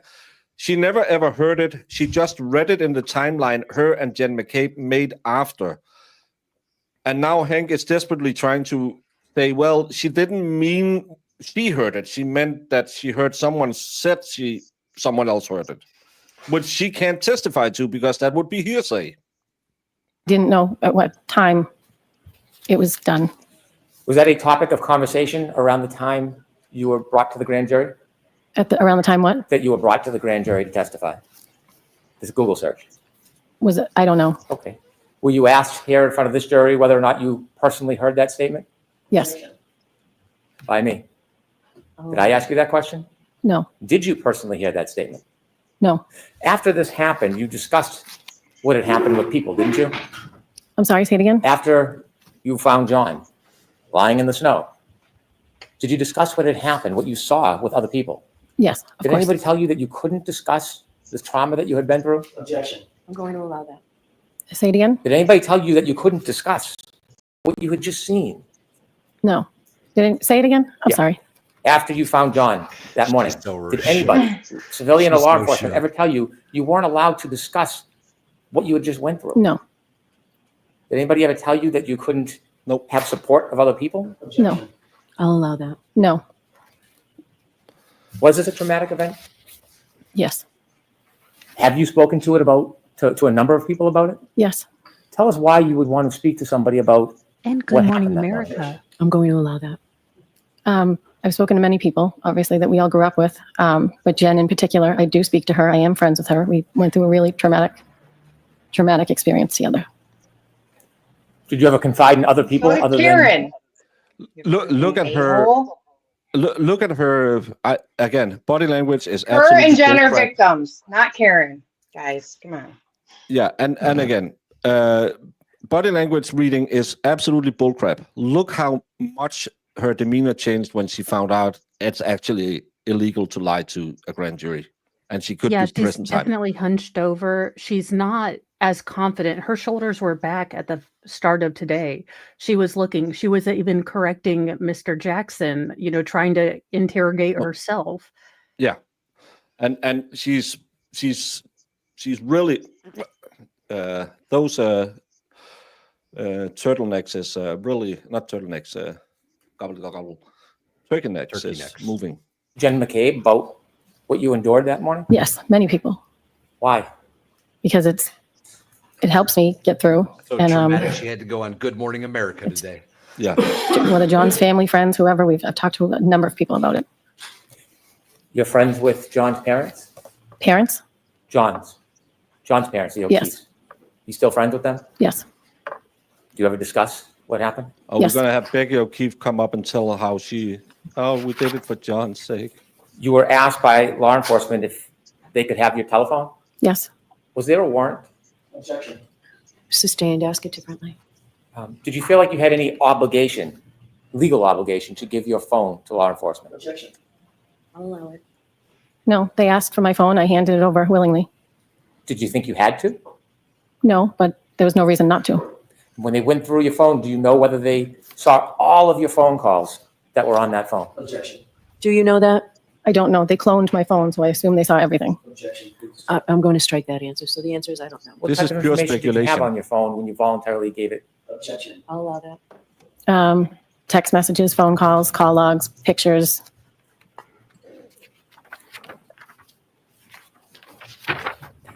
You said that you stayed friendly and still are friendly with Peggy O'Keefe and John Sr.? Yes. At some point, at times, do you try to help them with things? Daily. Do you try to help them with the children? Objection. Sustained. Well, you were asked about contacting the district attorney's office about replacing a Ring camera. Yes. Whose Ring camera was that? It was at One Meadows where Mr. and Mrs. O'Keefe, John's parents, are now living. Nope. What motivated you to call the district attorney's office about the Ring camera? Because we knew the Ring might be some sort of evidence that they didn't want to take the camera that was not working down without permission. Do you have a Ring camera? I do. Do you know if there's a difference between the actual physical camera and the iCloud storage that keeps the actual video on it? I don't know the difference. Okay. It's not iCloud. Did you Then how do you have ever ask to replace any hard drives or storage, or were you asking to replace the camera itself? Just the camera. And that was in March 7, 2023? I don't know when. Yeah, that wouldn't do anything to the actual storage of the videos.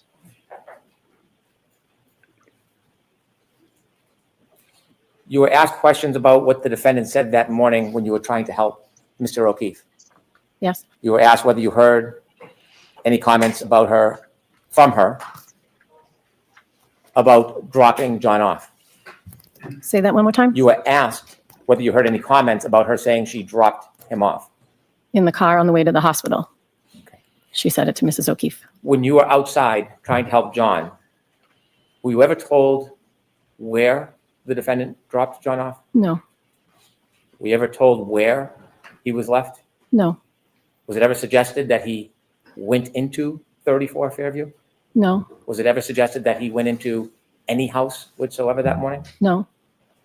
Were you ever asked to go into the house to look for him? No. But you were the one who wanted to go there. Kind of feel sorry for Yeah. Carrie. She thinks Jen is her friend, that she is not someone Jen uses to say things that never happened to save Jen's own skin. And she's the go-between between Jen and the police, so there's no record on the record tying Jen to the Commonwealth. Oh, we're getting up on a break. Better get there fast. I need some food. When you were being when you were being interviewed by law enforcement, did you ever refuse to be interviewed? No. Were the interviews all the same or different? They were all different. They were all different. Were you ever asked to give a complete review and detail of everything that you knew? I was just asked to tell me the story of what happened that morning. And at some point when you were interviewed, you were asked about the phone calls that the defendant made to you that morning at 5 o'clock. Yes. When you received those phone calls, Jennifer McCabe was not on the line, was she? No. Was she a party to the calls? No. Did she influence your memory in any way about the words that the defendant spoke to you that morning? Objection. Yes. I'll allow that. No.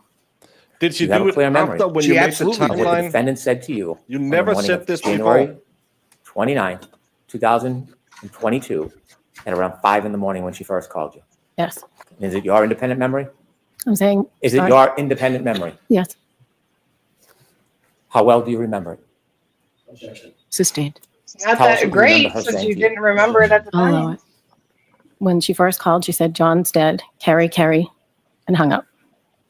And No, she Carrie, called you back. Carrie. She called back. Yeah, She called not back. three Was there any anymore. other party on the line other than you and her? No. Would you remember the second time that she called you? Yes. She said, John, I think he got hit by a plow. He did not come home last night. He would never not have come home. I wasn't supposed to stay in Canton, and Kaylee was here. He would never leave Kaylee by herself. Exactly. Did anybody ever ask you to lie No, or exaggerate? no. Would you? Say that? Would you? No. Sustained.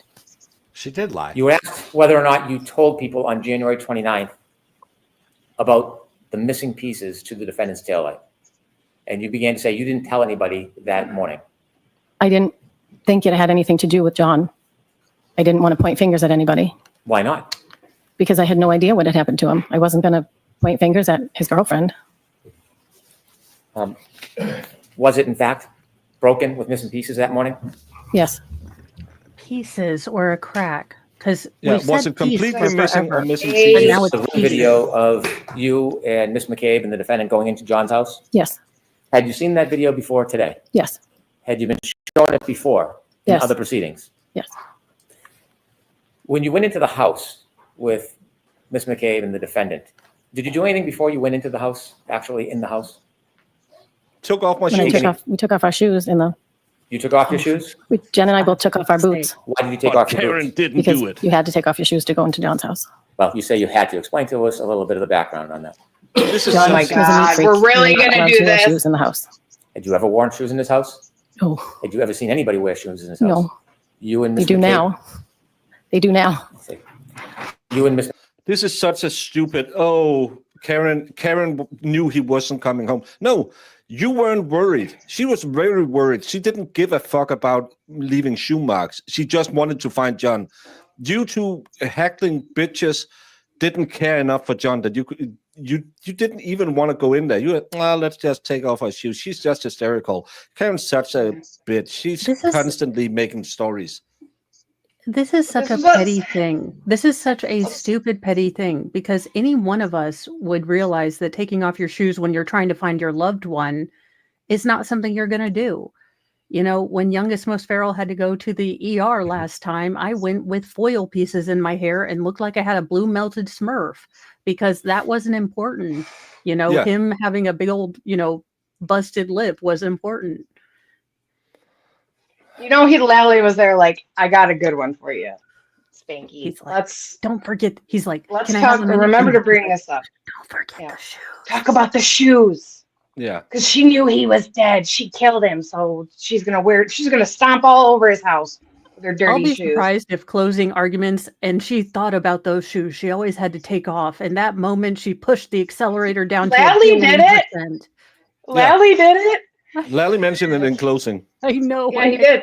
did. He said she knew. That's why she didn't take off her shoes. I'm like, oh, this is dumb. It's my a bit of God. a stretch. McCabe took your Yeah. shoes off? Yes. Did the defendant take her shoes off? She did not. How do you remember that? Because Jen and I was Guilty. standing there for about a good 2 minutes Guilty. trying to get our boots off, and she had already gone in the house. So you weren't that gives a worried about flying John. F. Do you know why you were called that morning? No. You were his best friend in Did the you whole volunteer world. to be part of this Yes.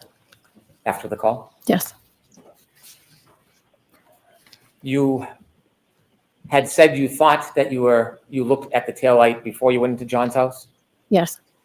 Do you remember actually seeing the tail light that morning? I do. Was it simply cracked? No. Do you know that the portion of the ring video from when you came out of the house with the defendant, Miss McCabe, do you know that that portion is missing? Objection. Sustained. What? Have you ever seen Oh my any God. ring video We're gonna do this depicting again.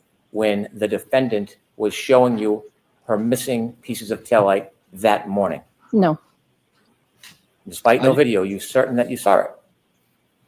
Say it Why again? didn't the Are you certain motion that you looked at activated it camera with the pick that defendant up? that morning in that driveway? Objection. Sustained. I'd like to play clip 3, please. Okay. You're speculating. You've been speculating since the beginning. The question was sustained. How is he playing a video Okay. based off that last question?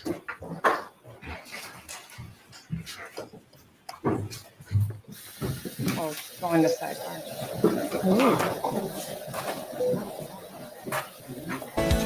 Quiet, folks, still on the record. Counsel had asked you if it was you.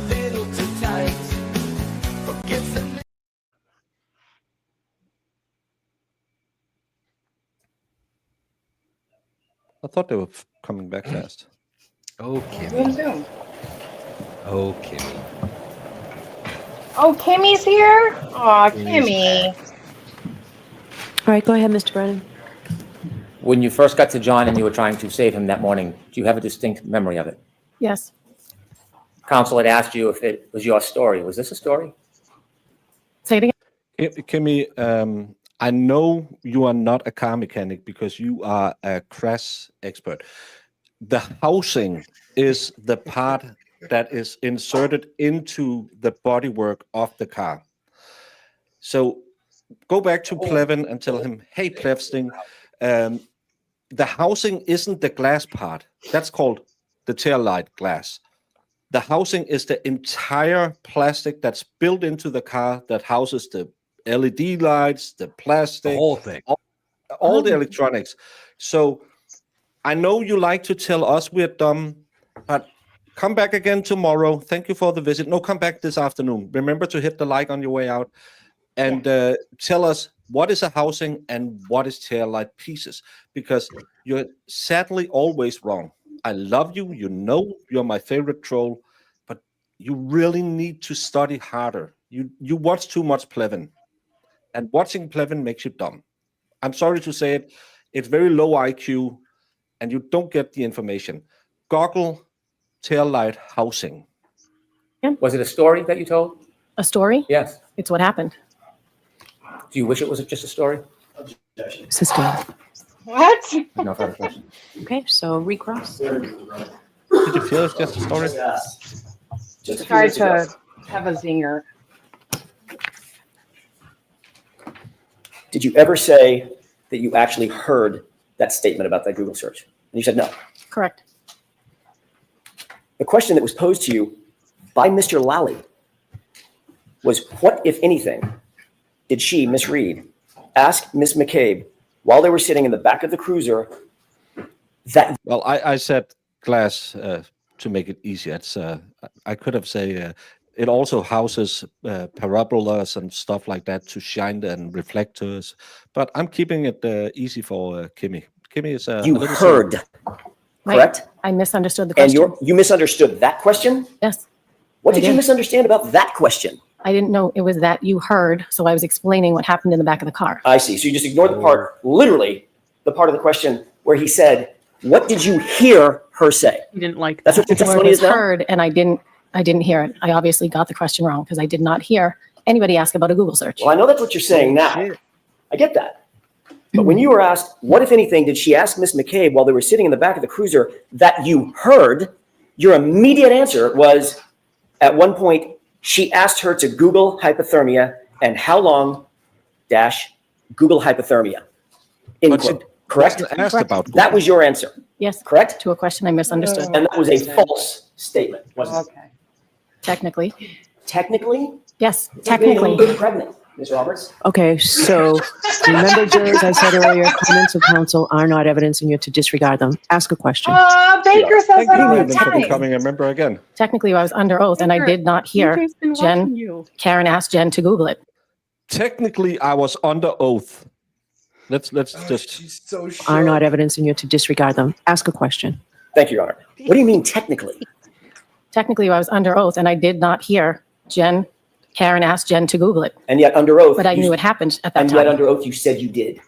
Correct. And that was a lie, correct? Objection. Correct. Is that a lie? Did you lie? I did not intentionally. But you did. Intentionally. Okay, that's the end of Understood this. the question, Mr. Jackson. All right, is there any other question or was that I it? didn't hear what you just said. I said I misunderstood the question, Mr. Jackson. That's what you're saying now, correct? That's what happened. All right, Oh, look at her. okay. In that quote, you said, Gotcha, bitch. at one point, she asked her to Google hypothermia and how long. Then you corrected yourself and finished with Google hypothermia. What did you mean by how long? What were you about to say? I don't recall. Liar. Someone told you something about a phrase that started with how long? I don't recall. I don't recall. Like, for instance, how long to die in cold? I don't recall. Okay. All right, Ms. McKay, I'm sorry. The timeline will be this trial's. Thank you. Oh, yeah, laugh. Yes. You shouldn't be laughing. You should be praising God that you lied on behalf of the state. May I? Yes. I'd like to play clip 3, please. One of those stupid interview clips again. Yeah, I'm just gonna pepper them throughout the trial. It's so annoying. So we can review this. There's a lot of clips. I'm not sure what this is. I'd like to see it first play. All right, how long a clip is this? Probably about 10 seconds, 15 seconds. All right. Jurors, we're going to ask you to take a break, and we'll bring you back in, and we'll see you at 10 seconds. All right, we'll give you a 5-minute break.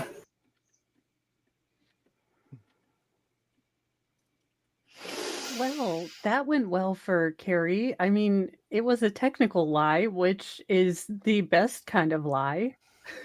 It was a technical and a factual lie, but Jen didn't make me do it. It was a structural lie. No, it's just a lot of like Jen's telling her things and she's are pretending unmuted. like, you know, oh yeah, I remember that. Okay, damn. So dumb. Yeah.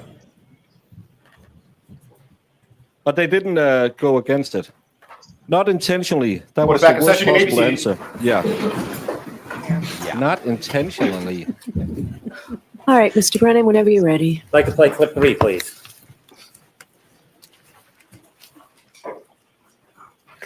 When my car was seized, there was a few small pieces of taillight missing that I had picked out at John's at 5:45 before we drove over to Fairview. I'm showing Terry, look what I just did to my light, and I'm worried that there's gonna be some kind of electric short circuit. There's the bulb is showing, and some of the red plastic's missing. So I picked pieces out of the light housing that had kind of collapsed within the light and dropped them in John's driveway.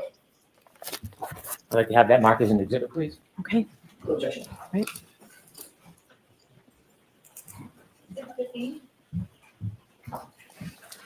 All right.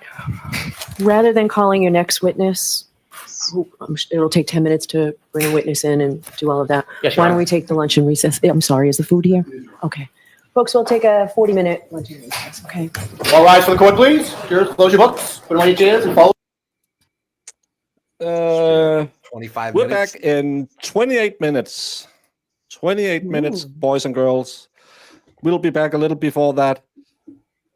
So we can talk about this because I need some manger right now because it's 7 o'clock my time. I'm going to redirect to my stream. I think the rest are going to redirect to their streams. And Jamie will go to have a little tinkle like Jen McCabe at Hank Lang's house.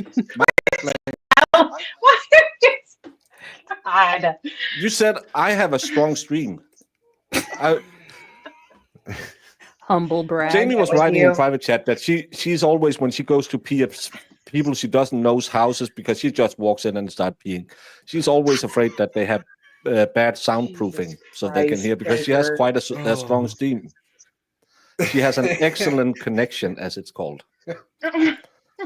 You're This is why you don't watch this trial with a lawyer, because you wouldn't have these kind of insights. I know. I did not learn that, but I'm proud of you, Jamie. And as long as you don't do the no hands, no eyes challenge like my boys, I just had the Austin Powers scene flash in my head where he's peeing for like 30 minutes. That's disgusting. Quit it. Who does number 2 work for?